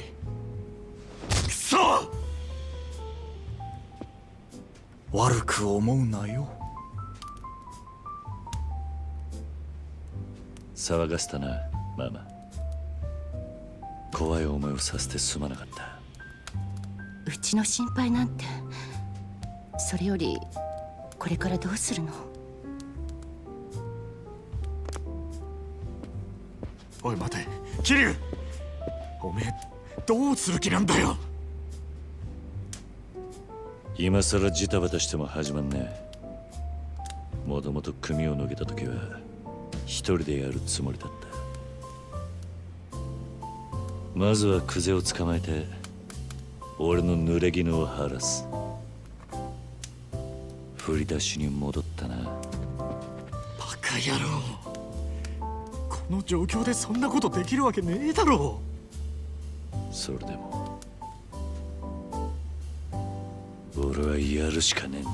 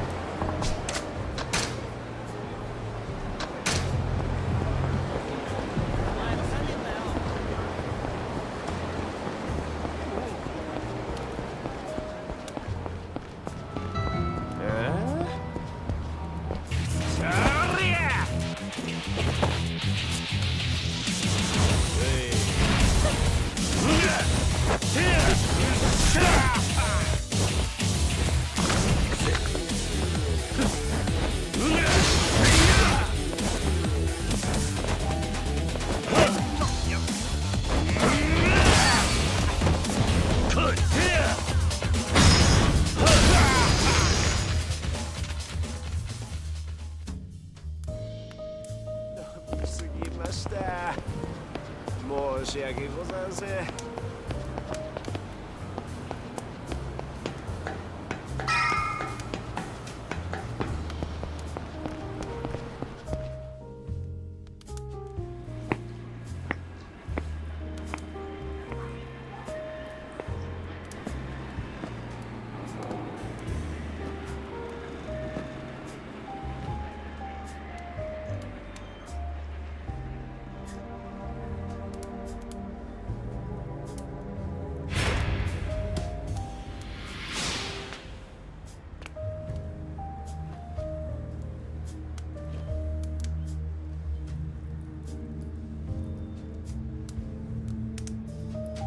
立花。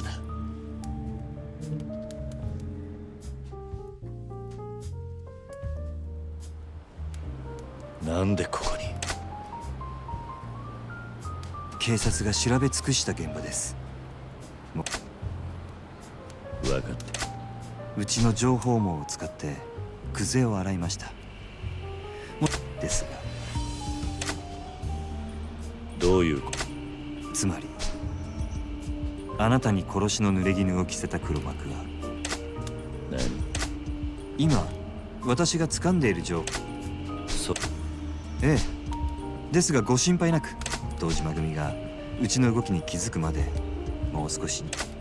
その割に小田さんにもまだ伝えてないことですが、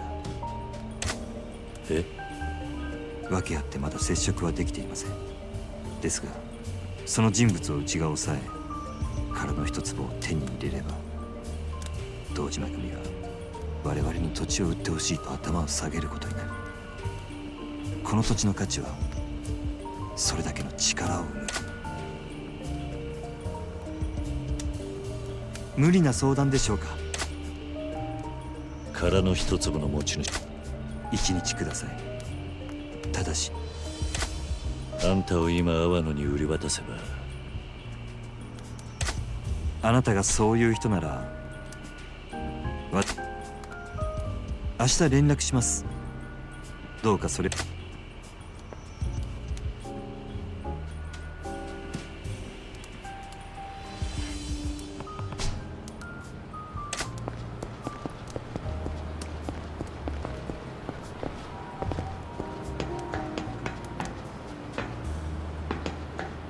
おい。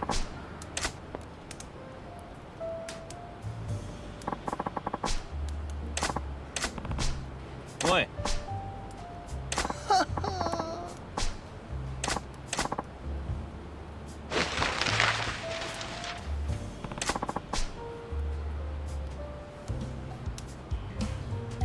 え？あ？あ？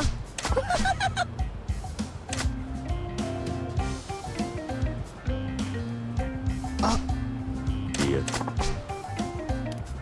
おい。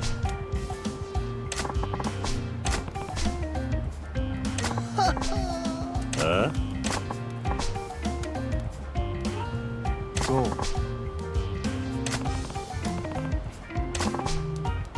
いや。いや。ん？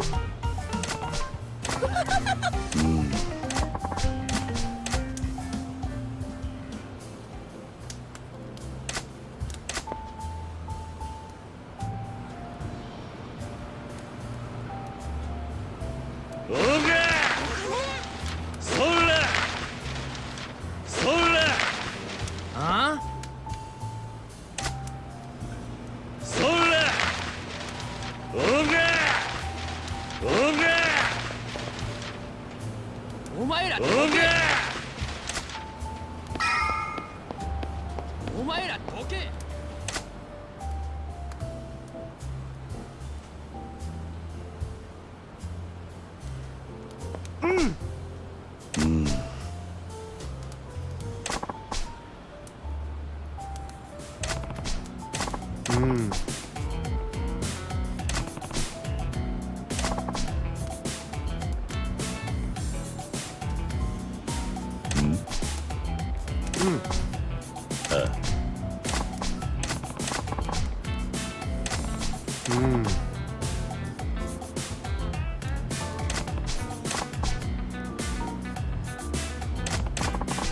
そうだね。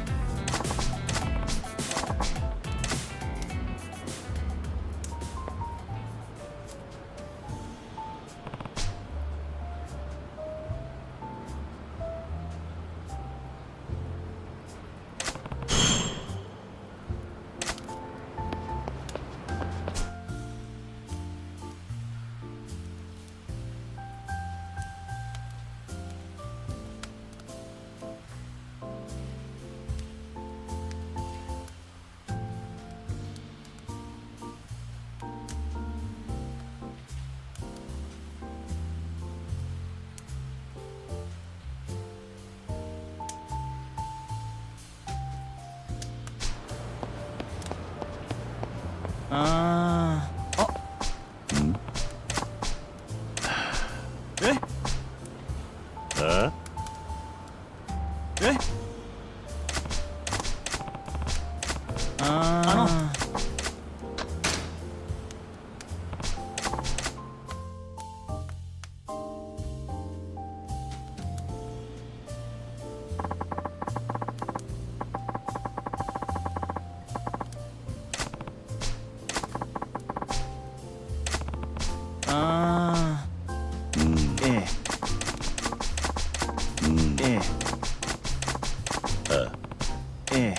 何？ああ。いらっしゃいませ。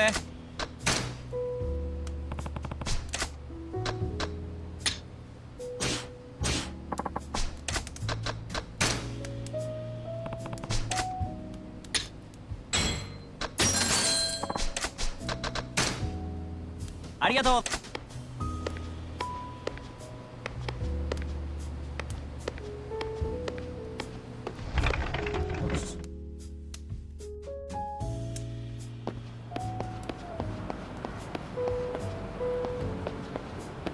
よっ。よ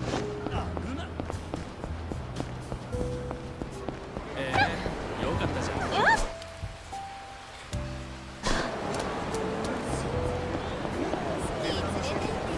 おい、待てよ。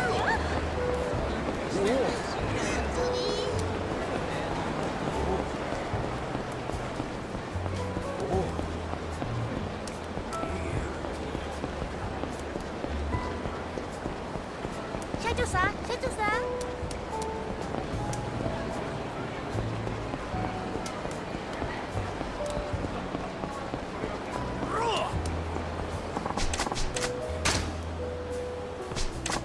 黙って財布出せよ。後悔するなよ。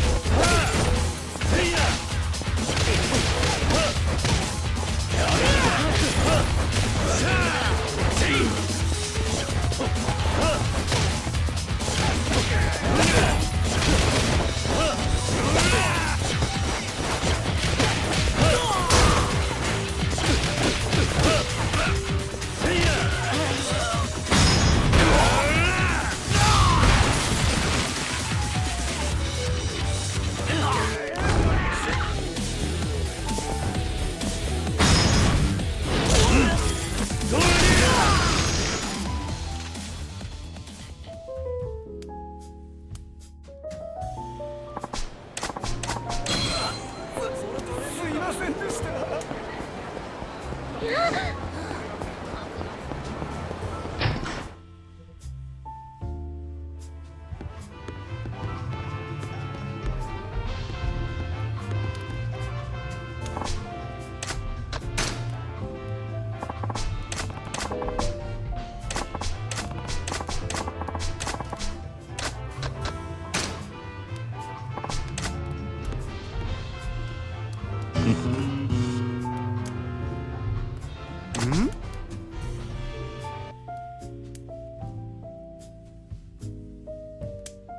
Oh, no, no, no.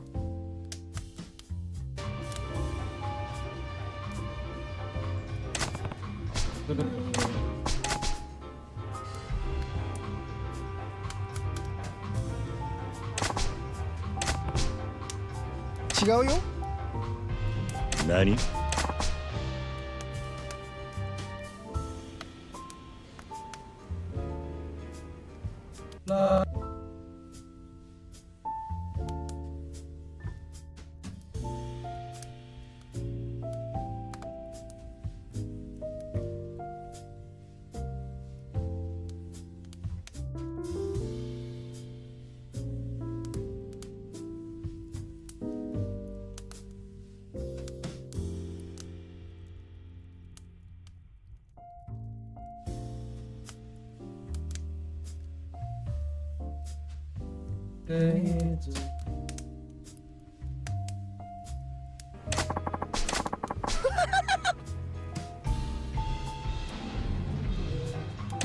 ようこそ。あ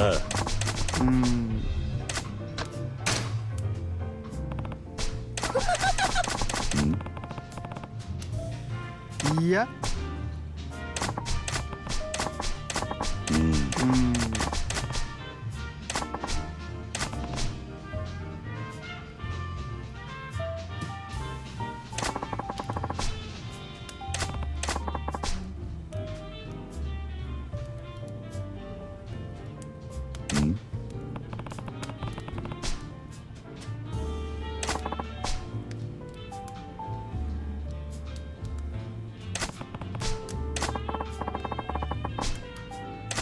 そうそう。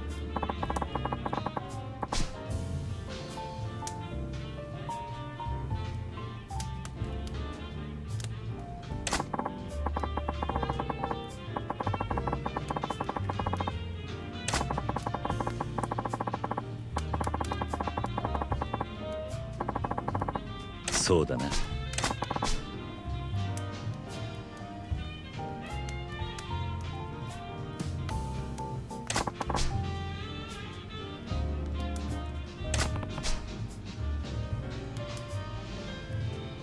そうだね。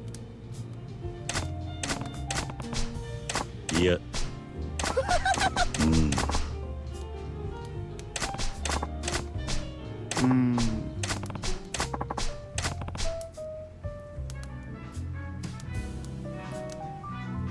そうそう。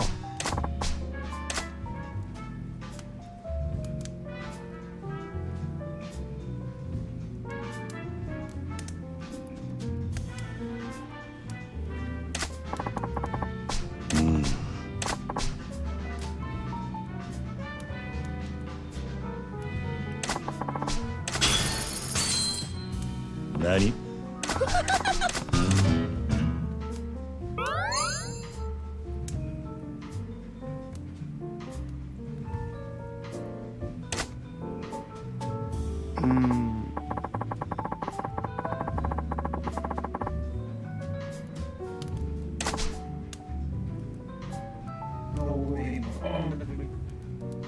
ようこそ。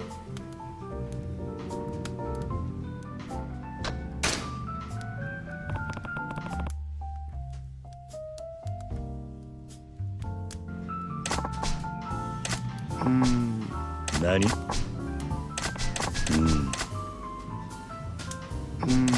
うこそ。何？そうだね。ああ。いや。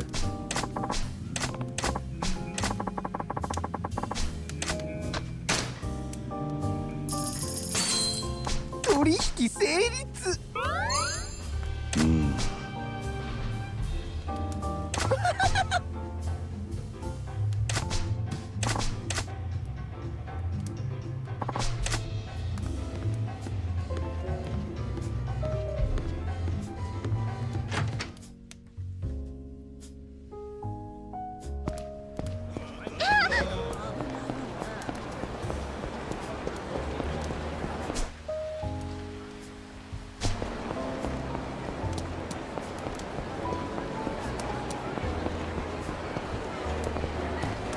おお。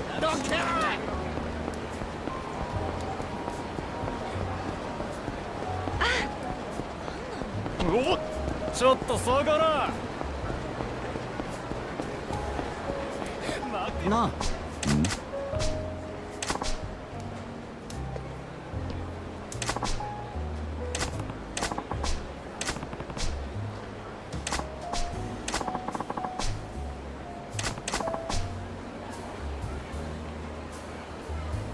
おい。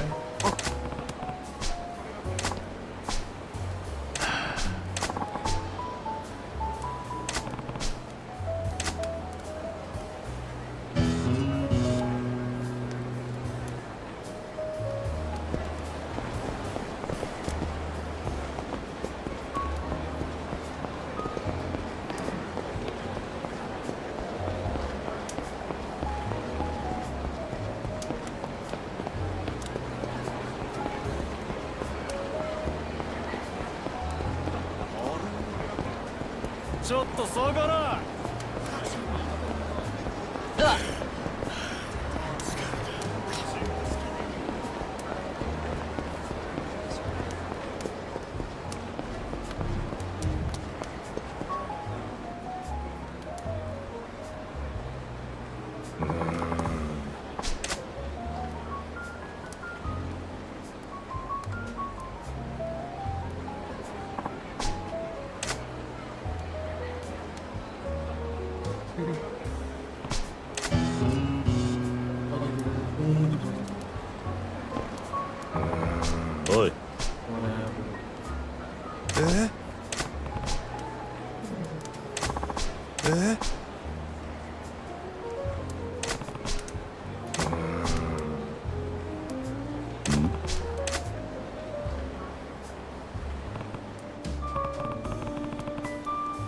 ええ。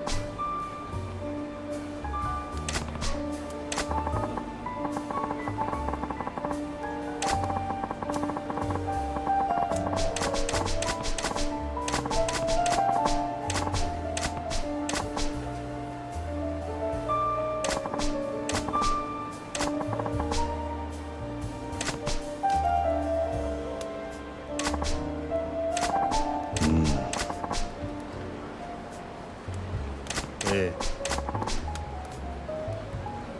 うん。あ。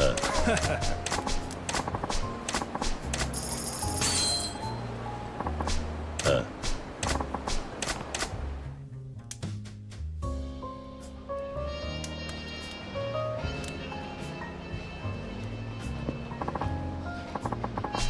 あ。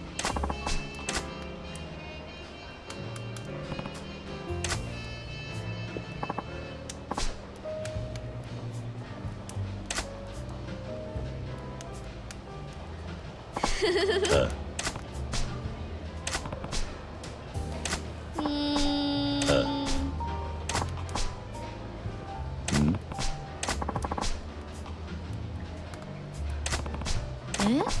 何？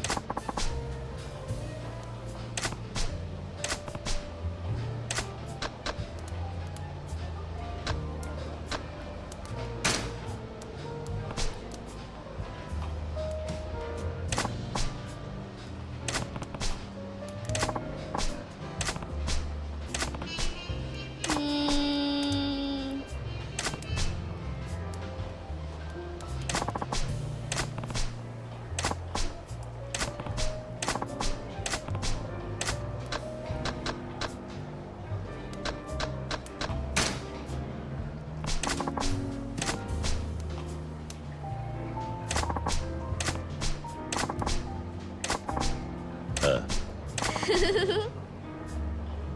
あ。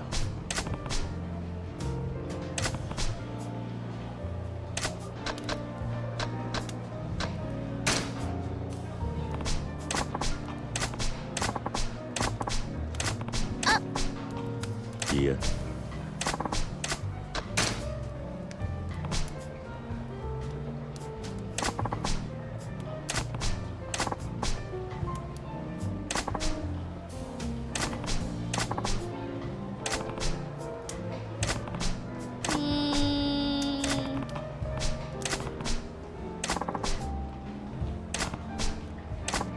あ。No bigger beast. The bigger beast.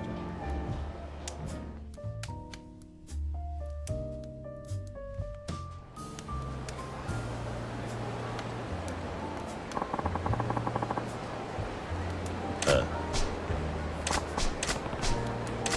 おい。あ。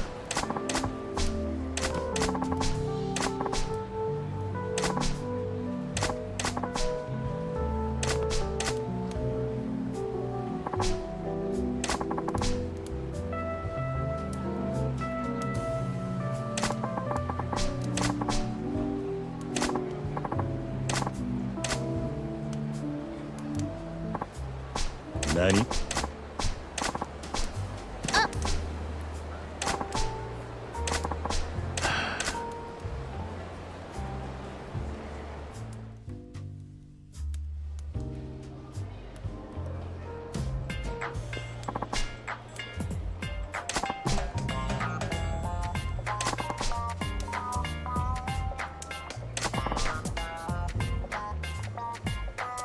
おい。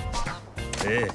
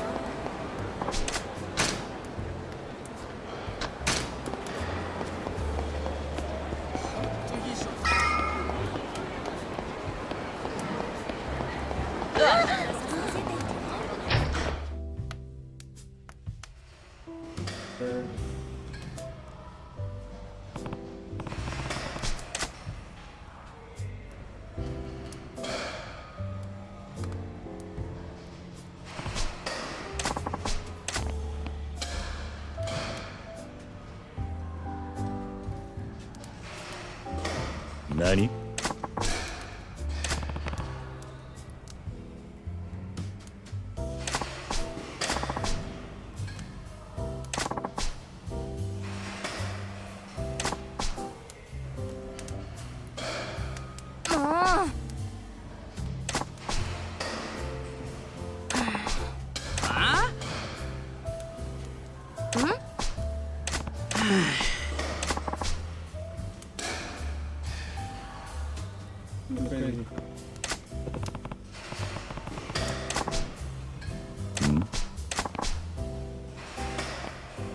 いや。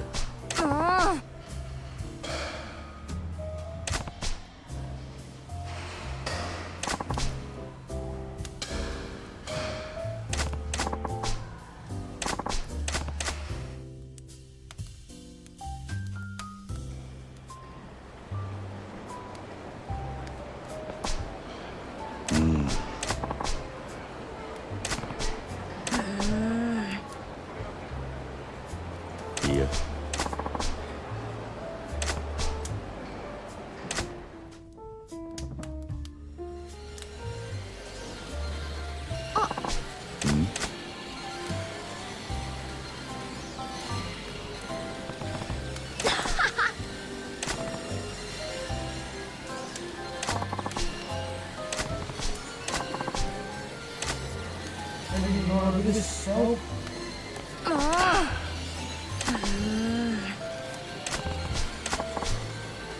いや。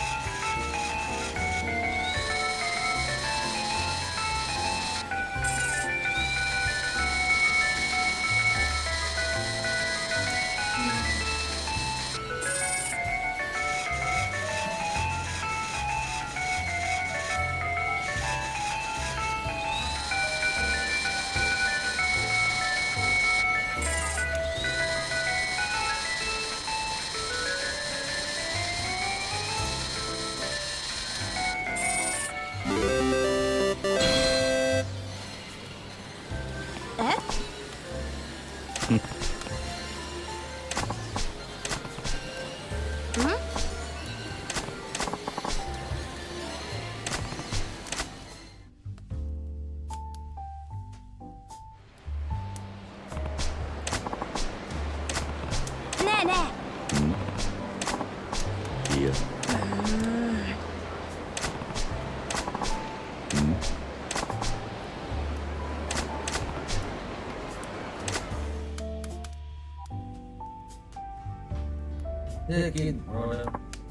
ん？あ。ねえねえ？え？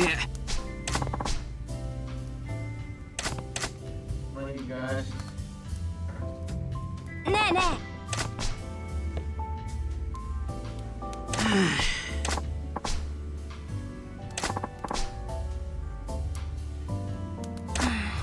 あの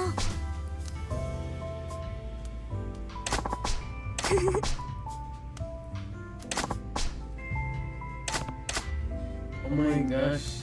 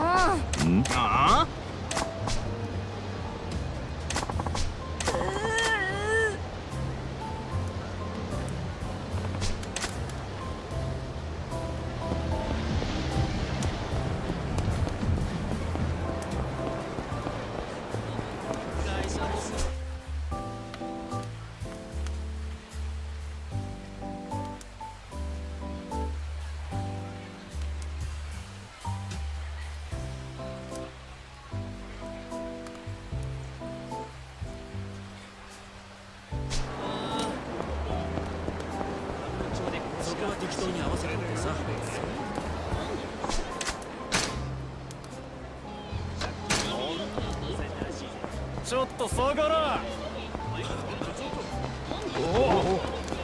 おいてめえ、止まれ。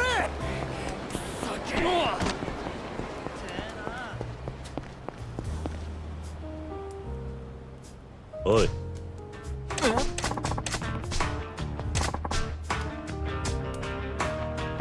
あ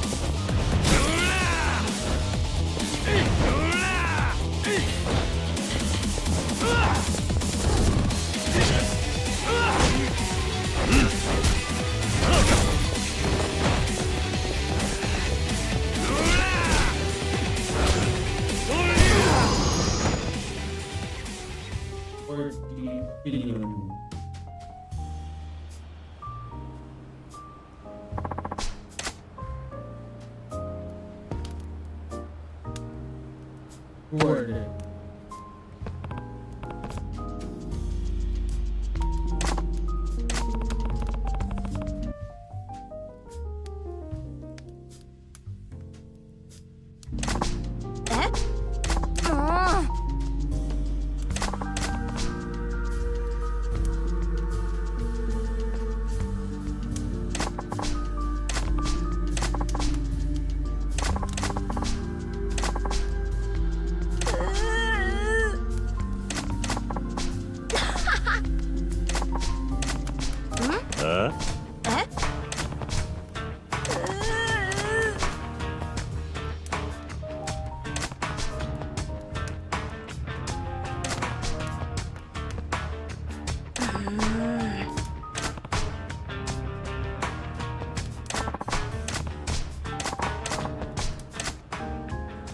He's so sad now. Super sad, super sad.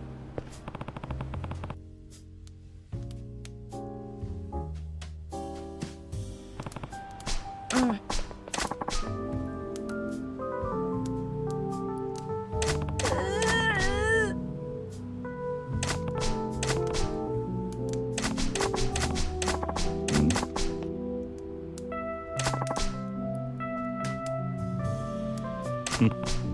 あ。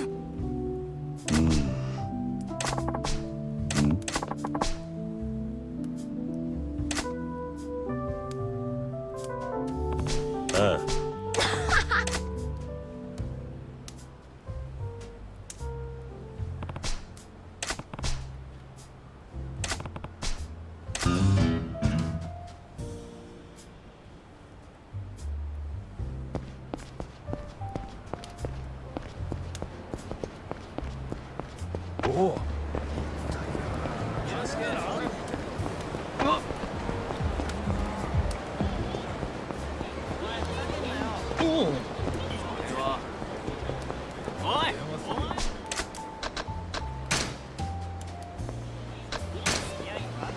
おお。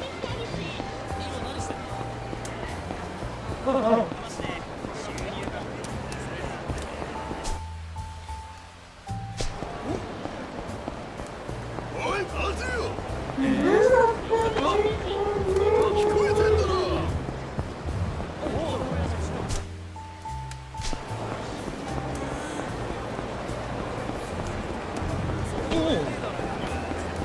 おお。おい、そこのお前。今日は虫の居所が悪いってな。邪魔だ。せいや。うら。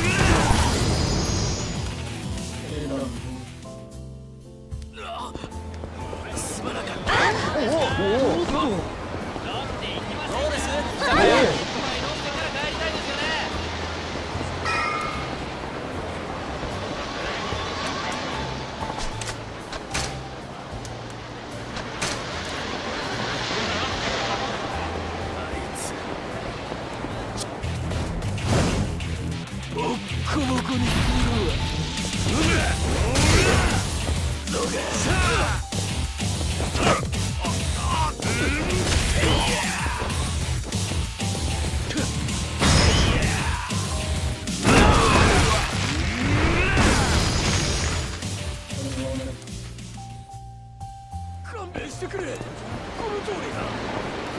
おう。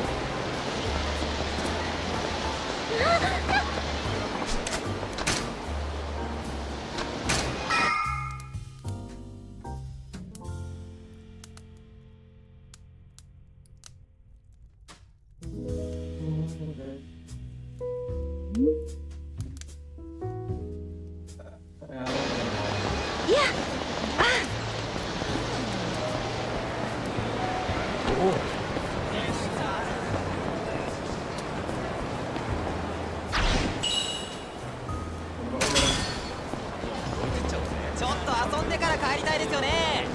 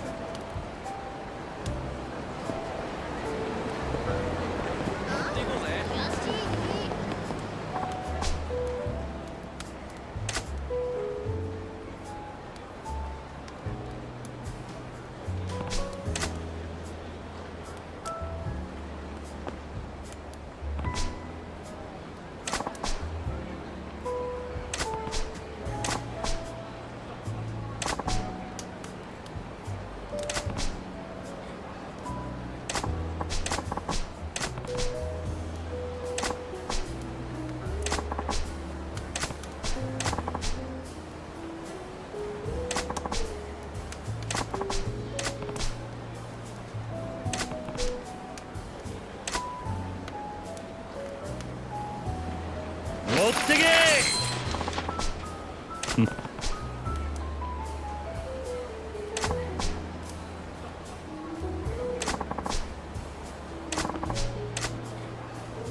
He's saying stuff.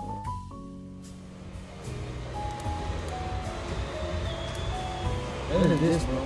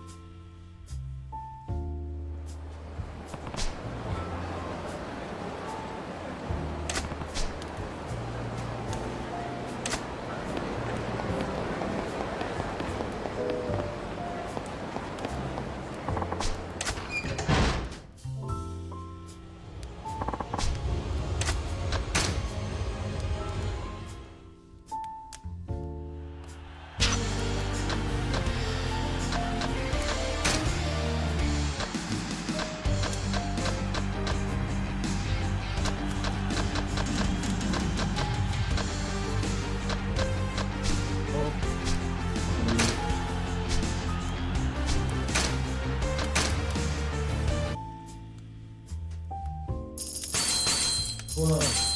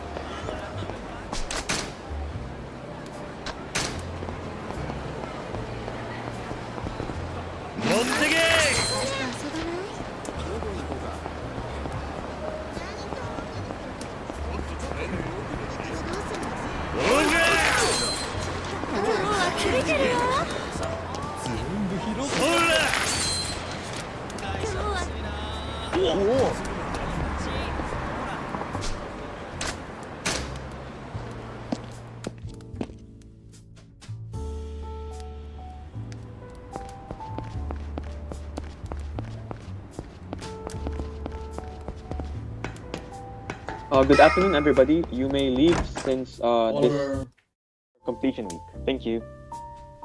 Thank you, bro.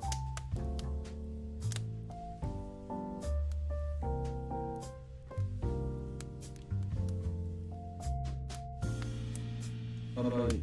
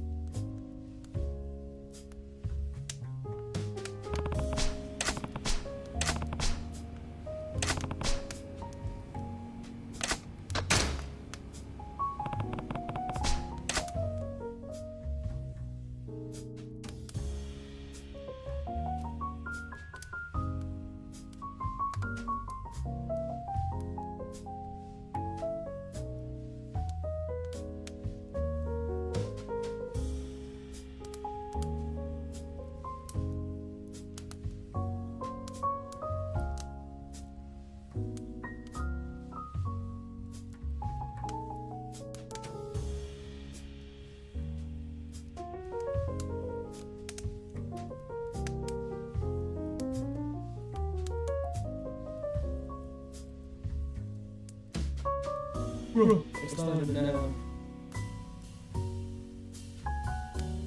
夜明けだ。桐生は立花を渡さねえって腹です。堂島の親父につなぎ、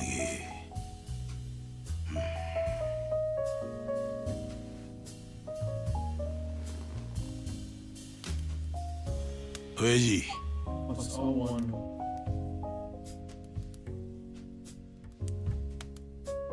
阿野です。例の件ですが、やっぱり桐生は始末します。奴は立花をおりませんでした。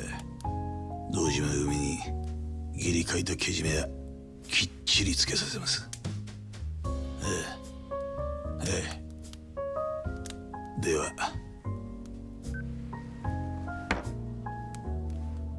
構いませんよね、久世の兄貴。わざわざ俺に聞く必要もねえだろ。この一件はお前の仕切りだ。俺は兵隊として働くだけだ。そう言わんでくださいよ、兄貴。俺はきっちり筋道通してやってるつもりですよ。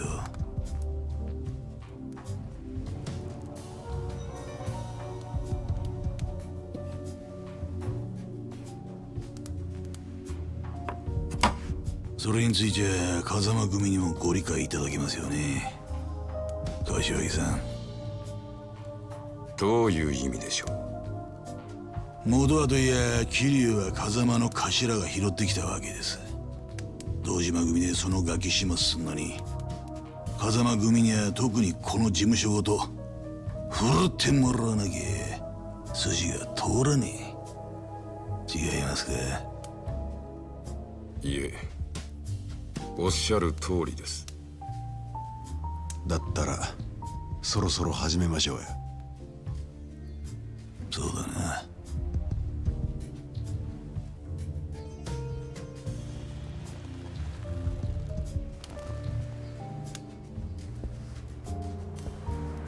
お前ら桐生探し出してここに連れてこい。奴は簡単にはぶち殺さねえ。生け捕りにして俺の前に出した。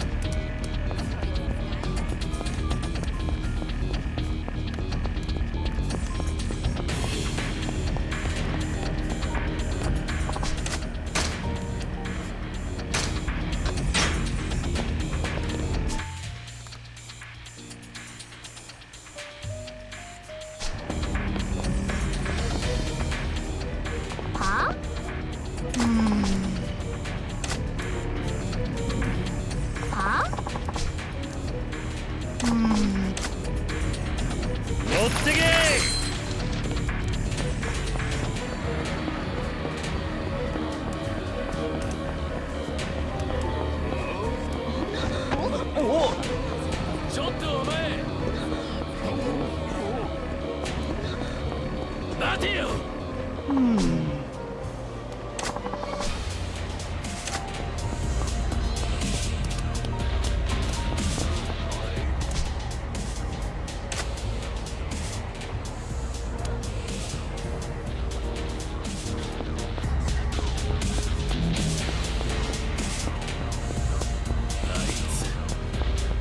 ちょっとお前、お前だ。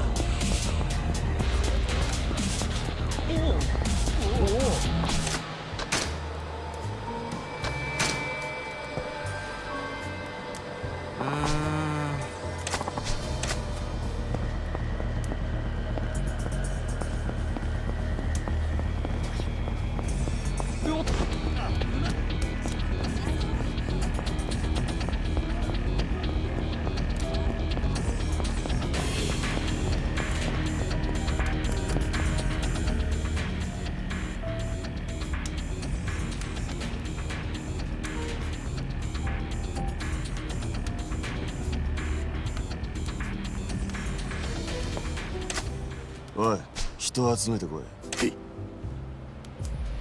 街中逃げ。おい、分かってんな、キリ。そうまでして死にたかねえか。みっともねえ。裏切り者が身の程わきまえろや。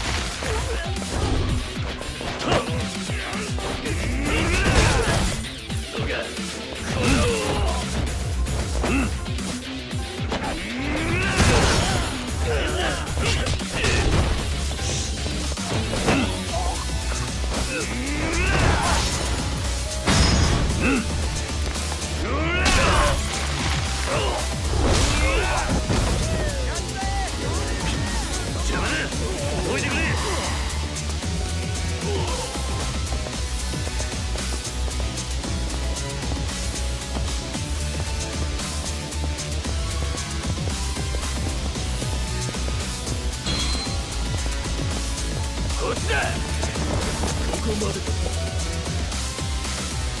2分で来い。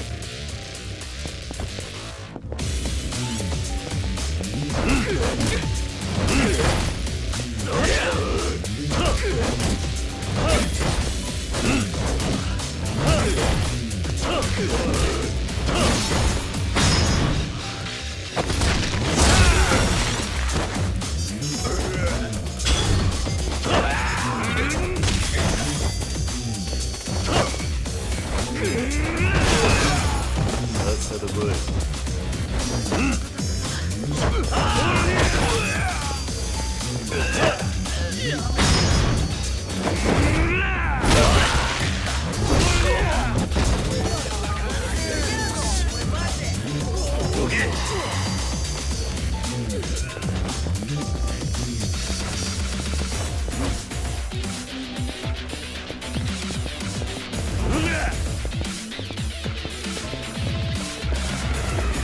もう逃げ場はないぞ。1分で来いって。さあ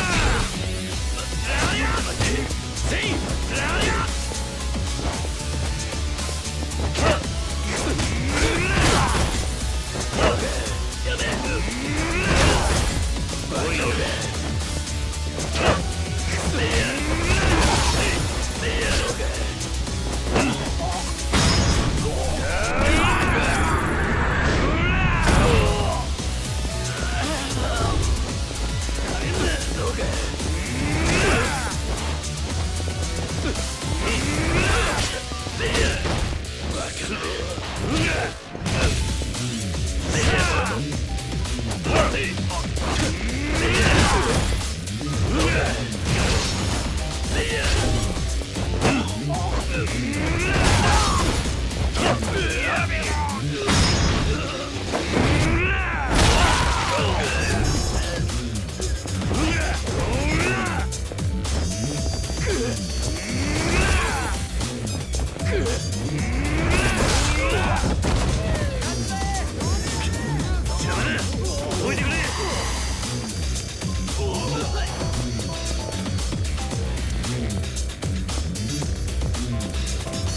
こっちにいるぞ。空先は逃走。30秒だな。了解。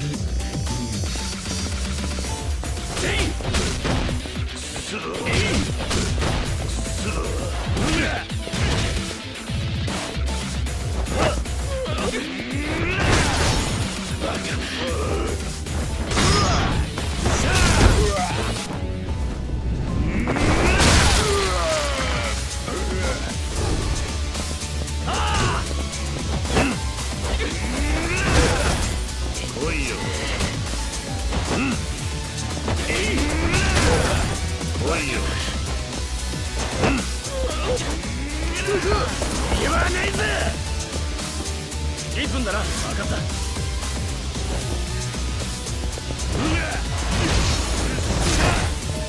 来いよ。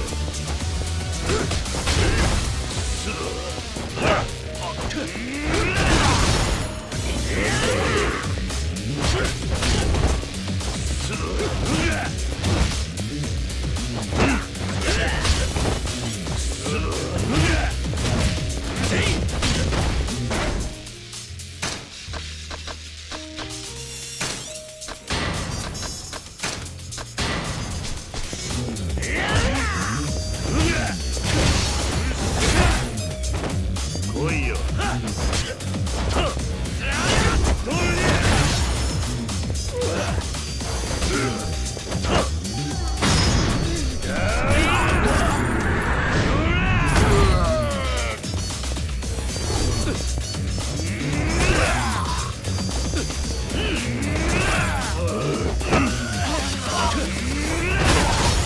来いよ。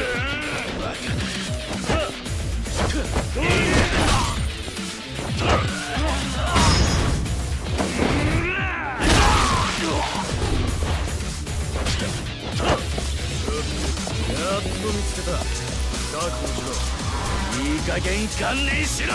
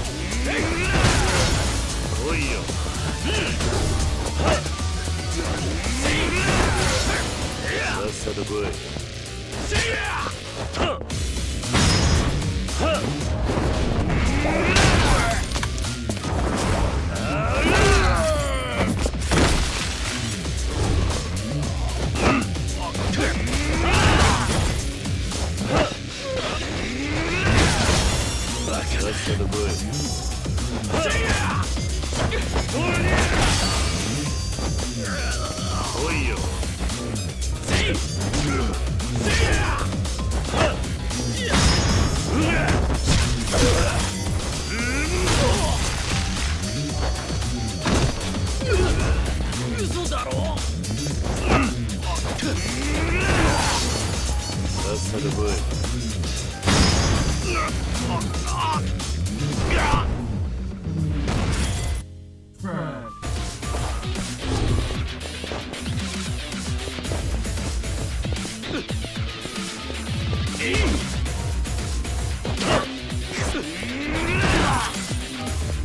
さっさと来い。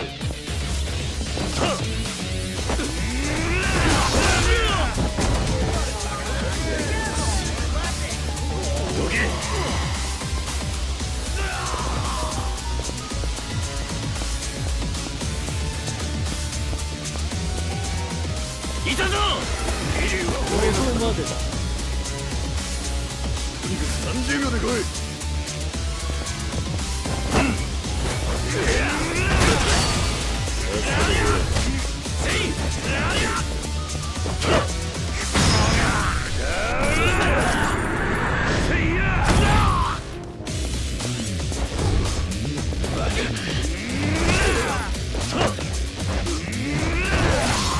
来いよ。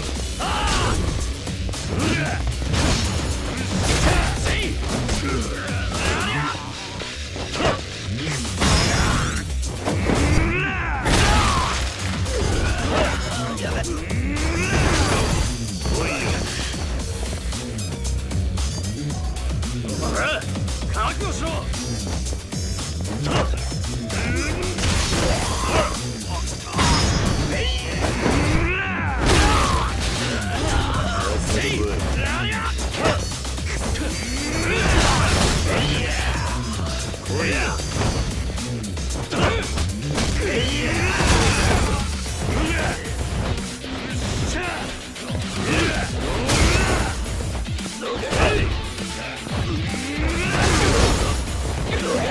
来いよ。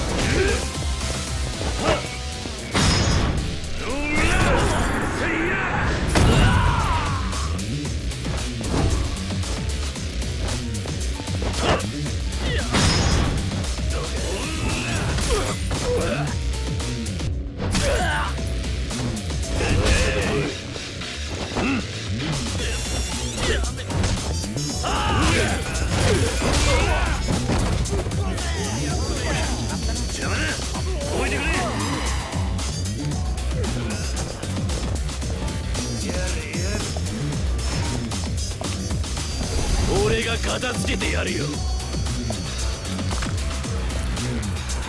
こまで。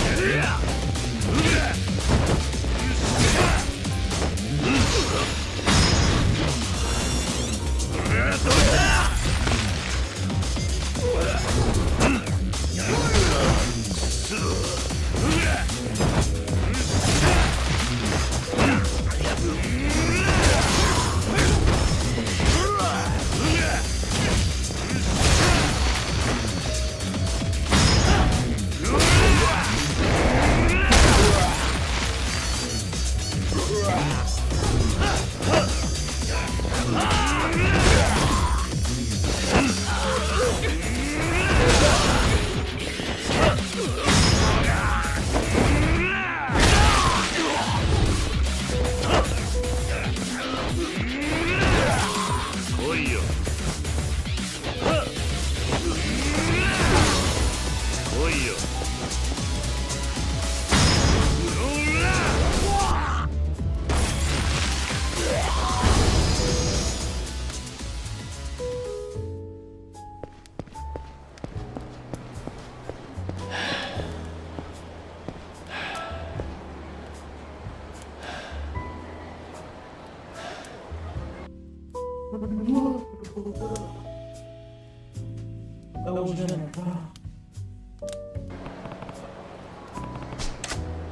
ね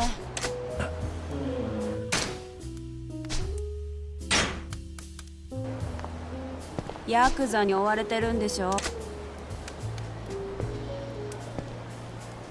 そんな風に街歩き、あんたさえよかったら。何？うちの店ちょっと作りが特殊でさ。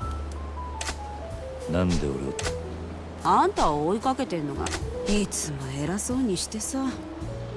そいつらそれに若いいいよ。まあ他に当て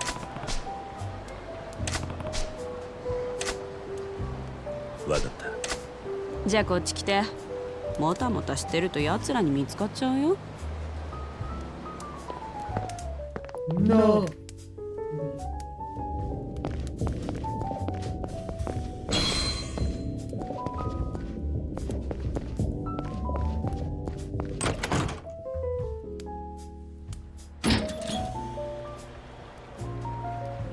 確かにあんたの店は変わった。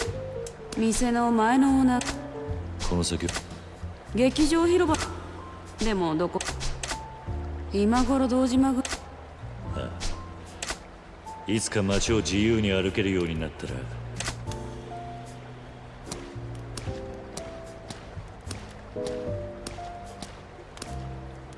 ごめんね。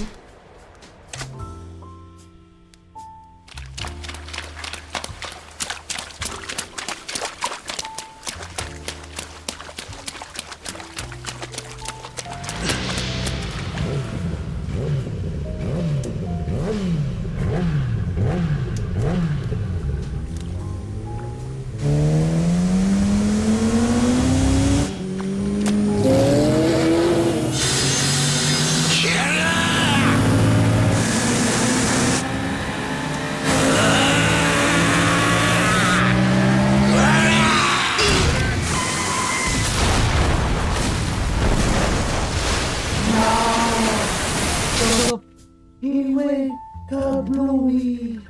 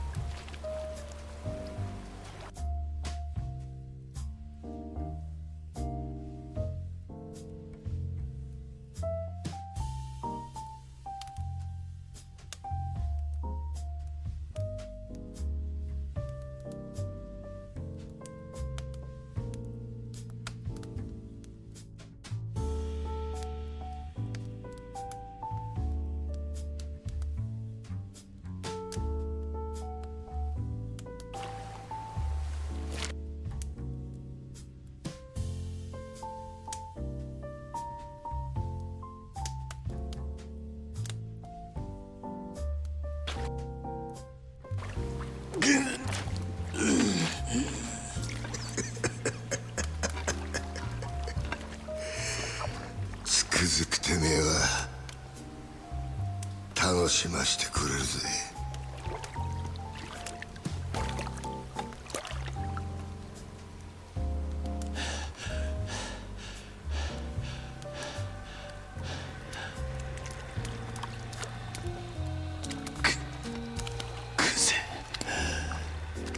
さっき飲んだあんたが仕向けたのか。お前に一ついいことを教えておいてやる。極道ってのはな、ボクシングとは違え。喧嘩に負けたやつが敗者になるんじゃねえ。最後まで張り続けらんなかったやつが負けるんだよ。ああ、そうだろうが。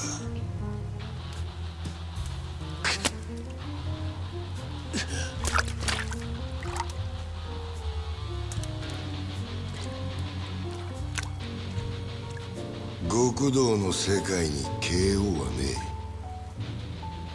え。俺はな、キリ、指の一本や二本なくそうが天野や渋沢に頭取られようがそんなことは構えしねえんだ。命ある限り何度でも這い上がってやる。だからよ、てめえみたいな半端もんが一番許せねえんだよ。死ねやボケ！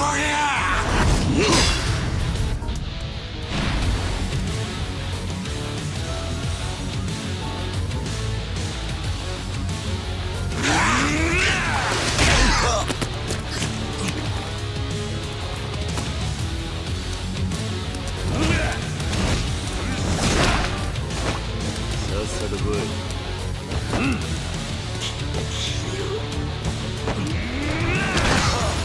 さっさと来い。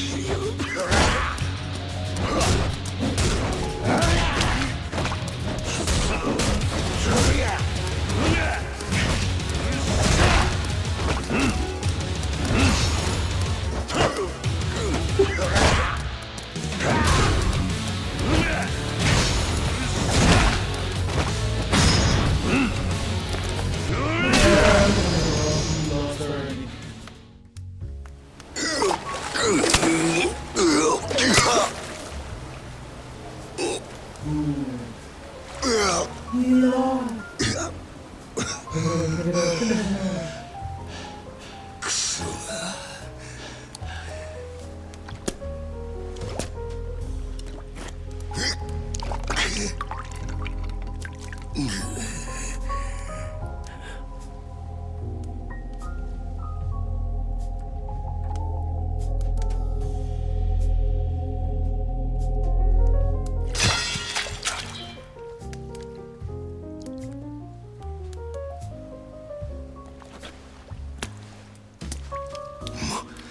待てこれ！後悔するぞ。今俺をここで殺さなかったらな。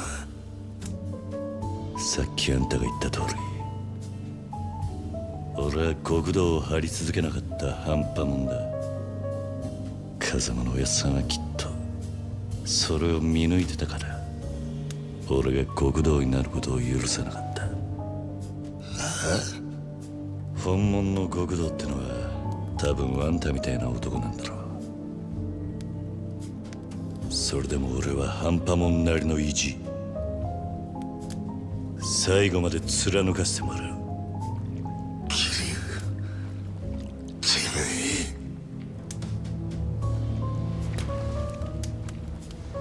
あんたが何度俺の前に立ちふさがろうがな。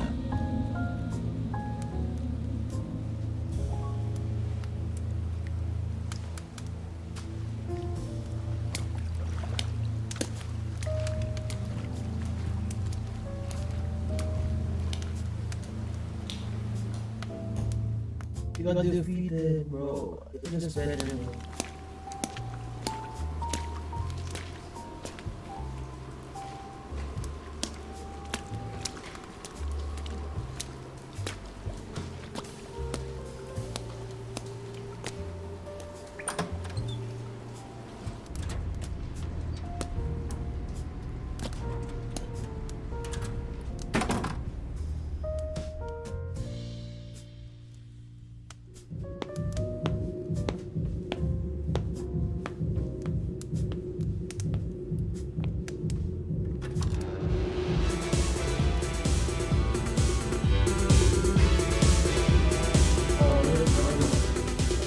ここは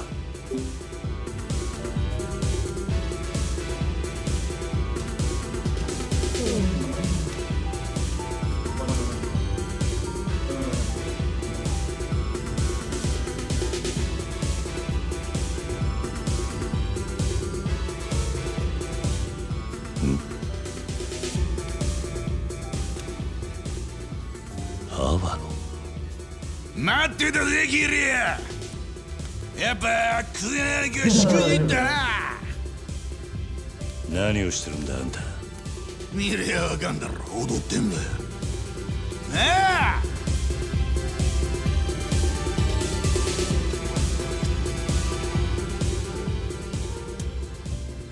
ゆうべはなんで電話してくれなかったんだよ。夜通しおめえからも電話待ってたんだぜ。何つまらなそうにしてんだ。おめえもこっち来て一緒に踊ろうぜキリア。何を言ってるんだ。あんた俺を殺そうとしてんじゃなかったのか。用がねえなら行かせてもらう。あんたのお遊びに付き合うつもりはない。まあ待てキリュウ。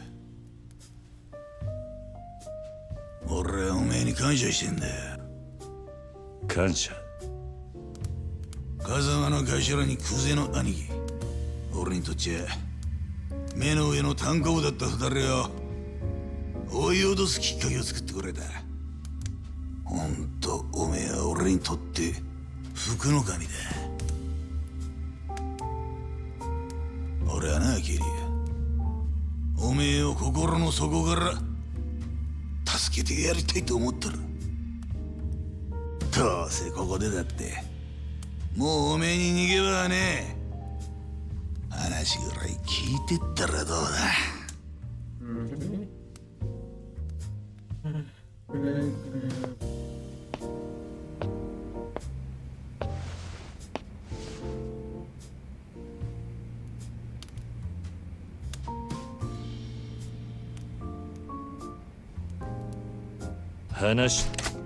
いやよ、ついこの前おめえがクゼの兄貴と揉めた後、何の話？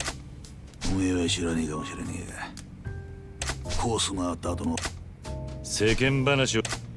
やっぱりおめえさんは青いな。まあいい。まさか風間の頭が面倒見てるって話だったから、さぞひまわりだったか。しょうがない。お前まあ落ち着けって。風間の頭の関係者だっつって100万ポッチあわなおめえも自分のせいでとまあそういうことでおめえの友人関係から住んでるアパート行きつけのラーメン屋まあ悪く思うな昔から堂島組には役割があってな組の絵描くのは風間組喧嘩番長久世生涯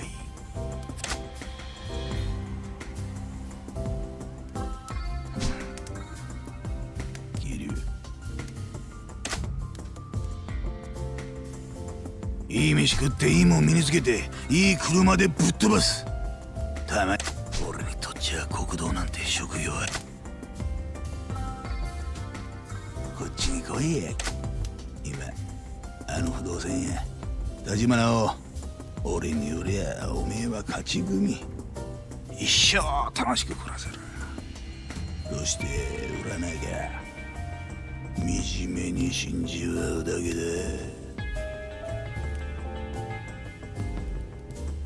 あの犬小屋から錦山と一緒に必死に吐いてたばっかりなんだろん人生無駄にする必要はねえなあ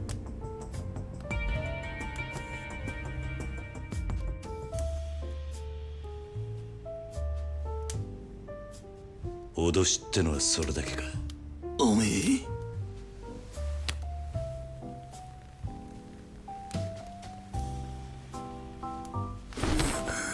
てめえ話にならねえよ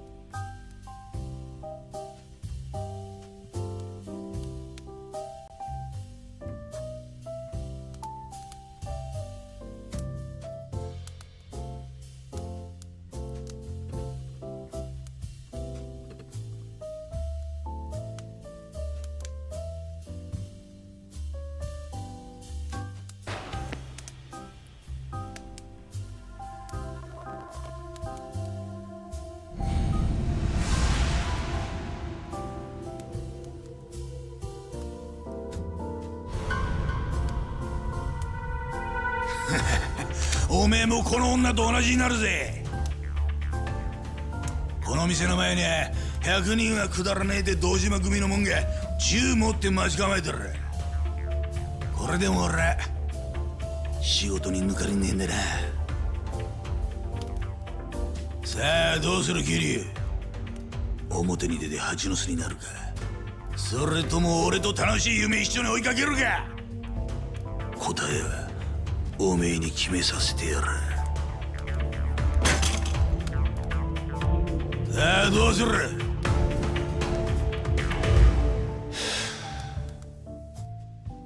決まってんだろ俺は行くあんたは揺さぶりをかけたつもりかもしれねえが死ぬか生きるかは大した問題じゃねえ何言ってんだてあんたが楽しいかどうかで物事を決めるのと同じ俺は好きか嫌いかで決めるだけだ俺が行く理由はただ一つあんたと組むのが死ぬほど嫌だってことだ桐生ってなら撃たれる方がまだマシだ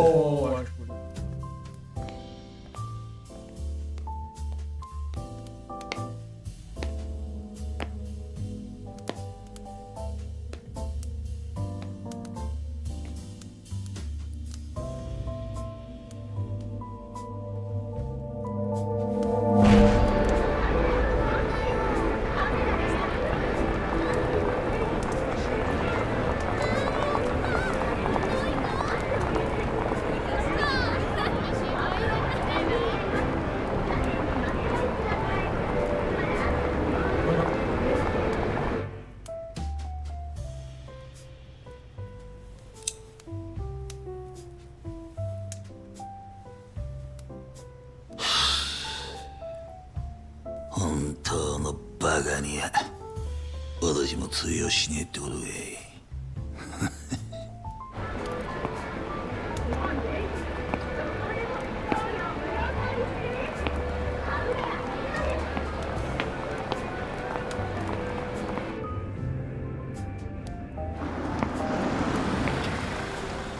桐生錦早く乗れ。組の者に見られたらまずい。だがいいから。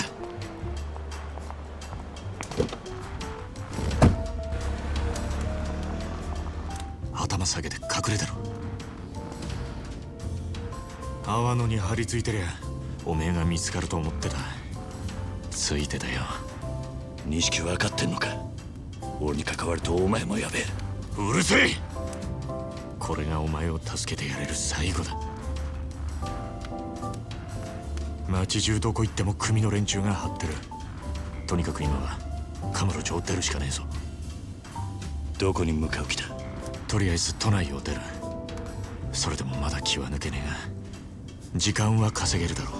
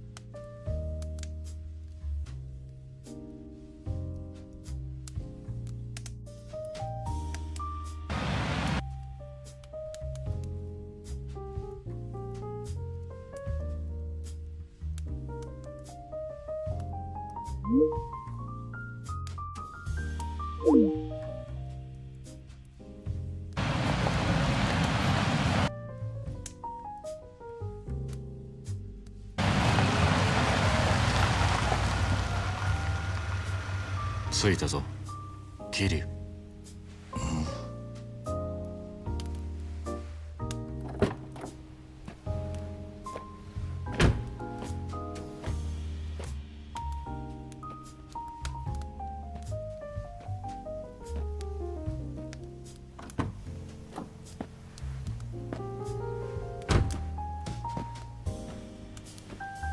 錦、ここはどこなんだ。さあな、適当に車走らせてきただけだ。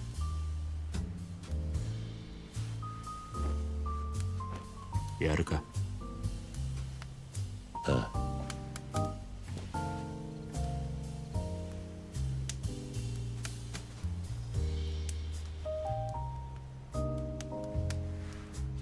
まだ借りっぱなしだった。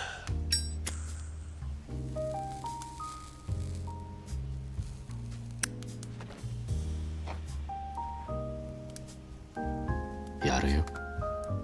もう返せなんて言わねえ。そうか。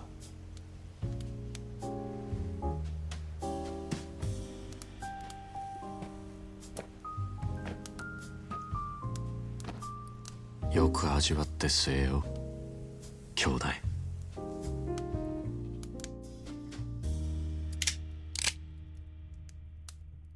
そいつがお前の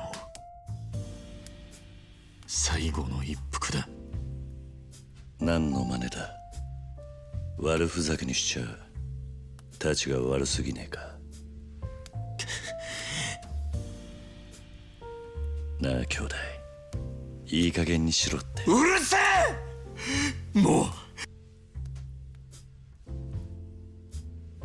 こうするしかねえんだよ。なんでこうなっちまったんだろうなあ。どっから歯車がずれた。組の命令ってことなのか、錦。そんなんじゃねえ。桐生、お前組の制裁で殺される人間がどういう目に遭うか知ってるか。堂島組ってとこは見せしめの死体を作る天才だぜ。人間がどの程度痛めつければ死ぬのかよく知ってる。それをとことん死なねえように殺すんだ。生かしたまんまできるだけ長く苦しむようにだ。生きたまま解剖されるような拷問されて散々痛めつけられた挙句、そして後になって見つかった死体はもう人間と呼べるようなもんじゃねえ。俺はな、桐生、兄弟としておめえにそんな死に方させられねえよ。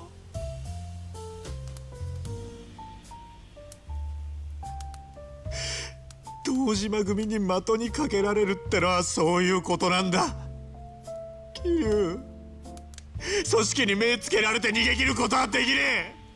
極道には時効もねえ。お前も分かってるはずだ。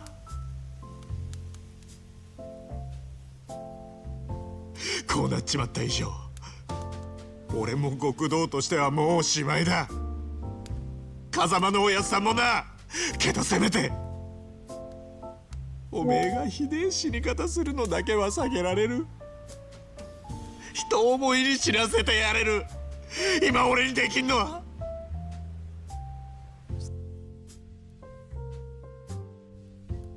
それくらいしか。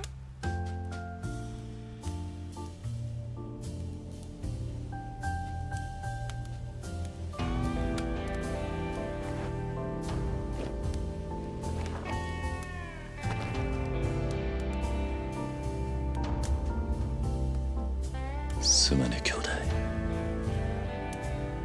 お前にここまでさせちまったのは俺のせいなんだな。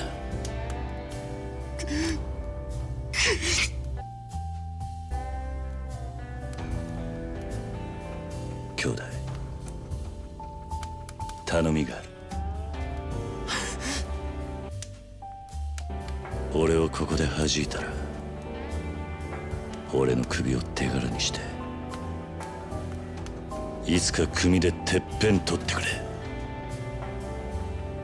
約束してくれ。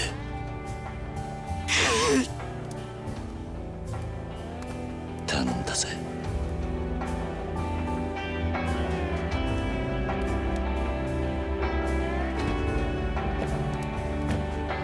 なんだよ、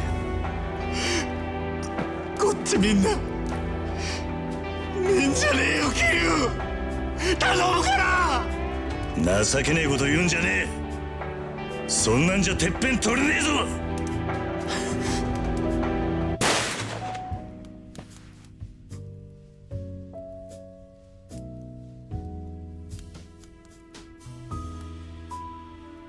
どうした。しっかり狙えよ。まだ死んでねえぞ。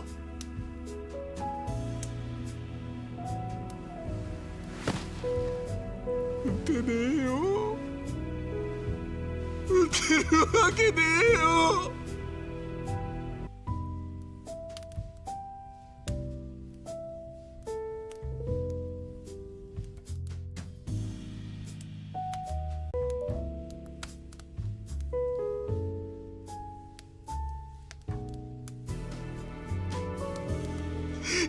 ぱり俺はおめえと一緒じゃなきゃダメだ。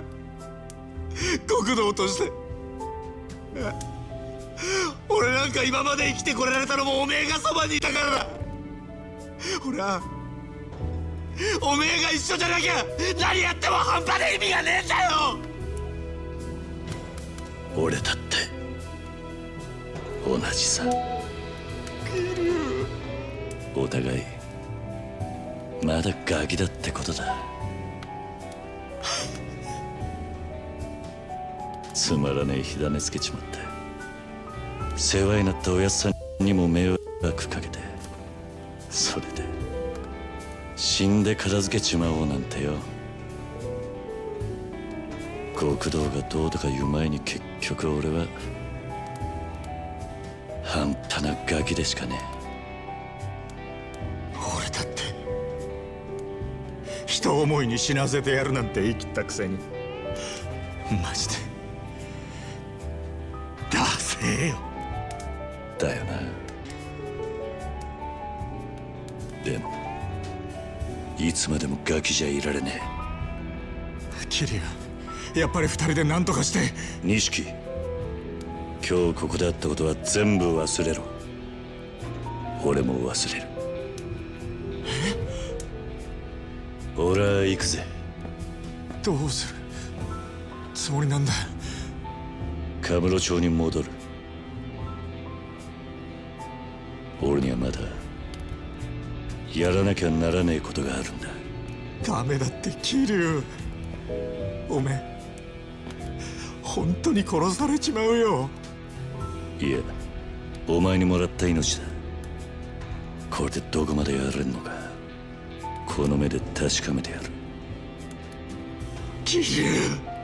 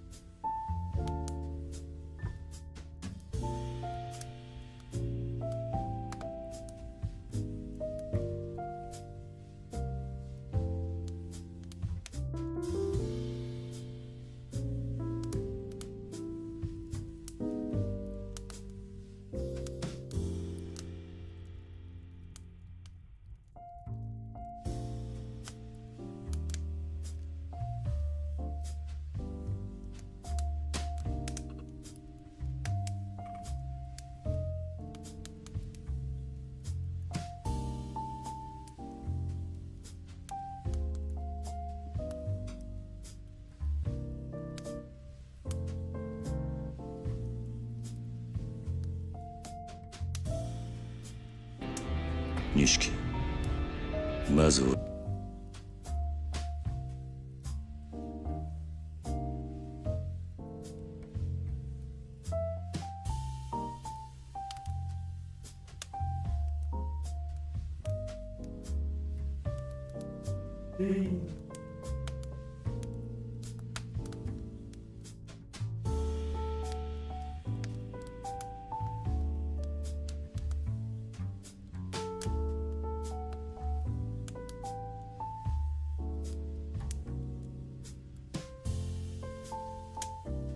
Start with Yakuza 0, a prequel.こ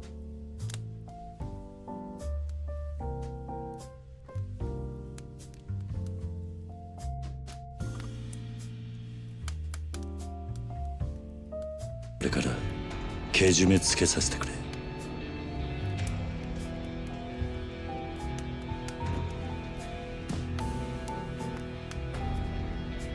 お前とはこれまでだ。今日限り。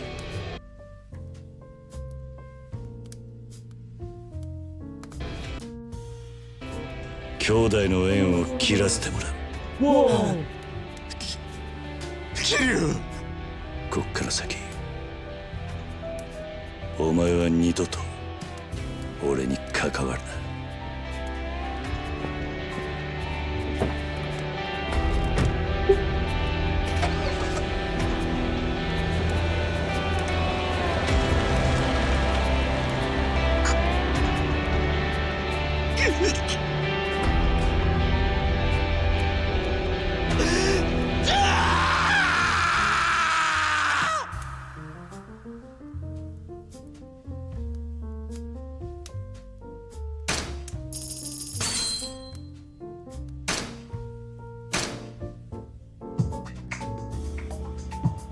大阪蒼天堀の夜を彩るキャバレーグランドの支配人真島五郎。そのきらびやかな表の顔とは裏腹に真島の運命は佐川という男の手に握られている。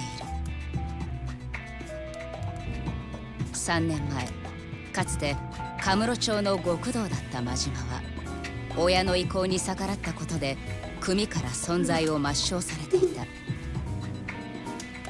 やがて真島は極道へ復帰する条件として佐川からある人間の殺害を命じられる。真島の標的となったその人物の名は牧村誠。しかし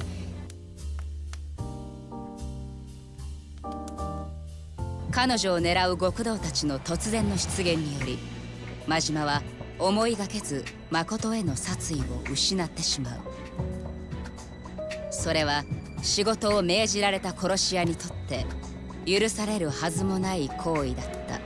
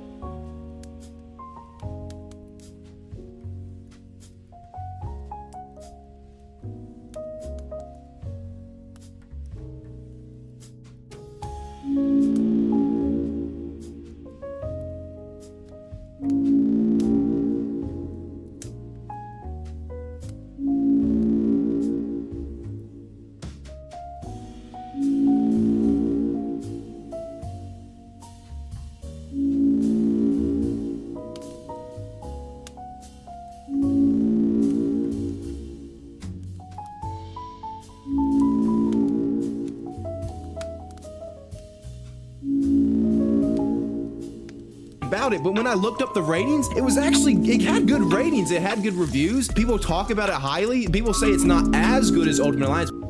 Know that, but turns out it came out exactly a week before it. That's right. Actually, it's kind of crazy. I didn't know that, but my way. All right, that was quick to change his mind.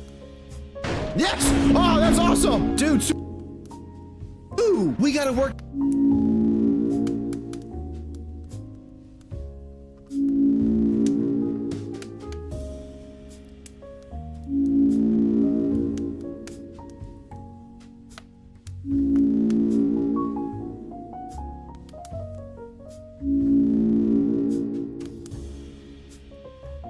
Hello, friendos and bendos.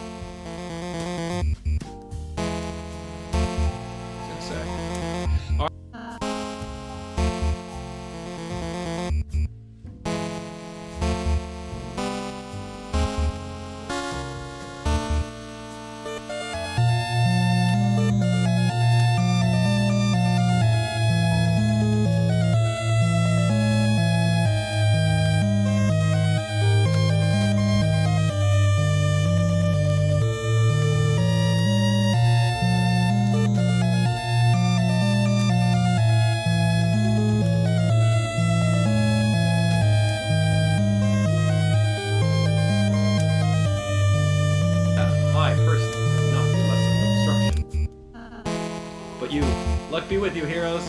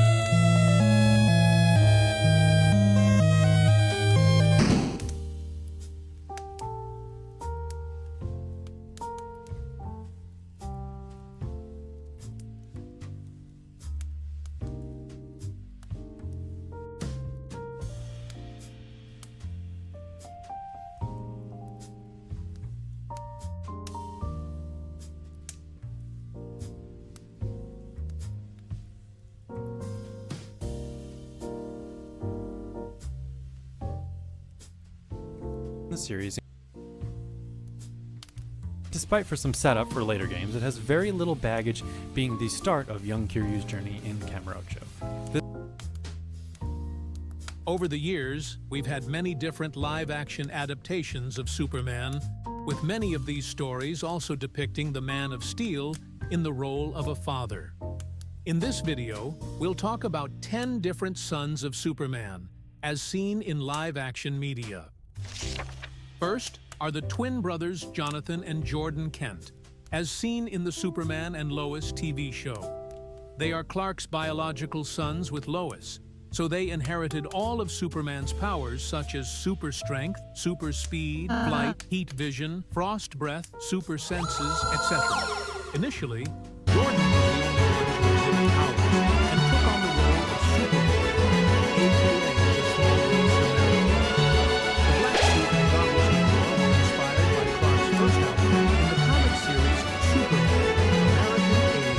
The suit was later passed on to John, who took over Superboy duties for a while. In the epilogue of the series finale, we get to see the twins with new suits created with Kryptonian technology, both inspired by the suits worn by Superboy in the comics.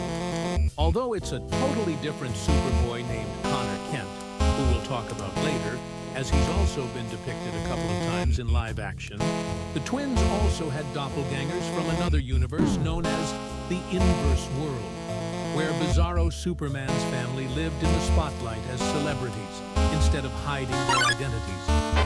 Because everything here is reversed, John was the one who first get his powers instead of Jordan, and assumed the identity of Superman. His powers are also reversed in several ways, such as having fire breath and Arctic vision. Plus, kryptonite makes him stronger, and like his otherworld counterpart, John's suit is also based on Superboy Connor Kent's first suit in the comics, including a leather jacket. Next, we'll talk about Jason White, the super son from 2006's Superman Return. Suddenly, during CW's crisis on Infinite Earths. Next is the Superboy, making both of them his parents. Temporarily, while embracing the dark side, random security created. Took while escaping Cadmus Labs shortly after. Similar to the comics, this version is also a hybrid clone here, the origin of his name. 90s Lois and Clark TV show clone of Superman. Several members of his family suffered.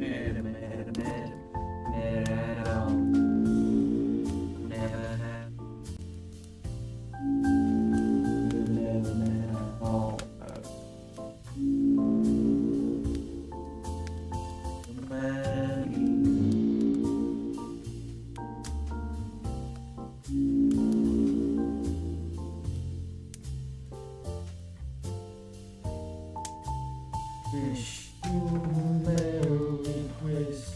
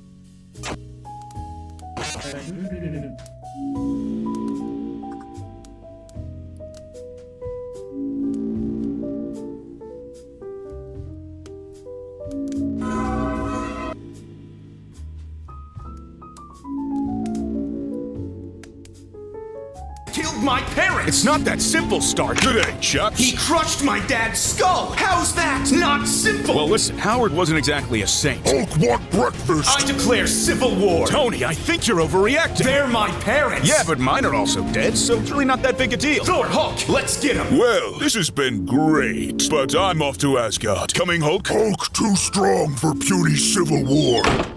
Well, looks like it's just us. Hiya, Mr. Stark. Perfect timing, kid. What the hell is this? What, you think I didn't have backup? Oh, and for the record, he's not a crazy assassin. I make Mr. Stark's problems disappear, but I'm not allowed to tell Aunt May or the cops. Well, two can play at that game. Let's make this quick, bub. Gotta supervise Jean's yoga class from my bedroom window with binoculars. Not bad, Rogers, but you're not the only one with mutant friends. Hey, Tony, so pumped to be here, even though I'm not a mutant. Wait, is that Wolverine? Oh, buddy, we should totally do a movie. Deadpool, you're meant to be on my side? Loving the yellow spandex, Wolvie. We've got this whole ketchup mustard thing going on. Honestly, we're way too good for these silly internet videos. I'm thinking Hollywood. Looks like it's 3 against 2 now, Stark. This just isn't your day. Perhaps I can even the odds. Hey, Magneto, great to see you. How's the yacht? Way better than Charles's, thank you very much. What the hell are you doing here? Oh, Wolverine. Sucks to be you. Yeah, I'm basically down a member. I'm the goddamn Wolverine. Dude, he's like your perfect counter. I can take him. Don't rise to them, my sweet prince. Okay,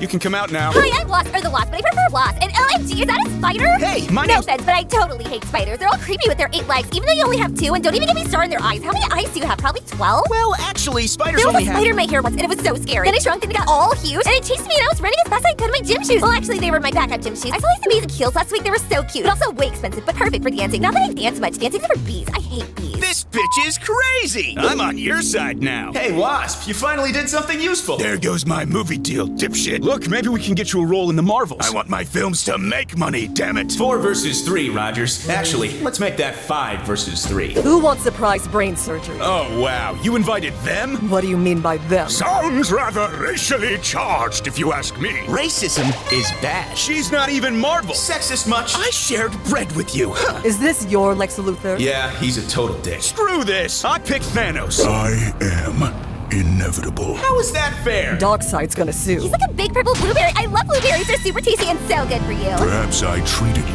too harshly. Okay, now you're seriously creeping me out. What's that thing on his hand? Oh, yeah. I gave him his gauntlet with 5 Infinity Stones. What? This is scandalous. All's fair in love and war. Then how come you're single? Wanna change my luck? 30 seconds before sexual harassment. I think that's a record, Mr. Logan. Don't call me Mr. Looking for this, big guy? Is that the Mind Stone? Pulled it from a drawer in Loki Season 1. Way to shit all over the MCU, am I right? Give it to me. No. I require it. Don't care. The hardest choices require the strongest wills. Was that in response to me, or...? Honestly, I have no idea. Look, if we give it to you, you're obviously gonna do the snap. It'll be random, dispassionate, fair. You're gonna snap my half away. No, I wouldn't do that. Yes, you will. I swear, it'll be random. You obviously will. Why do you have to be such a dick, Tony? Okay, this is a waste of time. You can come out now. Greetings, true believers! Is that Stan Lee? He totally had lovable grandpa vibes. Like, hello. Walt Disney Senpai! Can you make me taller? I don't even know who you are. Excelsior!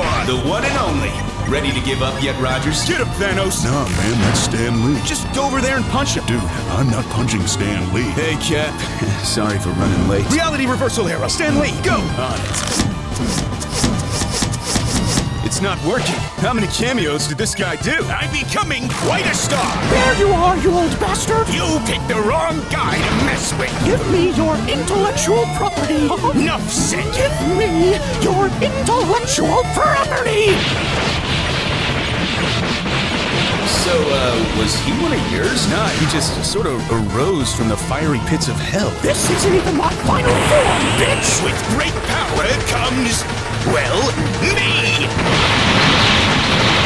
Aren't you tired of all those mutants crossing the border? I'm literally Canadian. Yeah, but you came here legally. Don't we deserve some control? Well, yeah, I guess that makes sense. That's why we need to deport all those kids. I'll trade you my Power Stone for your Mind Stone. I can't even use an Infinity Stone. Nah, trust me, it's a good trade. You'll just use the Mind Stone to brainwash me into giving you back the Power Stone. I swear on my daughter I won't do that. The one you tortured or the one you threw off a cliff? You're breaking my balls here, Deadpool. You're in my house now, bitch! Ooh, I'm gonna feel fat in the morning. Our names are too similar. Well, maybe you should change it. Why should I have to change it? Because you're not even from this universe. I was created 20 years before you. You change it. Where was your captain when I was a child? Wow, that must have been forever ago. He's probably frozen doing push-ups or doing push-ups while frozen. But hey, you ended up with a fabulous helmet. Are you making light of my childhood trauma? Trauma is like super serious. Like when you pour cereal in a bowl and you go to the fridge to get milk, but there's no milk, and it's like, oh my god, what I Cereal is probably your favorite color. You have made a powerful enemy today, Wasp. Very powerful. You think this is over? I'm immortal, bitch. I'm never gone for long. Immortal's cute, kid. But legends, we're remembered forever. Excelsior! Yeah, this whole Civil War thing was kind of stupid. Tell me about it. Want to wait a few years, then pretend it never happened? Works for me. Click on this video to see my Avengers get defeated. Oh boy. It's finally finished, team.